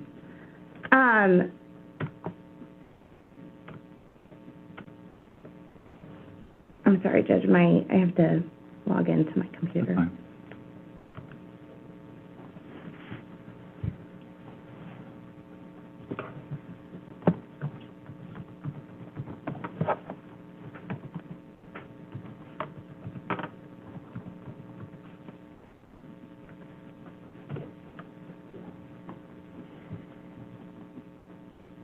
So, Mr. Rice questioned Ms. Wins. He stated, okay, I guess, yeah, I guess, kind of, hitting the ruby blind and going to those prior times. How did he, when he was that drunk, how did he seem? Ms. Wins. He seemed fine. He kind of just, we would, one time we were like at a bonfire, so he just seemed chill and was like trying to diffuse his friend starting a fight. And then the other time we were all at their apartment, so he just like wanted to go to bed. Each time it was fine, like it just seemed like a drunk person, and then he wanted to go to sleep. So what did she testify to here that was inconsistent with that? That he didn't want to go to sleep. I guess I missed that testimony. Can she just ask, was there ever a time at the bonfire where he wanted to go to sleep, and then if she denies it, then we play the inconsistent? I mean, that's my understanding. Sorry, that was meant to be whispered. Ditto. You weren't whispering. It wasn't meant to be whispered. I'll allow you to continue with that questioning. If she denies something that you've asked and doesn't remember making that statement or denies it, at that point we can talk about, at that point it would come in, as far as I understand. But she hasn't been given. I agree, and I'm not bringing in Mr. Rice right now. I don't have to bring Mr. Rice in at this moment. I can bring him in and have him testify when it is defense's case to this statement that it was made as non-hearsay. Not. Your Honor, a few things here. One, what Ms. Brewster just read, again, is not inconsistent with what Ms. Wentz testified to, as she didn't recall some of it, and when asked, in the past, does he always pass out when he drinks after throwing up? She said no. That's completely consistent with what Ms. Brewster just read, that when talking about prior events, he was fine and defused his friend, and then one time he wanted to go lay down at his own home. That's not consistent with he passes out every time he throws up. To that effect, again, she has not denied anything. She doesn't recall it, so that's not under 801. She hasn't made an inconsistent statement to be confronted with. She doesn't recall it. She has to speak of the underlying thing. If for a bonfire, and then she answers. And then if she I'll allow her to ask some questions about what she is alleged to have stated previously, and if she denies it, she denies it, and then we can... Just the order, Judge. We don't just start asking what people have stated previously. We ask the question, and then if it's inconsistent, then we say, didn't you previously I'm sorry if I state? stated that poorly, but that's what I intended. Okay, so like, did you ever go to a bonfire? If she says no, then we impeach, right? No. That's the way we're going to do it. Right. We're ready to bring him back. Yeah, understand. I'm completely tracking. And no, Your Honor, I would just point the court to Wasili. If a witness claims not to remember the substance of a prior statement at trial, the witness's trial testimony is inconsistent with the prior statement for the purposes of Evidence Rule 801D1A. It is irrelevant for the purpose of the rule whether the claim memory loss is genuine or feigned, because the claim lack of memory at trial, whether genuine or feigned, is inconsistent with the witness's earlier claims to remember. So the way I read that is that if a witness is saying they don't remember having a conversation, they don't remember saying something, their prior statements come in. Where are the prior statements? They were spoken to our investigator. Is the court asking me to play a recording? Well, how are you getting this in front of the jury? I can bring my investigator in to play the recording of her statements. Right. You can ask her some questions if she made these statements and make the record that way. And, Your Honor, if I may, she has not been asked that question. She hasn't said she didn't recall the bonfire. So again, we're getting ahead of ourselves. She did say, she said she doesn't recall the content of the conversation. She remembers calling him. She remembers saying that she was his friend and not, so she thought she'd get more information out of them. And then when asked about the bonfire, she said, oh, I don't remember saying that, but yes, there was a bonfire. I remember the incident that I talked about. Yes, so Your Honor. She did deny telling that person about the bonfire. She didn't deny once her memory was jogged about the incident. Which is correct, Your Honor. Again, she may not recall the conversation, but she recalled her answers and was not inconsistent. Also, if Ms. Brewster is going to use this for impeachment, the state is allotted to receive a copy of that, and we have not received anything. Well, that's what I was asking. It's not as if we've got a transcript from some prior statement that the person gave. You've got an investigator that you're intending to call. There's notes. What is it? How are you getting this? Do you have notes? Do you have anything? I mean, we have audio. I have notes. Yes, both of those things. I don't have to show the state what's in my file, however. If you want to impeach the person with the audio, you need to have that ready, right? I need to have the audio prepared, yes. Do you have that prepared?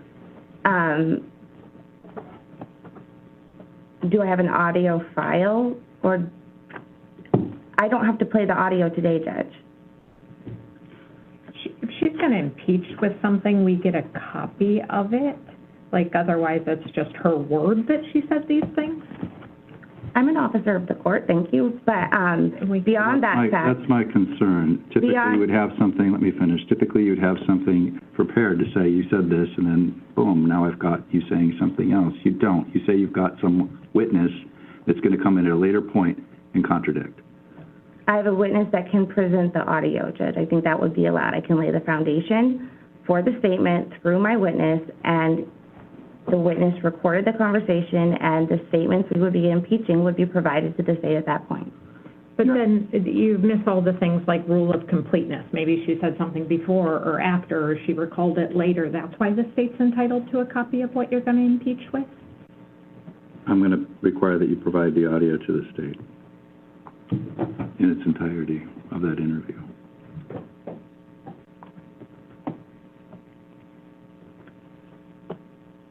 When? Well, you have it now, right? If we want to keep going with this trial, give them the audio. They can listen. I mean, I'm objecting to that.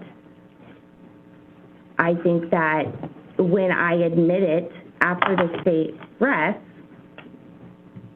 they are entitled to it. I think it violates the Fifth Amendment, Scott and Summers, to require defense to turn over their investigative work product before the state has. If you want to use that product to impeach their witness, they have an opportunity to list what it is. That's the record I'm making, Judge. All right. And I have a digital copy. If the court is ordering me to turn it over, I can do so. It is. Typically, you would confront the witness. They would say, "I have no idea what you're talking. You've got the other evidence lined up there. You're just making a promise that sometime down the road you've got someone that's going to come in and talk about this. We don't have a transcript. We don't have recording. This wasn't a sworn statement taking in another court proceeding. So how is it you're confronting? How is it this is getting in? These other statements that the person alleged to have made?" Through our investigator when the state records. Okay. If the court is ordering you to turn over the file, that's fine. It's 20 minutes and 45 seconds. State? Yes, Your Honor, the state is requesting a copy, and I would point out the fact that when Ms. Brewster read from her notes that don't seem to be a specific transcript, she said, hey, like, to those prior statements, I'm following up. The state wants to hear those prior statements as they're clearly under the rule of completeness as it goes completely to the question being posed to Ms. Wentz. Are we taking a break for you to listen to this right now? Apparently, Your Honor, if defense wants to use it against Ms. Wentz.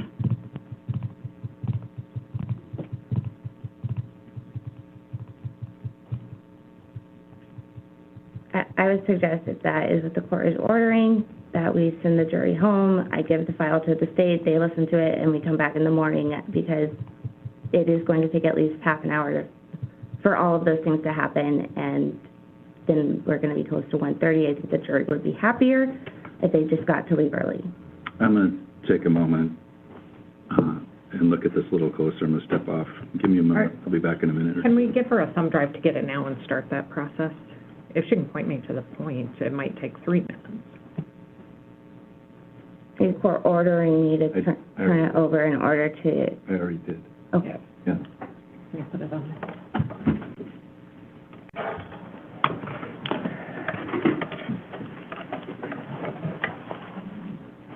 Yeah, I agree with you guys. I don't know. I totally agree with you. The witness should be off. Mary. Yeah, Marie should be off the stand. She should not be listening to any of that. And did you see her face? She's just like, poor thing. She's just like, what am I witnessing? Why? What? All I said was, I don't remember making that statement. That's all she said. So apparently Marie talked to a private investigator about a bonfire, and Zarrius was chill and he tried to stop a fight. And then when he's home, he just wants to pass out and go to sleep. But then she says, I don't remember that statement. So they're trying to impeach her because she made a statement to a private investigator, but they didn't turn that over. The defense didn't turn that over to the state. And the judge kept asking, what's the inconsistent statement? She didn't say I wasn't at the bonfire. She just said, I don't remember making that statement. She didn't say, no, I wasn't there. You know, wow, that's that was just when you think this trial is like, whatever. And I think, Brett, you always say trials are like a box of chocolates. You just never know what you're going to get. So judge is off the bench. Judge leaves to review. So yeah, I totally agree with you guys that witness should not have been there. Witness should have definitely been sent home. Sent off the stand, and they should have been able to. The party should have talked about it, but. Monica Mastalone, yeah, Jadzia Dax, Monica, maybe. Let's see here. Barry, no wonder Alex McCandless just chose to disappear into the woods in that bus. Alaska is weird. Joe, how do you solve a problem like impeaching Marie? Right? Dizzy, that's another failure by the defense by letting Marie stay on the stand. But wouldn't that be up to the judge? Shouldn't the judge say that? Wouldn't that fall on the judge to say witness should leave? I would think that would be the judge. Dave says, judge is confused about what the defense is arguing about. I think everybody is. Renee reminds me of the Corey Richards trial.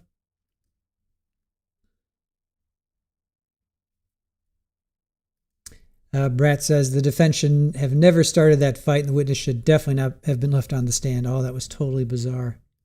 Sally, judges went to get a drink. All this talk about drinking, judge is thirsty. Well, if he can go and drink, meaning Zarrius, if the defendant can go and drink, I'm going to go get a drink.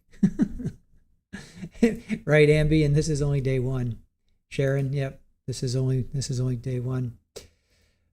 She should have objected. The defense should have objected. I mean, I could understand that any party could have said, get off the stand. The state should have objected. Oh, in some states, witnesses stay on the stand unless otherwise motioned to excuse them. Yeah, because the witnesses don't know any better. The witnesses are just like, what? Look at Marie. She's just like, what should I do? She's like, the look on her face was like, what should I do? They don't know any better. That's why I think it would be up to the judge to say, all right, let's just stop right now. It's his courtroom. Miss Wen, please remove yourself. We'll call you back in. Maybe he didn't realize it was gonna get to that. I don't know. The judge is neutral. He should, in your opinion, still make calls for appeal reasons. It is on the parties to argue their case, AWOL says. Malka, drinks all around. Judge has dinner waiting. The defense, yeah.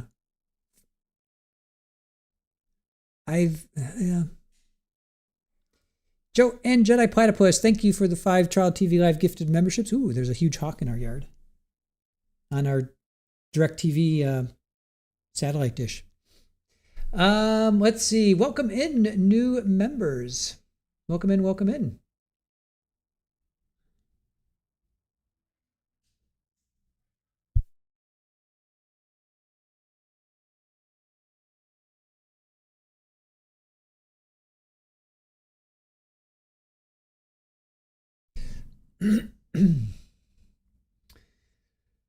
Let's see here.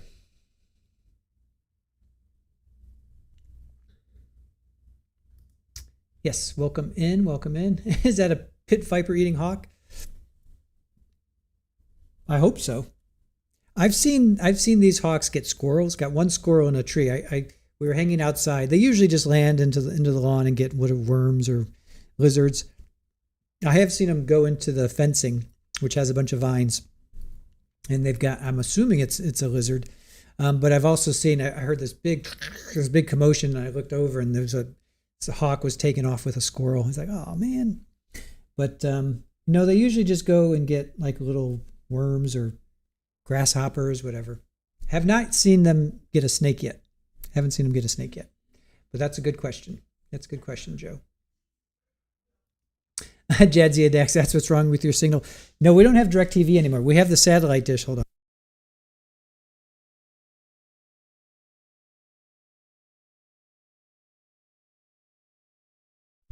on. Yeah, we had DirecTV when we first moved in, and then we got rid of it because we just don't really use it anymore. So now it's just like a resting place for this hawk.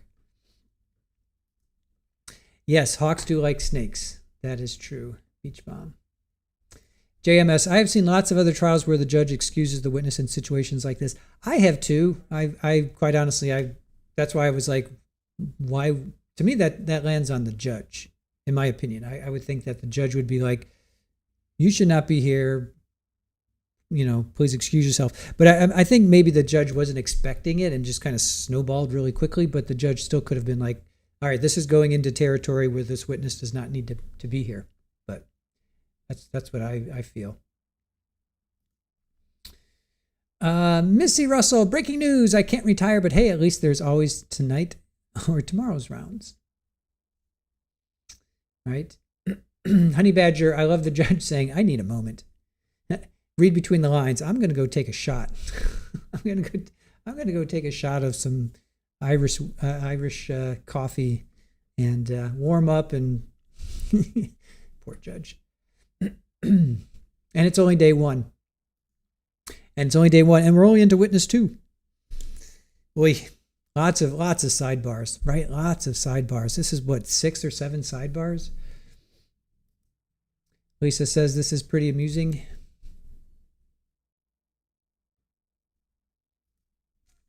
Yep, interesting. We'll see what comes out of it. She didn't. I think I can speak for you guys and reading what you guys are talking about. She didn't make an inconsistent statement. She just said, "I don't remember that. I don't remember that statement." And then the defense is just trying to create something that isn't there. 801, Rule 801, inconsistent statement. So I don't necessarily.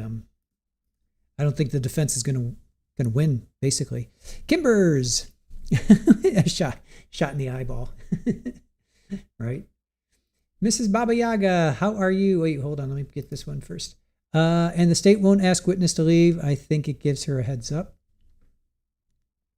Yeah. No, I can agree with that. I think, Dizzy, you were saying that too. It's really up to the defense to ask for it. But I would still think in the interest of keeping it fair, the judge would be like, okay, we're entering territory here where you should not be here.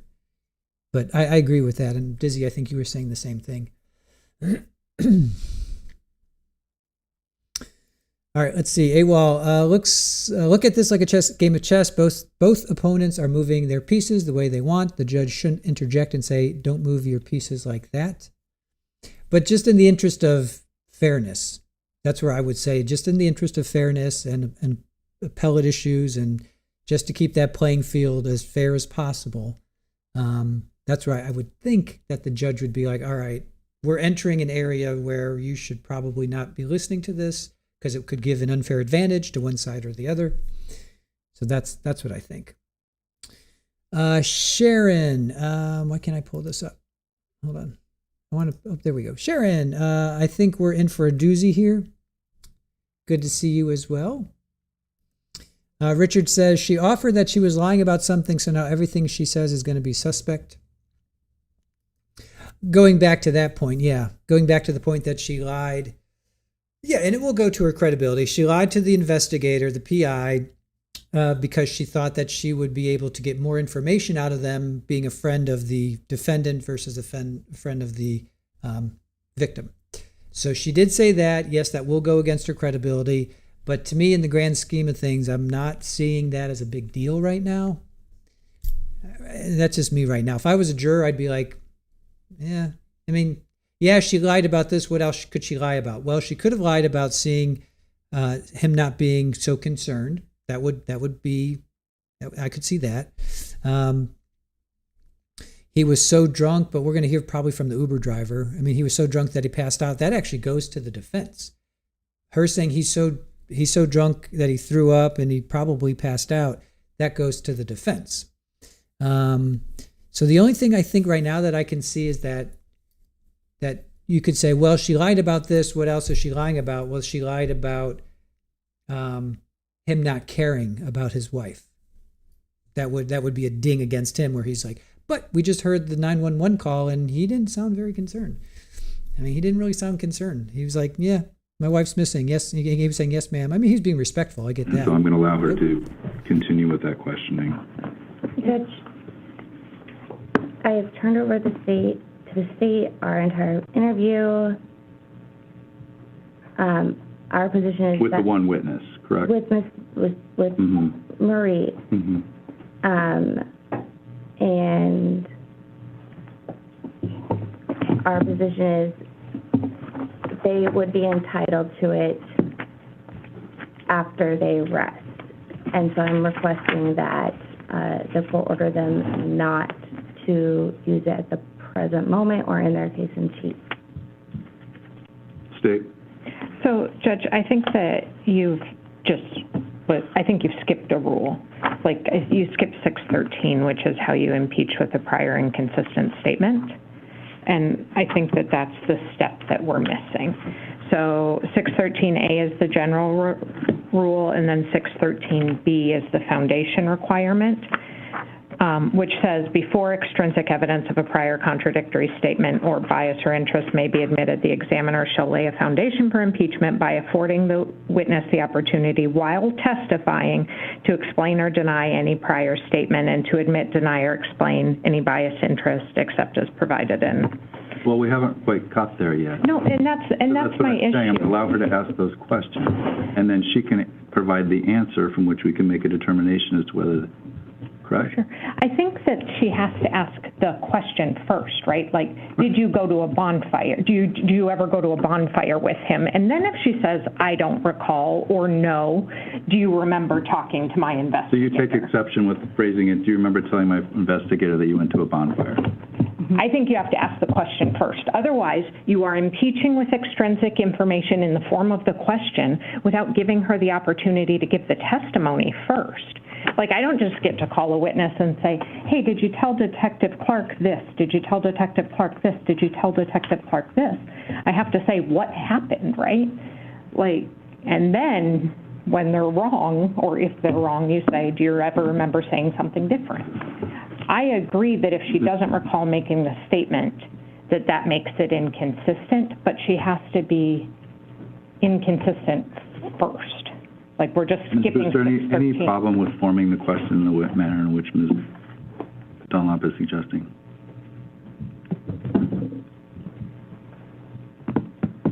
In other words, just say, do you remember going to a bonfire? And if she says no, and then she does, and you can ask her some additional questions about it, she then says something inconsistent at that point. You can confront by saying, didn't you tell our investigator X, Y, Z? And we'll talk about the tape that I ordered to be handed over in a minute, but. It's not that it's a problem, I just disagree with Ms. Dunlop that that's required. Okay. I'm going to ask that you proceed that way. Ask the question generically first, and then you can follow up with, didn't you tell our investigator something different? Does that make sense? I understand, Your Honor. Okay. States not to use that in your direct, the recording that was given over. Okay. I listened to it on 2 times speed while you were out. I haven't heard much inconsistent. Okay. All right. Are we ready for the jury to be brought back? Yes. Okay. Good. Thank you.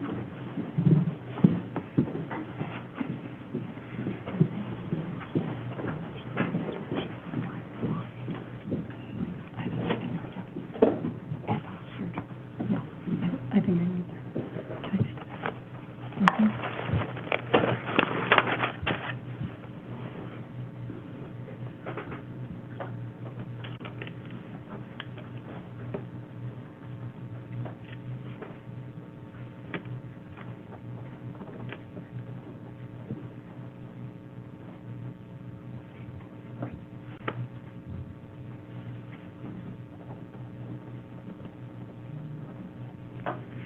All right, so Marie must have left when he went off the bench. When he went off the bench, she probably left because then now she came back. So now the jury's coming back in. So I get what the state's saying. You have to lay the foundation first before you can impeach somebody. You can't just say, hey, you said this, but you said that. No, you got to say, did you say this? Did you go? And then if somebody lies, you got to lay the foundation first. That's the way I'm interpreting it. I mean, you can't just say, oh, you lied. No. How did I lie? Lay the foundation first. So.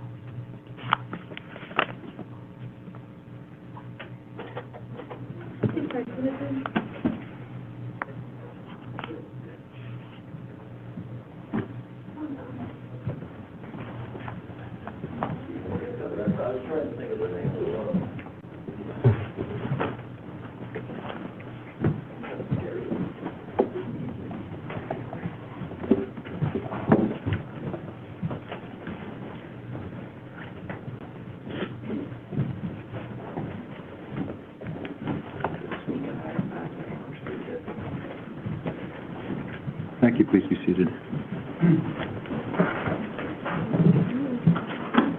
Ms. Brewster? Thank you, Your Honor.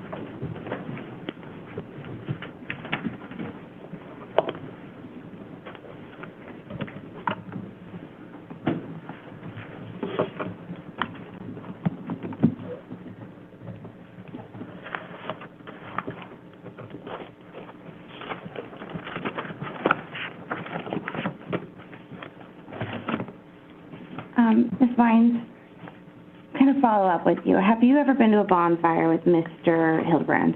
Yes. And when was that bonfire? I can't remember the exact time, probably summer, early summer. Early summer. And was Mr. Hildabrand drinking at that bonfire? Yes. And, I'm sorry, just for clarification, early summer of what year? 2022. Thank you.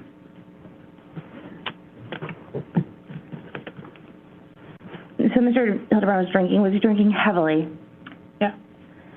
And fair to say he essentially at the end of that bonfire wanted to go to sleep? Can I say he wanted to go to sleep because it was 3 a.m., not because he was drinking? Okay. But he went to sleep, correct? Like hours after he had finished drinking. Okay. And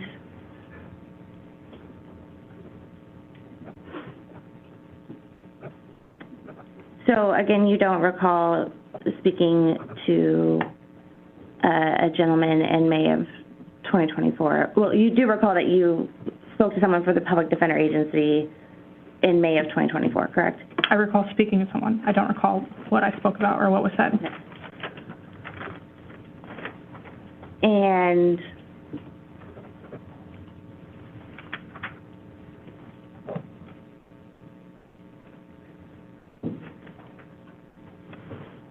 do you well, have you ever seen Mr. Hildabrand drink heavily at an apartment, the apartment? Yes.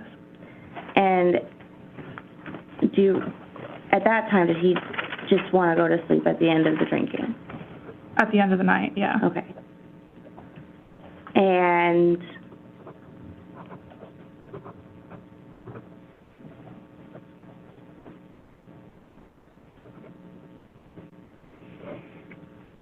you don't recall saying to the gentleman you spoke with at the Public Defender Agency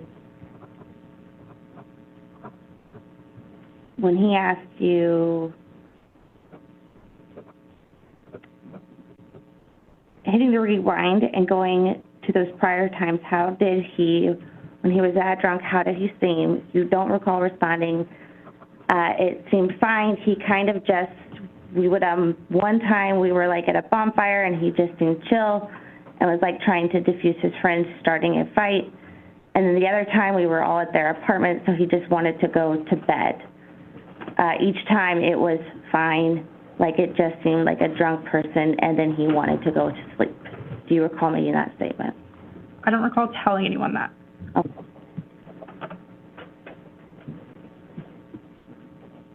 And I kind of want to go back a little bit and talk a little bit more about the cab ride home. Do you recall if in the cab ride home on the morning of August 6, 2023,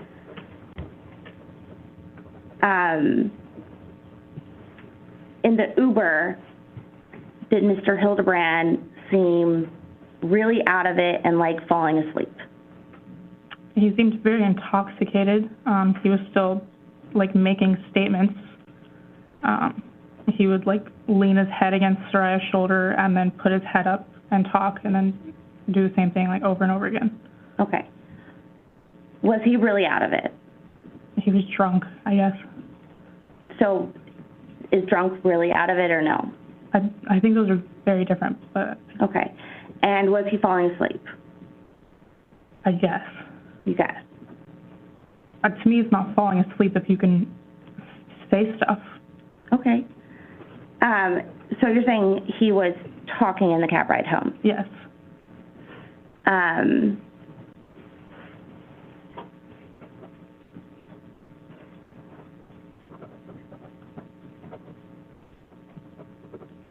And again, this conversation in May of 2024 with the gentleman from the Public Defender Agency, do you recall telling him in response to the question relating to the car ride, the Uber ride to their place, everything still on the up and up?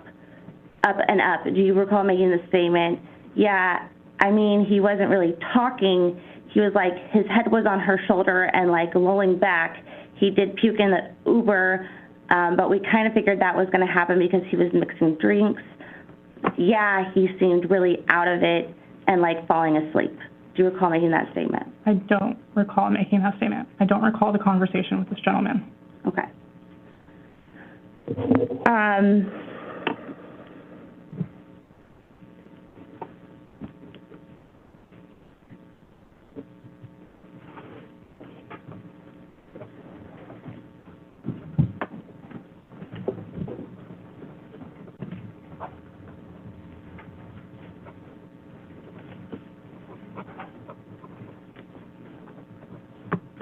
And so to kind of wrap up the evening or the morning of August 6th, 2023, you got out of the Uber with Saria and Mr. Hildabrand at their apartment, correct?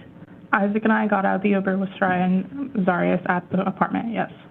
And Mr. Hildabrand threw up outside of the cab? He got sick once, yes, in the parking lot. And Saria was going to put Mr. Hildabrand to bed. Yeah, she said, I'm going to take him inside. Okay, thank you. Thank you, Your Honor. Ms. Wentz, you said that you told defense that you were his friend and that was untrue, is that correct? Yes. And was everything else you talked about in that conversation, to your recollection, was that all true? The conversation with the gentleman? Yeah. I don't fully remember the conversation. I would say yes. How did they contact you? I believe they called me. And why did you call them back? They had left a message that said they were with the Public Defender Agency, so I called them back. And what made you want to do that? I wanted to know, like, the progress of the case, because at this point it had been, like, 8 months already, and it just seemed like it wasn't going anywhere. And do you remember what kind of questions they were asking you at all? Earlier you testified that you tried not to give them information, is that correct? Yes. And why did you do that? No. Because she was my friend, and he did this to her. Objection. Ultimate conclusion. Overruled. Were you ever instructed by anyone to withhold information when you talked to them? No.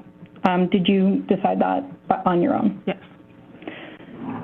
And then has everything you testified to today been true? Yes. Even admitting that you were untruthful about being his friend to the man you talked to? Yes. And you understood the oath that you took today? I do. Did you take that seriously? Yes. And everything you testified about today about what happened that night, their relationship, what you knew about Saria, was that all true? Yes. Okay, a few more questions. Ms. Brewster asked you about prior unfaithfulness in the past by the defendant against Saria. Okay. What do you mean by unfaithful? As far as I know, he was just texting other girls. And Saria knew about that? She found them in his phone, yes. And she was able to move past those prior times? Yes. She may not have been happy, but it wasn't life-shattering? No. Okay.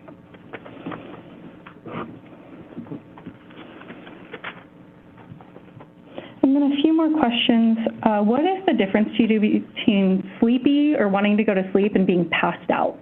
I think passed out is like you don't really have a choice, like your head hits something, you just fall asleep. Being sleepy is like you can actively say, like, I want to go to bed, or you like slow down on the drinking.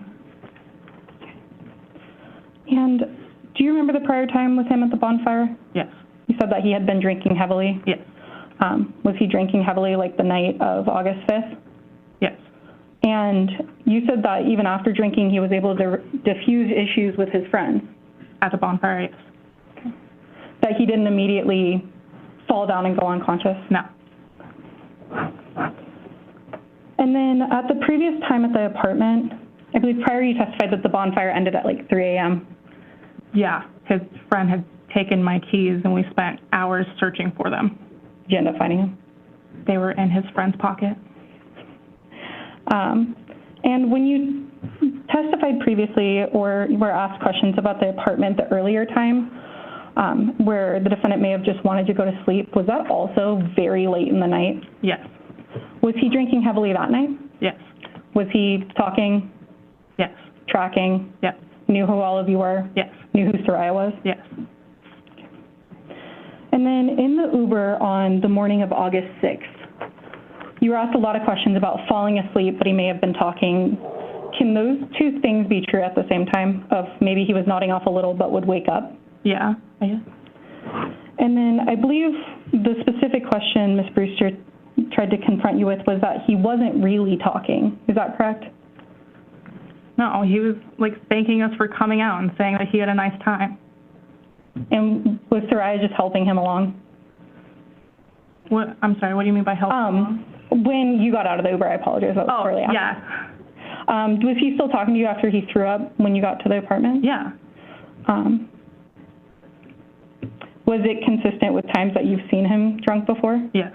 Still walking? Yes. Still talking? Yes. Even able to diffuse situations? Yes.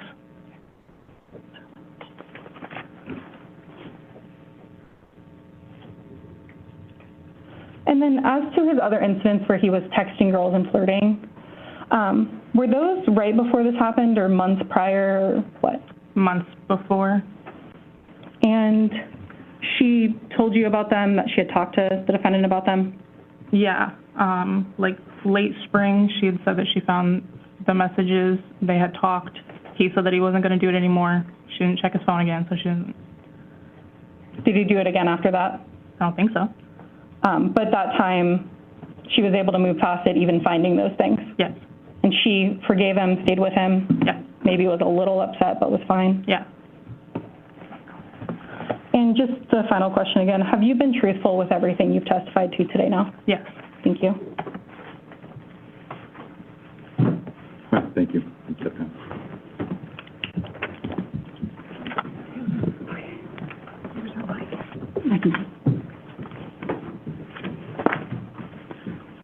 And just for clarity, Your Honor, is Ms. Lentz released from her subpoena? Any concern? No, Your Honor. She's released.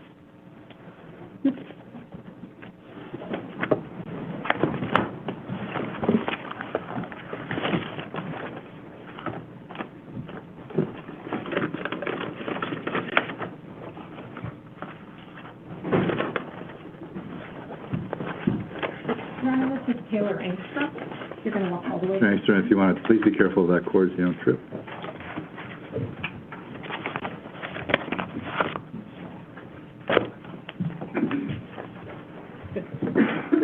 And Your Honor, if I may approach with a courtesy copy. Sure. Thank you. Before we have a seat, if you please raise your right hand, Madam Clerk. Do you solemnly swear or affirm that the testimony you will give in this case now before this court will be the truth, the whole truth, and nothing but the truth? I do, sir. Thank you. You can be seated. And if you can state and spell your first and last name for the record. TAYLORENGSTROM. My apologies. Hold on. And Mr. Engstrom, how long have you lived in Alaska? Since I was 6 years old. And what city and town have you lived in? Initially, when I moved up here, I was in Wasilla with my mom. Then we moved to Anchorage shortly after so she could work. And when did you end up moving to Anchorage? I honestly don't recall. I was too young. And have you lived in Anchorage ever since? Yes. At one point, did you live at the Alpine Apartments? Yes, I did. What time period was that? It was about a couple of years back now. So 2022 to 2023, approximately. Were you living there in August of 2023? Yes. And do you recognize the defendant, Zarrius Hildabrand? Where is the defendant sitting? Let me back up. Do you know who Zarrius Hildabrand is? Yes. And before I get there, did you have to call 911 in August of 2023? I did. Do you recall the date of that? I do not. Your Honor, if I may approach with something to refresh the witness's recollection.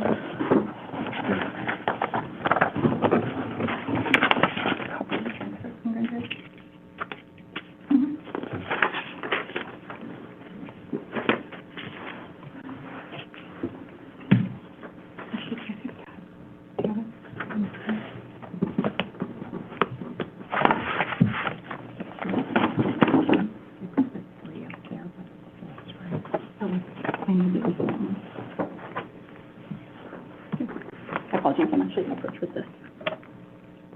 Thank you.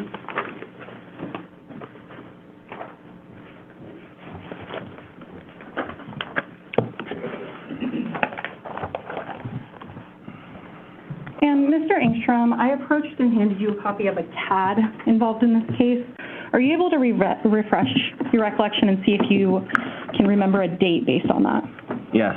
According to this CAD, it was on August 8th of 2023. Okay, can you go ahead and flip that over for me? Yes, like so. And I apologize, did you say August 8th or August 6th? Sorry, my apologies. I meant to say August 6th. I was thinking of the month. Ultimately, you had to call 911 many times in August of 2023? Not really. Was it just this once? Yes. Okay. And do you recall what time of day that was? It was around 2:45 a.m. And what were you doing that night? I was watching Lucifer. And what was your address? It was 5210 Mockingbird Drive, apartment 121. And what kind of building was that? A U-shaped apartment building with a little courtyard in the middle of it.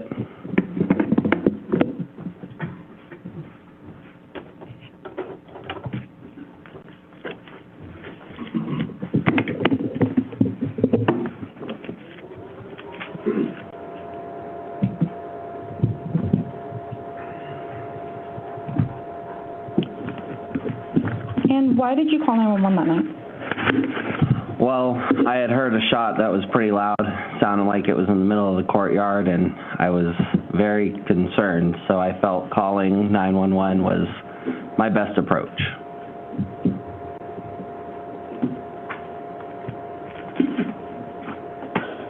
And when you say in the middle of the courtyard, Your Honor, if I could approach the witness with grand jury with State's Exhibit 17. Yes.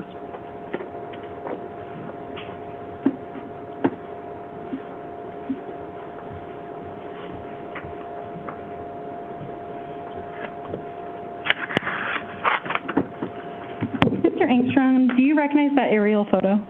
Yes, I do. And what is that photo of? That's the photo of 5210 Mockingbird Drive. And generally, so we can have an idea, where is that in Anchorage?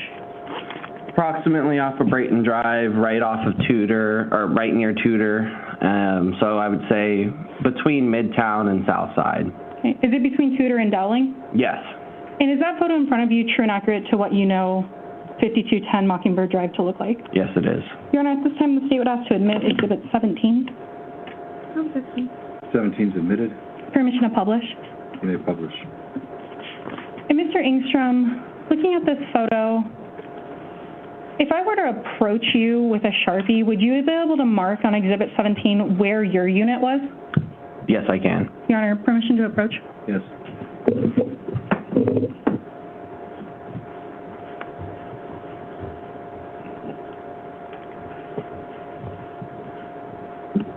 Would you like me to mark it now? Yes, please.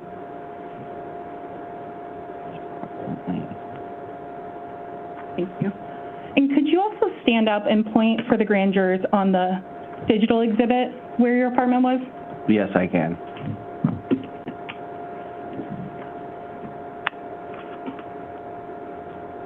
Thank you. So in the U-shaped building, what area would you consider the courtyard? I would consider the courtyard that middle section between the elongated side and the short side. And on the other side of the courtyard, are there other apartment units? Yes, there is.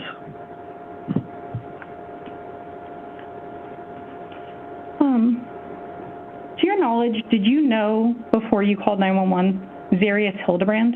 No, I did not. Did you know Saria Hildabrand? No, I did not. After you called 911, do you recognize the man sitting at this table? Yes, I do. How do you recognize him? From an interaction after speaking with the detectives. Can you tell me about that? What day was that? That was, let's see, he called Sunday, so it was Tuesday, which would be the 8th. Okay. And where was that interaction? It was right here. May I stand up to? You may. It was right here, right approximately in this area, after I came around the building. So you said right there, and you were pointing to the middle of the U space. I'm just repeating for the record. Just right about here, yes. And about the middle of the long side of the U? Correct. What were you doing outside that day?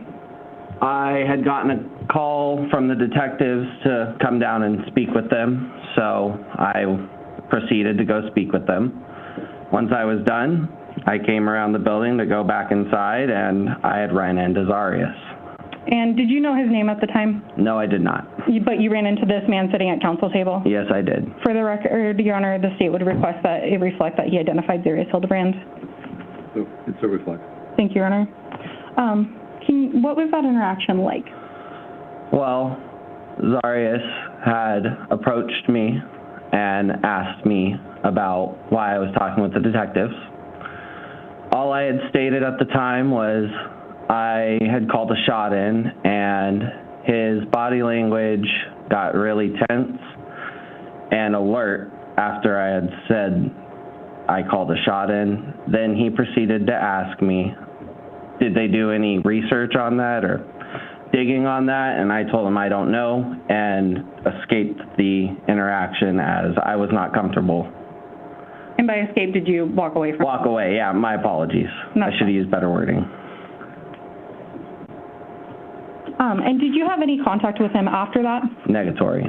And the only thing you did on August 6th was call in the shot that you heard from the courtyard area by your apartment? That is correct. Those are all my questions at this time. Thank you, Your Honor. Thank you.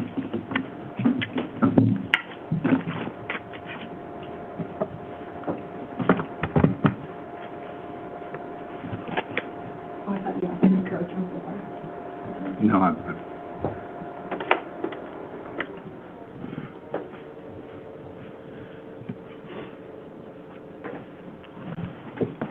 Did you want me to flip this exhibit over, Your Honor? That's fine. You can leave that there.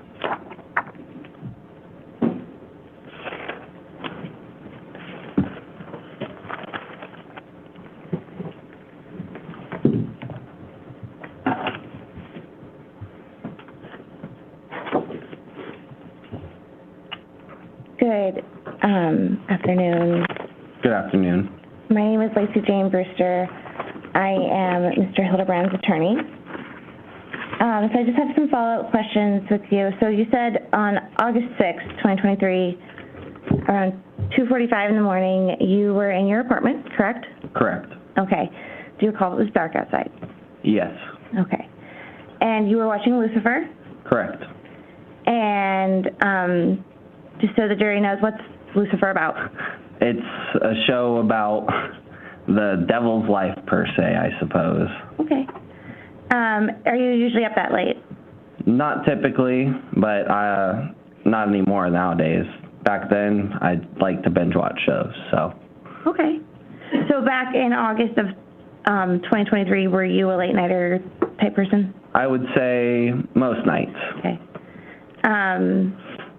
And you say you heard a gunshot around 2:45 in the morning on August 6th, 2023? I called in the shot at 2:45. I had heard the shot a little bit before I called that in, so I could say, if we're going to put a time frame on it, between 2:40 and 2:45. Okay. And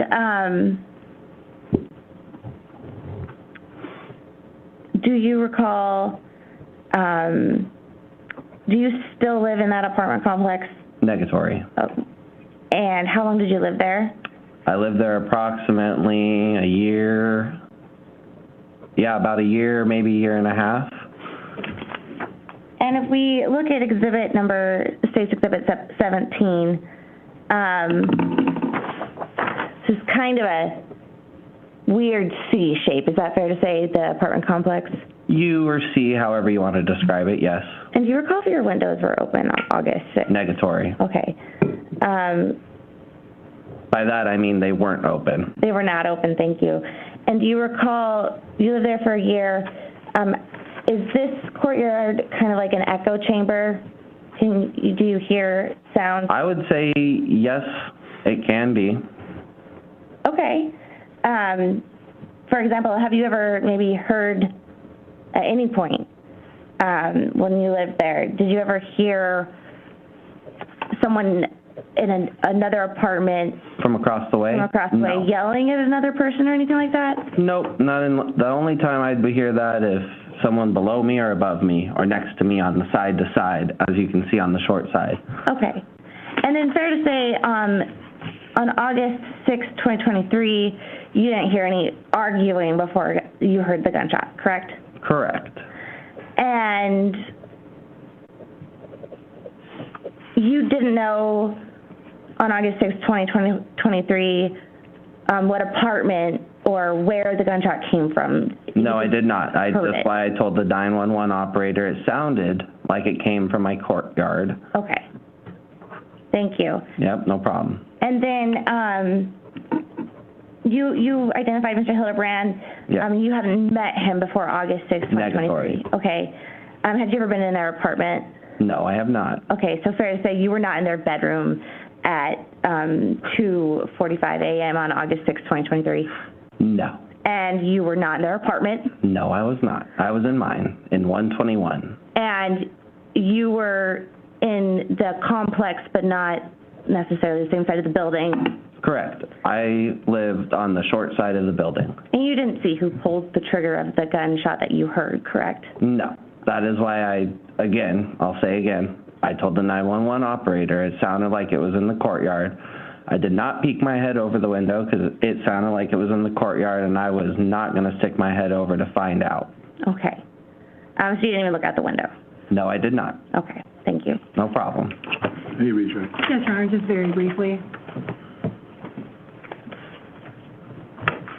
Mr. Engstrom, do you think 911 would be the most accurate to the exact time you called?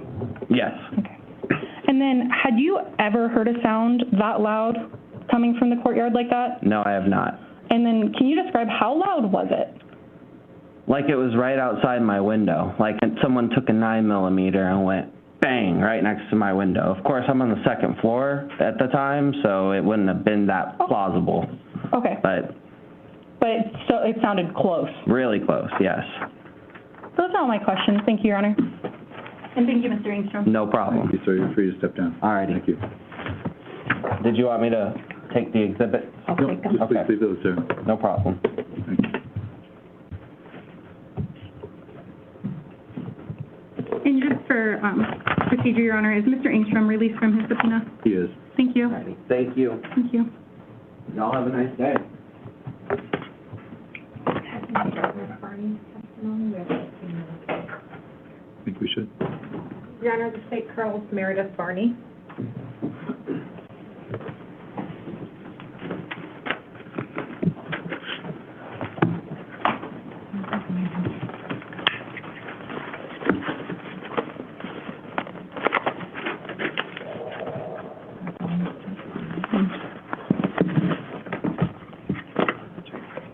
Now, if you please remain standing and raise your right hand.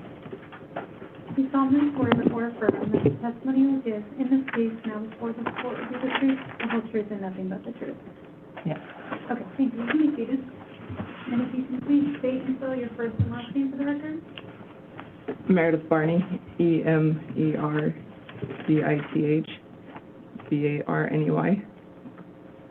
BARNEY. That's how I spell my name, sorry. Good afternoon, Ms. Barney. Can you first introduce yourself to the jury? Tell them who you are in relation to this case. I'm Saria's mom. Okay. And can you tell them a little bit about your daughter? What's her birthday? September 6, 2001. Okay. And where was she born? She was born in Ketchum, Idaho. Okay. And how many kids or how many siblings does she have? She has 5. Okay. And where is she in the birth order in your family? She's the oldest. Okay. And where did you said she was born in Idaho, but where did she live through her teenage years? Utah. We had moved to Utah. Okay. And after high school, what did Saria want to do with her life? She wanted to work in the medical field, and so she joined the National Guard so that she could get her school paid for, and she started out as some really fancy thing. I can never remember exactly what it's called, but ultimately she decided she wanted to be a nurse. So she decided to do combat medic, which in Utah there's a 2-year wait to become a combat medic. So she, Zarrius was up in Alaska, so she decided to go there because there's no wait time to become a combat. No, I'm sorry to interrupt, but if you could pull that microphone up a little closer to you. We can hear you, but I'm being told that the recording is Or speak into it as best as you can. So there was going to be a 2-year wait for her to do combat medic stuff in Utah. Yeah. So what was her plan from there? To go to Alaska because there was no wait time to become a combat medic. Okay. Can you describe for the jury a little bit of your relationship with your daughter? Were you all close?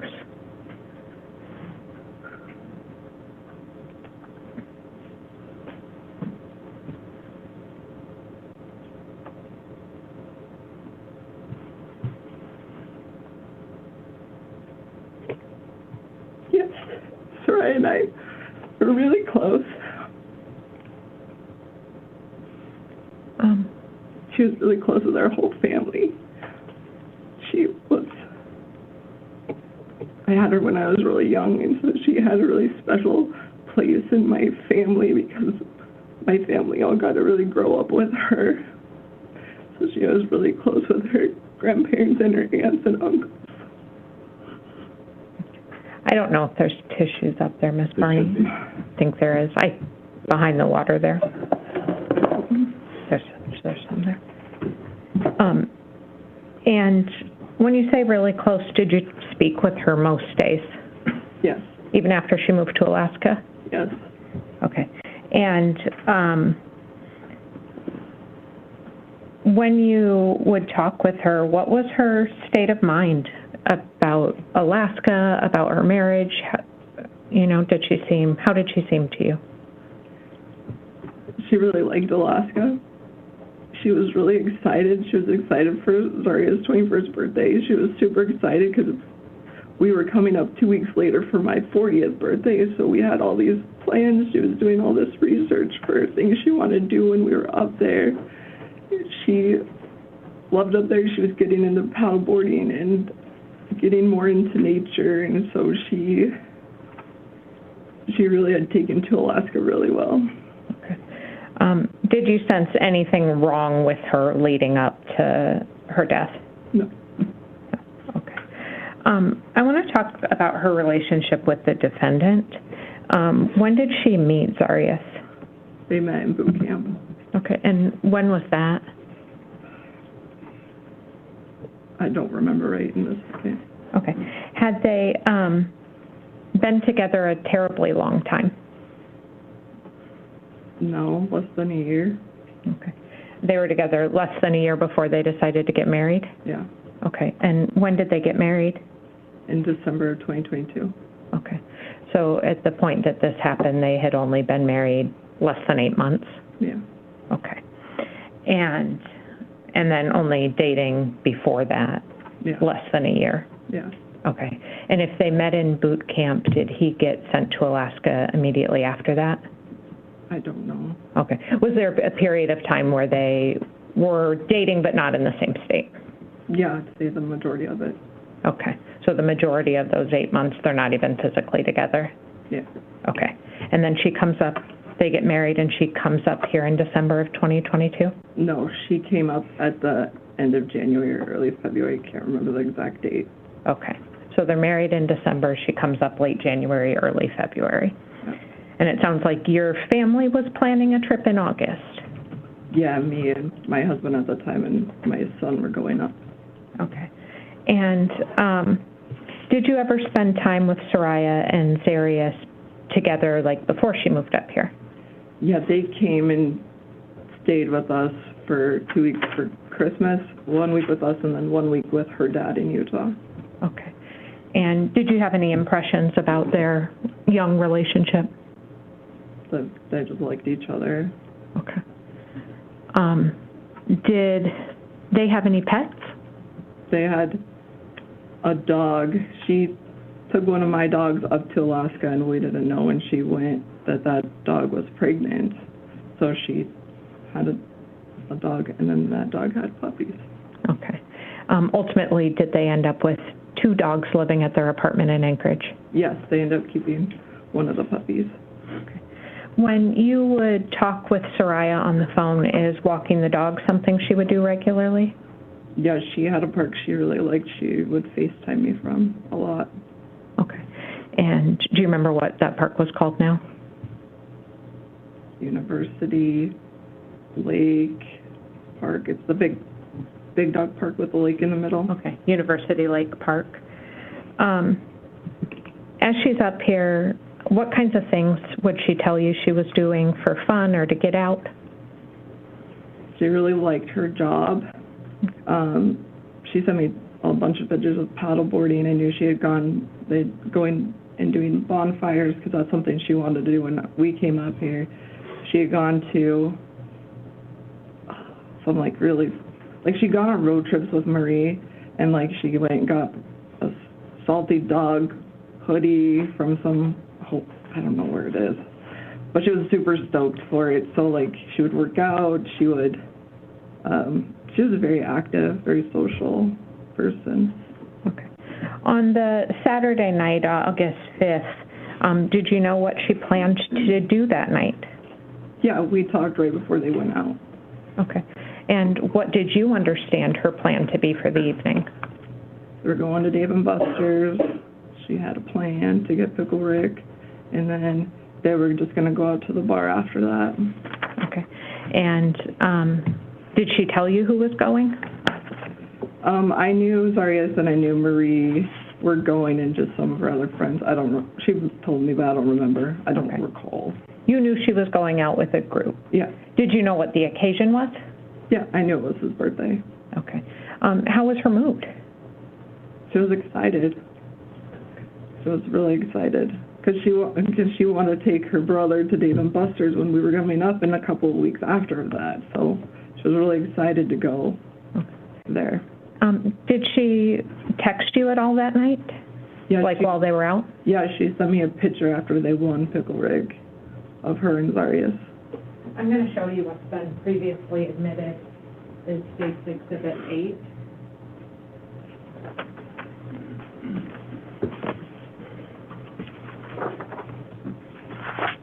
Is State's Exhibit 8 the picture that she texted you that night? Yeah, that's what she sent me. Okay. And was that the last time that you heard from Saria? Yeah. Okay. Did you call her the next day? I did not. I figured she'd be hungover, so I was not going to bug her. Okay. When is the next time you heard about Saria? It was Monday. Zarrius called me from her cell phone. Okay. And what time was that? It was pretty, I'm going to say late because I'm old, but it was later, late 9, early 10. I don't know the exact time, but it was later in the evening for us. Maybe after 9, before 10, yeah. Where you were? Yeah. And where were you living? I live in Mount Pleasant, Utah. Okay. So in Utah, it was after 9, before 10 p.m. Yeah. And what did he tell you in that phone call? He told me that he had just reported her missing and that he He told me just to kind of like the story. She left for work. She was hungover. She left for work, left her phone at home. Didn't come back. And then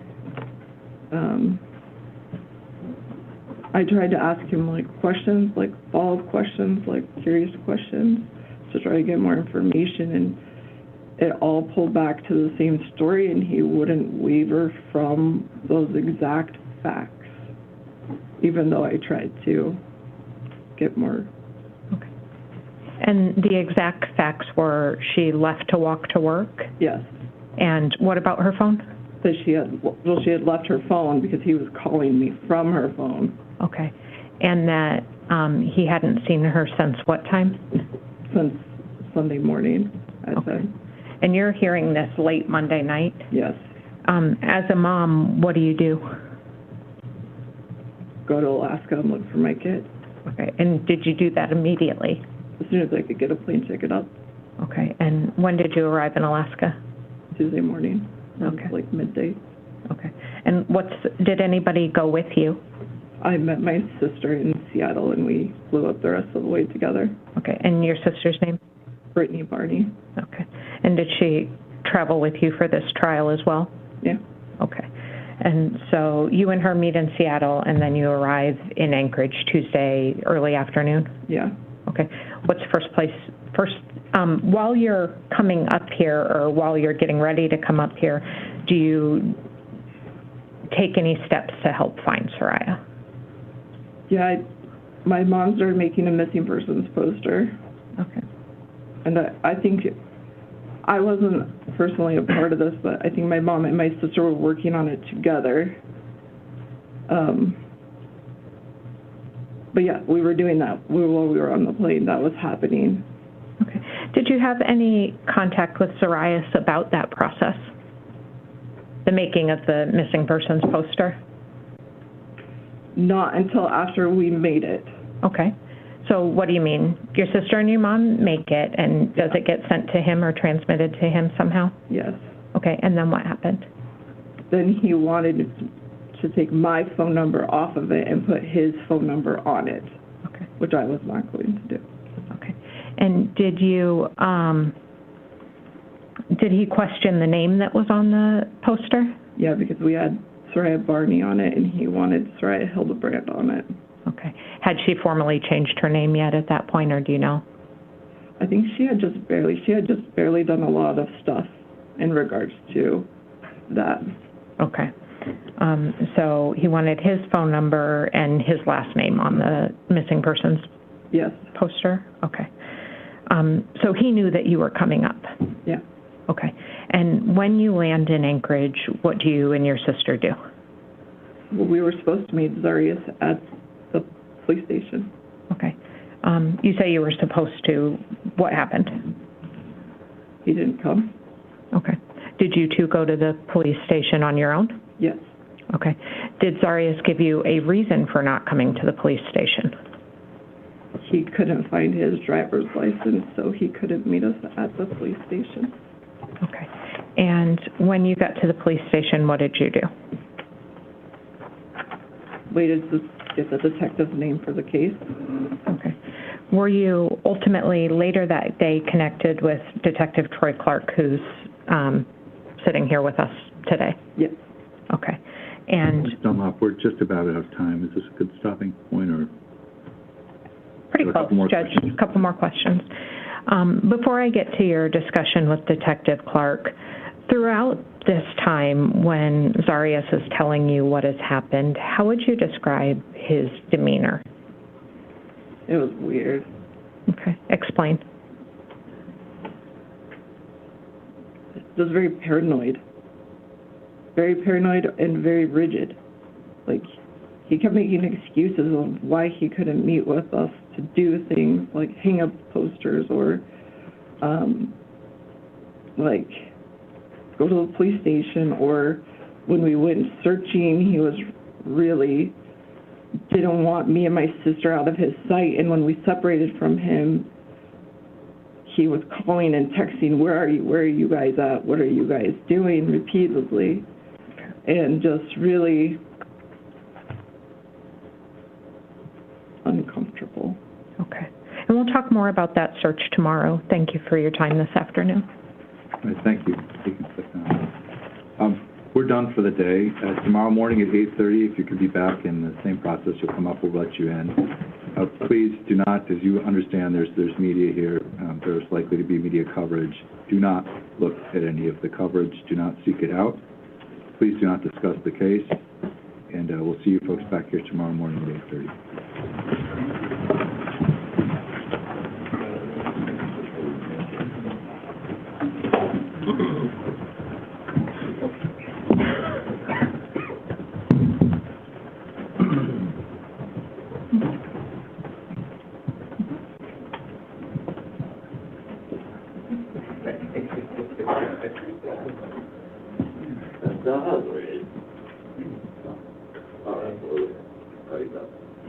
Thank you. Please be seated.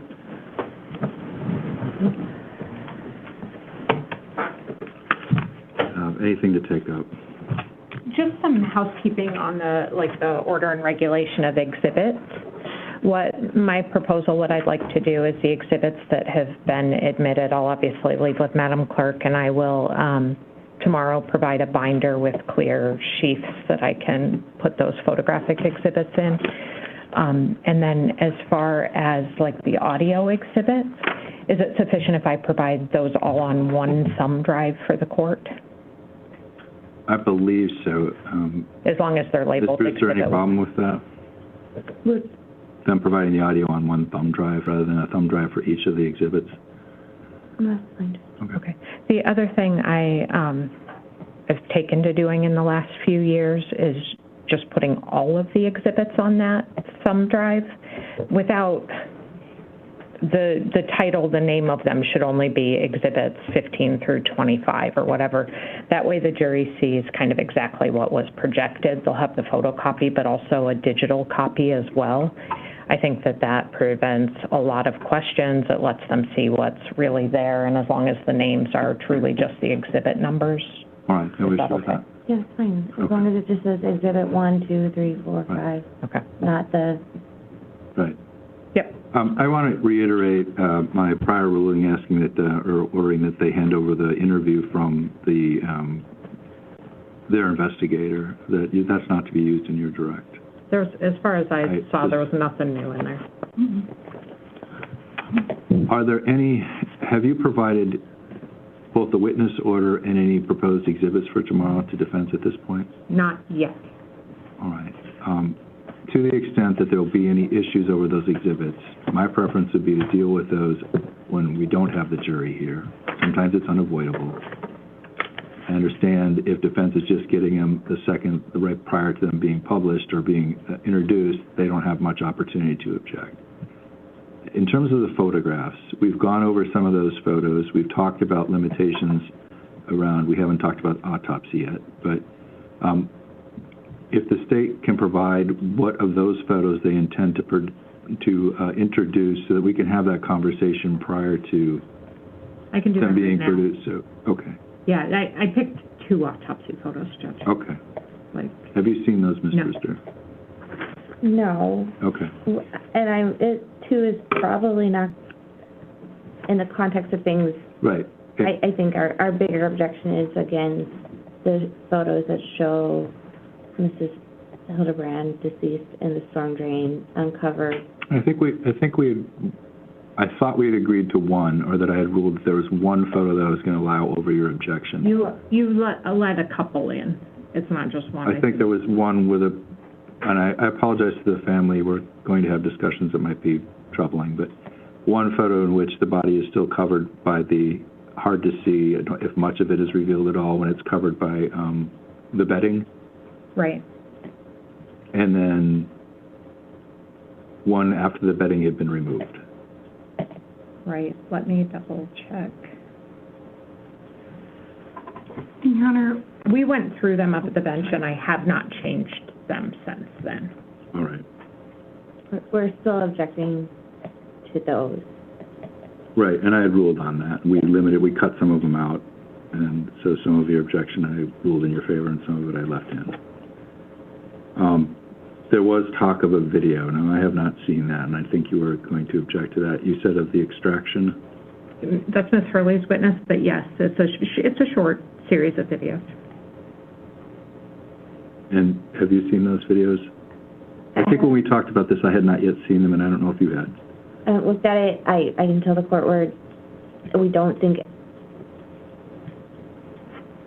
I don't know what their, I think what the value is in the context. I think the only explanation I was given is that they're intended to show that the extraction, is what I'm calling it, was done in a manner that didn't inflict additional harm to the body. Right. And I have not watched them. I'm not going to make a decision on that until I actually watch them, but I wanted to be clear on what the objection, or what the state's position is and what your position is prior to me watching them. they also show the way the body was extracted in an effort to preserve surrounding evidence, right? Like it was a difficult process for the police to undergo. They actually had AFD come out and do it. Have those videos been provided to Chambers? Not to Chambers. All right. Can you, so I can review those before, so we don't have to stop in the middle of trial and try to figure that out? Why don't we put them on a thumb drive now and give them to Madam Clerk before we leave? And you have them? I'm sure you do, yes. And could I just take up one housekeeping matter? Would Your Honor be okay if I did a cord cover for the remainder of trial? I would love that. Thank you so much. I just wanted to double check. Yeah, no, then I don't have to say each and every time, don't trip. That would be the state's intention on that. Yeah.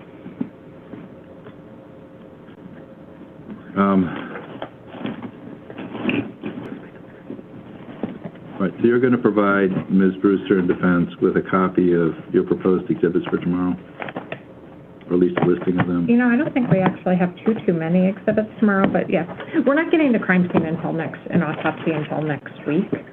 We have like civilians. I want to take care of as much of this stuff as we can ahead of time, so we're not dealing with objections to things that we could have dealt with ahead of time. So of course. I'm just seeing what we can deal with. I will get her the autopsy photos. We went through the storm drain photos. Like, I can provide the crime scene photos, but I don't think that there are specific objections to them. Like, she has all the photos in discovery. I understand. I'm just trying to head off, if we can, deal with things ahead of time to the extent that we can. If we can't, we can't.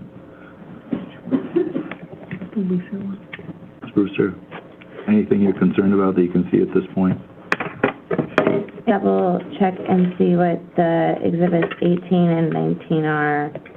I have concerns about exhibit 16. We're just looking at our exhibit list. Yes, because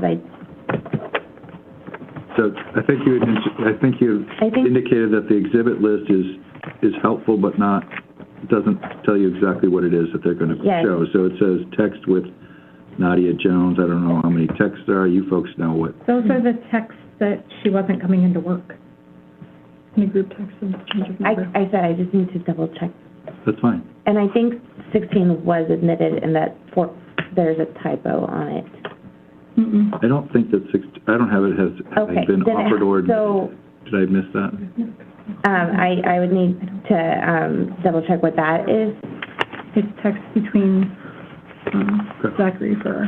It's text between the victor and Zachary for her. And he's going to testify tomorrow.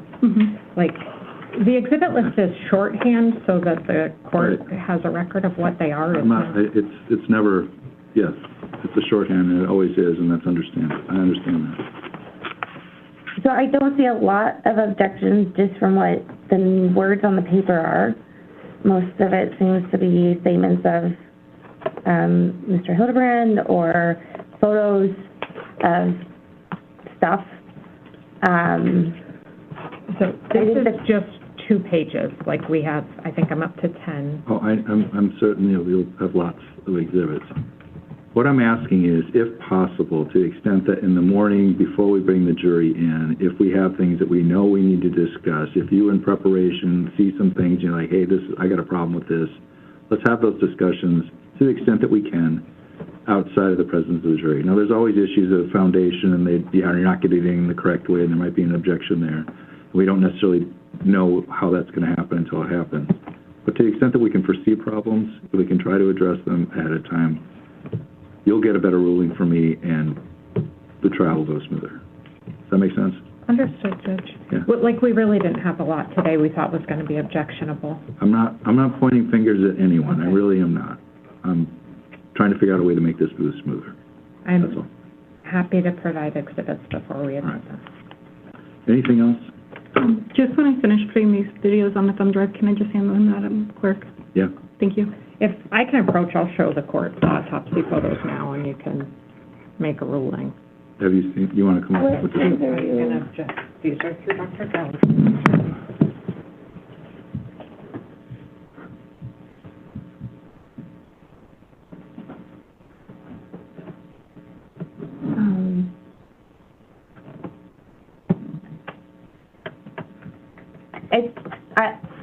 Ms. Dunlop has shown me her proposed exhibits that she intends to admit to Dr. Gallagher as far as the autopsy photos. For the record, and it's a strange record, in light of the court's ruling allowing the photos that we have objected to, we're objecting to them. To the autopsy photos? Yes, because... Can I see what they are? But I guess, I don't think I've ever done a murder case where they've limited it to 3 autopsy photos, but we'll see what they are and what the... I've certainly limited autopsy photos and said, no, don't need it. So I don't have them numbered, but the first is a picture of the entrance and what these are likely, according to Dr. Gallagher, partial exit wounds. Okay. This photo is to show why he believes those to be partial exit wounds, because the bullet goes through and comes out, and the fragments were recovered in the scalp. Okay. And then that's the X-ray to show the fragments in the scalp, and then those are copies of the fragments or pictures of fragments after being You're not objecting to the fragments themselves, the photos of that. So the 3 photos, one of them being an X-ray, and then the other, the photo of the wound, and then with the peel back. What is the objection? In light of the court's previous ruling about the photos from the storm drain being admitted, our position as defense is that the cumulative effect of the grotesque nature of these pictures is... prejudicial. Yes, thank you. Prejudicial, thank you. More prejudicial and probative. And I think what, unfortunately, and I am sensitive to this, and I do often limit the number of photos that are allowed from an autopsy, and I often push back pretty hard against the state when they propose a bunch of photos. These 3 photos, the explanation that was given, they're taken in such a way that they really focus on exactly what the question is that the state is trying to demonstrate or answer, I should say. And it's limited to 3. The X-ray of the skull and the head is not particularly gruesome. It's an X-ray. It shows that there's a hole that's obvious. If I understand, and I don't know, it sounds like the defense may be that this was a suicide, and so there's going to be, well, that your client didn't pull the trigger, and that if it's possible, I don't know what your defense is going to be, but if that's where this is going, that this is somehow a self-inflicted injury, I would imagine that the photographs also may speak to that. That photo does show the stippling pattern, the first one. And depending on the cross-examination or whatever evidence they bring in, I may ask to expand, but at least in my direct, that's what I'm right. Playing.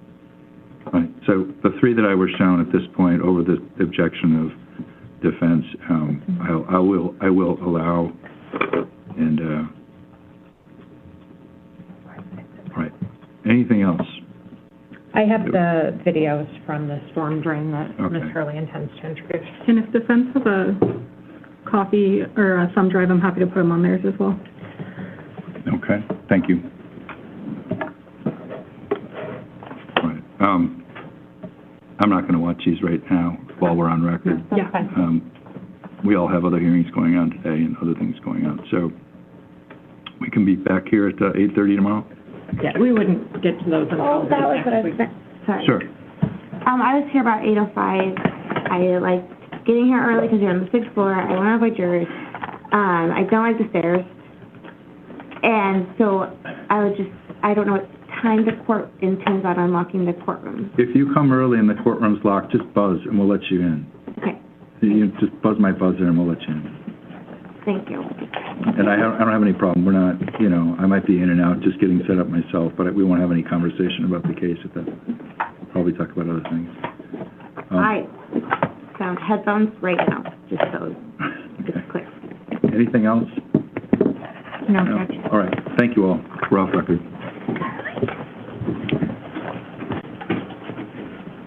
Oh, is that on right now?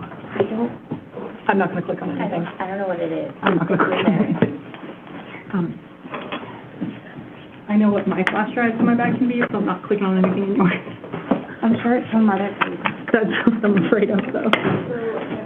That I got from the state. Oh, okay. I mean, I still don't want to look at them.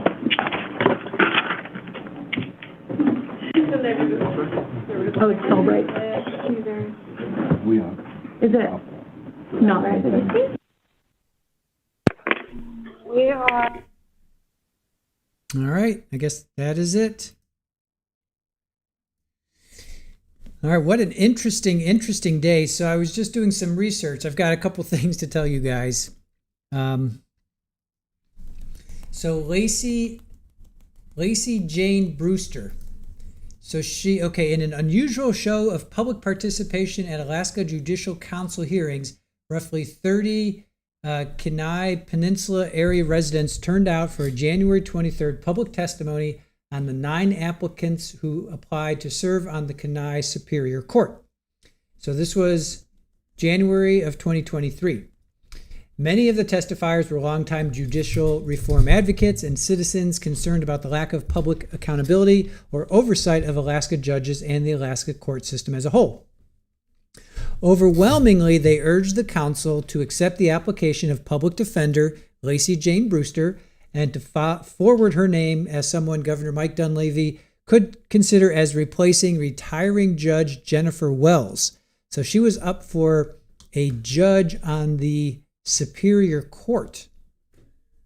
Wow.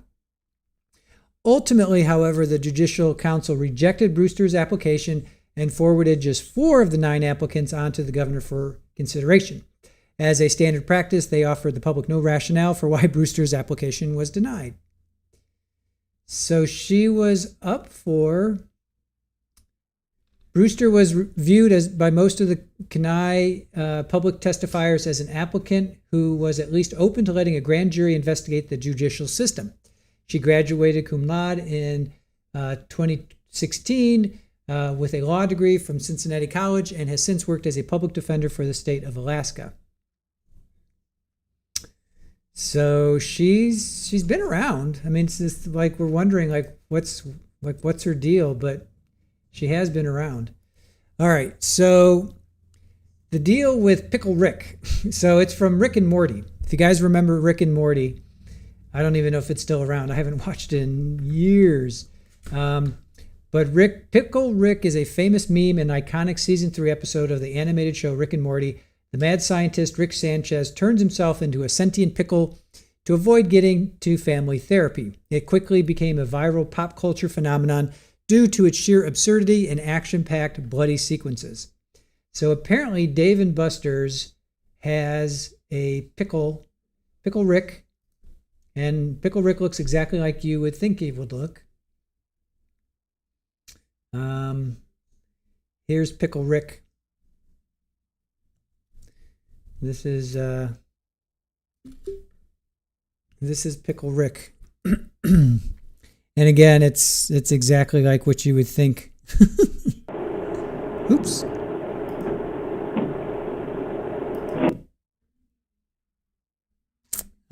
Let's see here.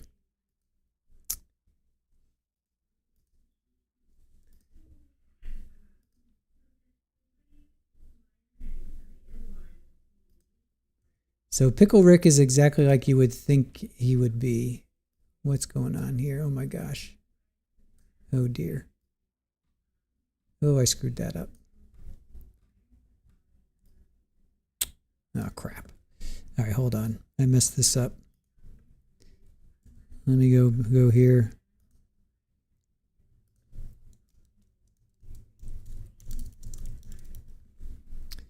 So again, Pickle Rick is exactly what you would think it would be.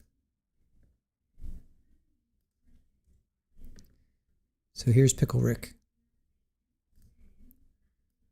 There's Pickle Rick. So apparently they went to Dave & Buster's to get a Pickle Rick. Apparently you can... Oh, here... Okay, hold on. Apparently, yeah, it's like a claw or something. And this isn't going to... Let me see if I can find Pickle Rick at Dave & Buster's. So apparently Pickle Rick is can be found at Dave & Buster's. So that's what they were going to do. They were going to Pickle Rick. Go into Dave & Buster's to get a Pickle Rick. So there it is. So that's what they were doing and apparently she got one. Apparently she got one. So it's from Rick and Morty show. So that's what they were going to do. They were going to go out and have fun, do something fun. So unfortunately, the night did not end so well. Does RA know about that? I'll ask him. I can ask him because he's got his no politics, only pickles. he should have a Pickle Rick. So we had so we had a green frog. Now we have a green pickle. Exactly. Oh, that's pretty funny. All right.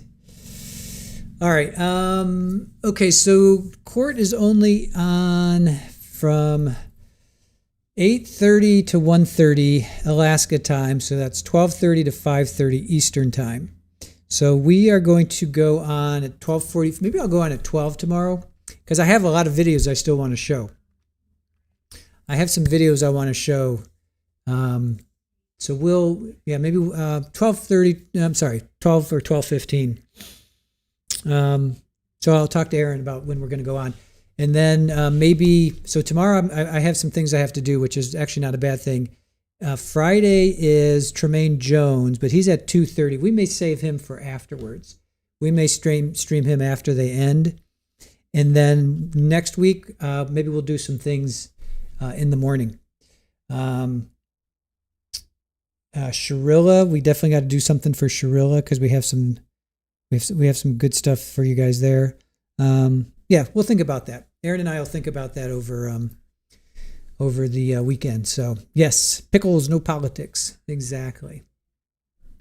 All right, Debbie, have a wonderful night. Appreciate you. Thank you. Ambi, have a great night. Debbie, thank you. See you tomorrow. All right, you guys. With that, I will say have a great evening. Ooh, I got to get that guitar out of the sun. It's about to get into the sun. So with that, we will say Super Ball. Yeah, hi. Hi, little Super Ball. Yeah, it's a good girl. Meow. What's up, buddy? Yeah, it's a good boy. Hi. Yeah, it's a good boy. All right. Thanks, guys, for watching. Really appreciate it. What a weird day. Like a weird day. Mom was on the stand. Taylor Ingstrom with the negatory. He was on the stand. Best friend Maria Wend was on the stand. Didn't catch Julie's last name. She was the 911 dispatch clerk. But basically, they were going to Dave & Buster's. It was Zarrius's 21st birthday. He got so drunk he was throwing up on the ride home, threw up again in the parking lot. He says he fell asleep and or passed out. Neighbor hears a gunshot, and Saria's ultimately they found her in a drain pipe, which is just terrible. But one wound to the temple, left temple. So we still have a lot to go. Autopsy, medical examiner. Look at these two. Medical examiner, ballistics, probably her cell phone. You see what are you doing? Just why?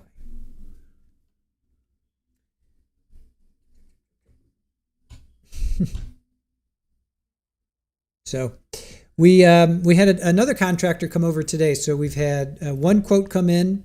We had another contractor today. So that's another thing I want to set up, maybe another contractor to deal with the screened-in patio. So I'm going to take these mornings and actually get some work done.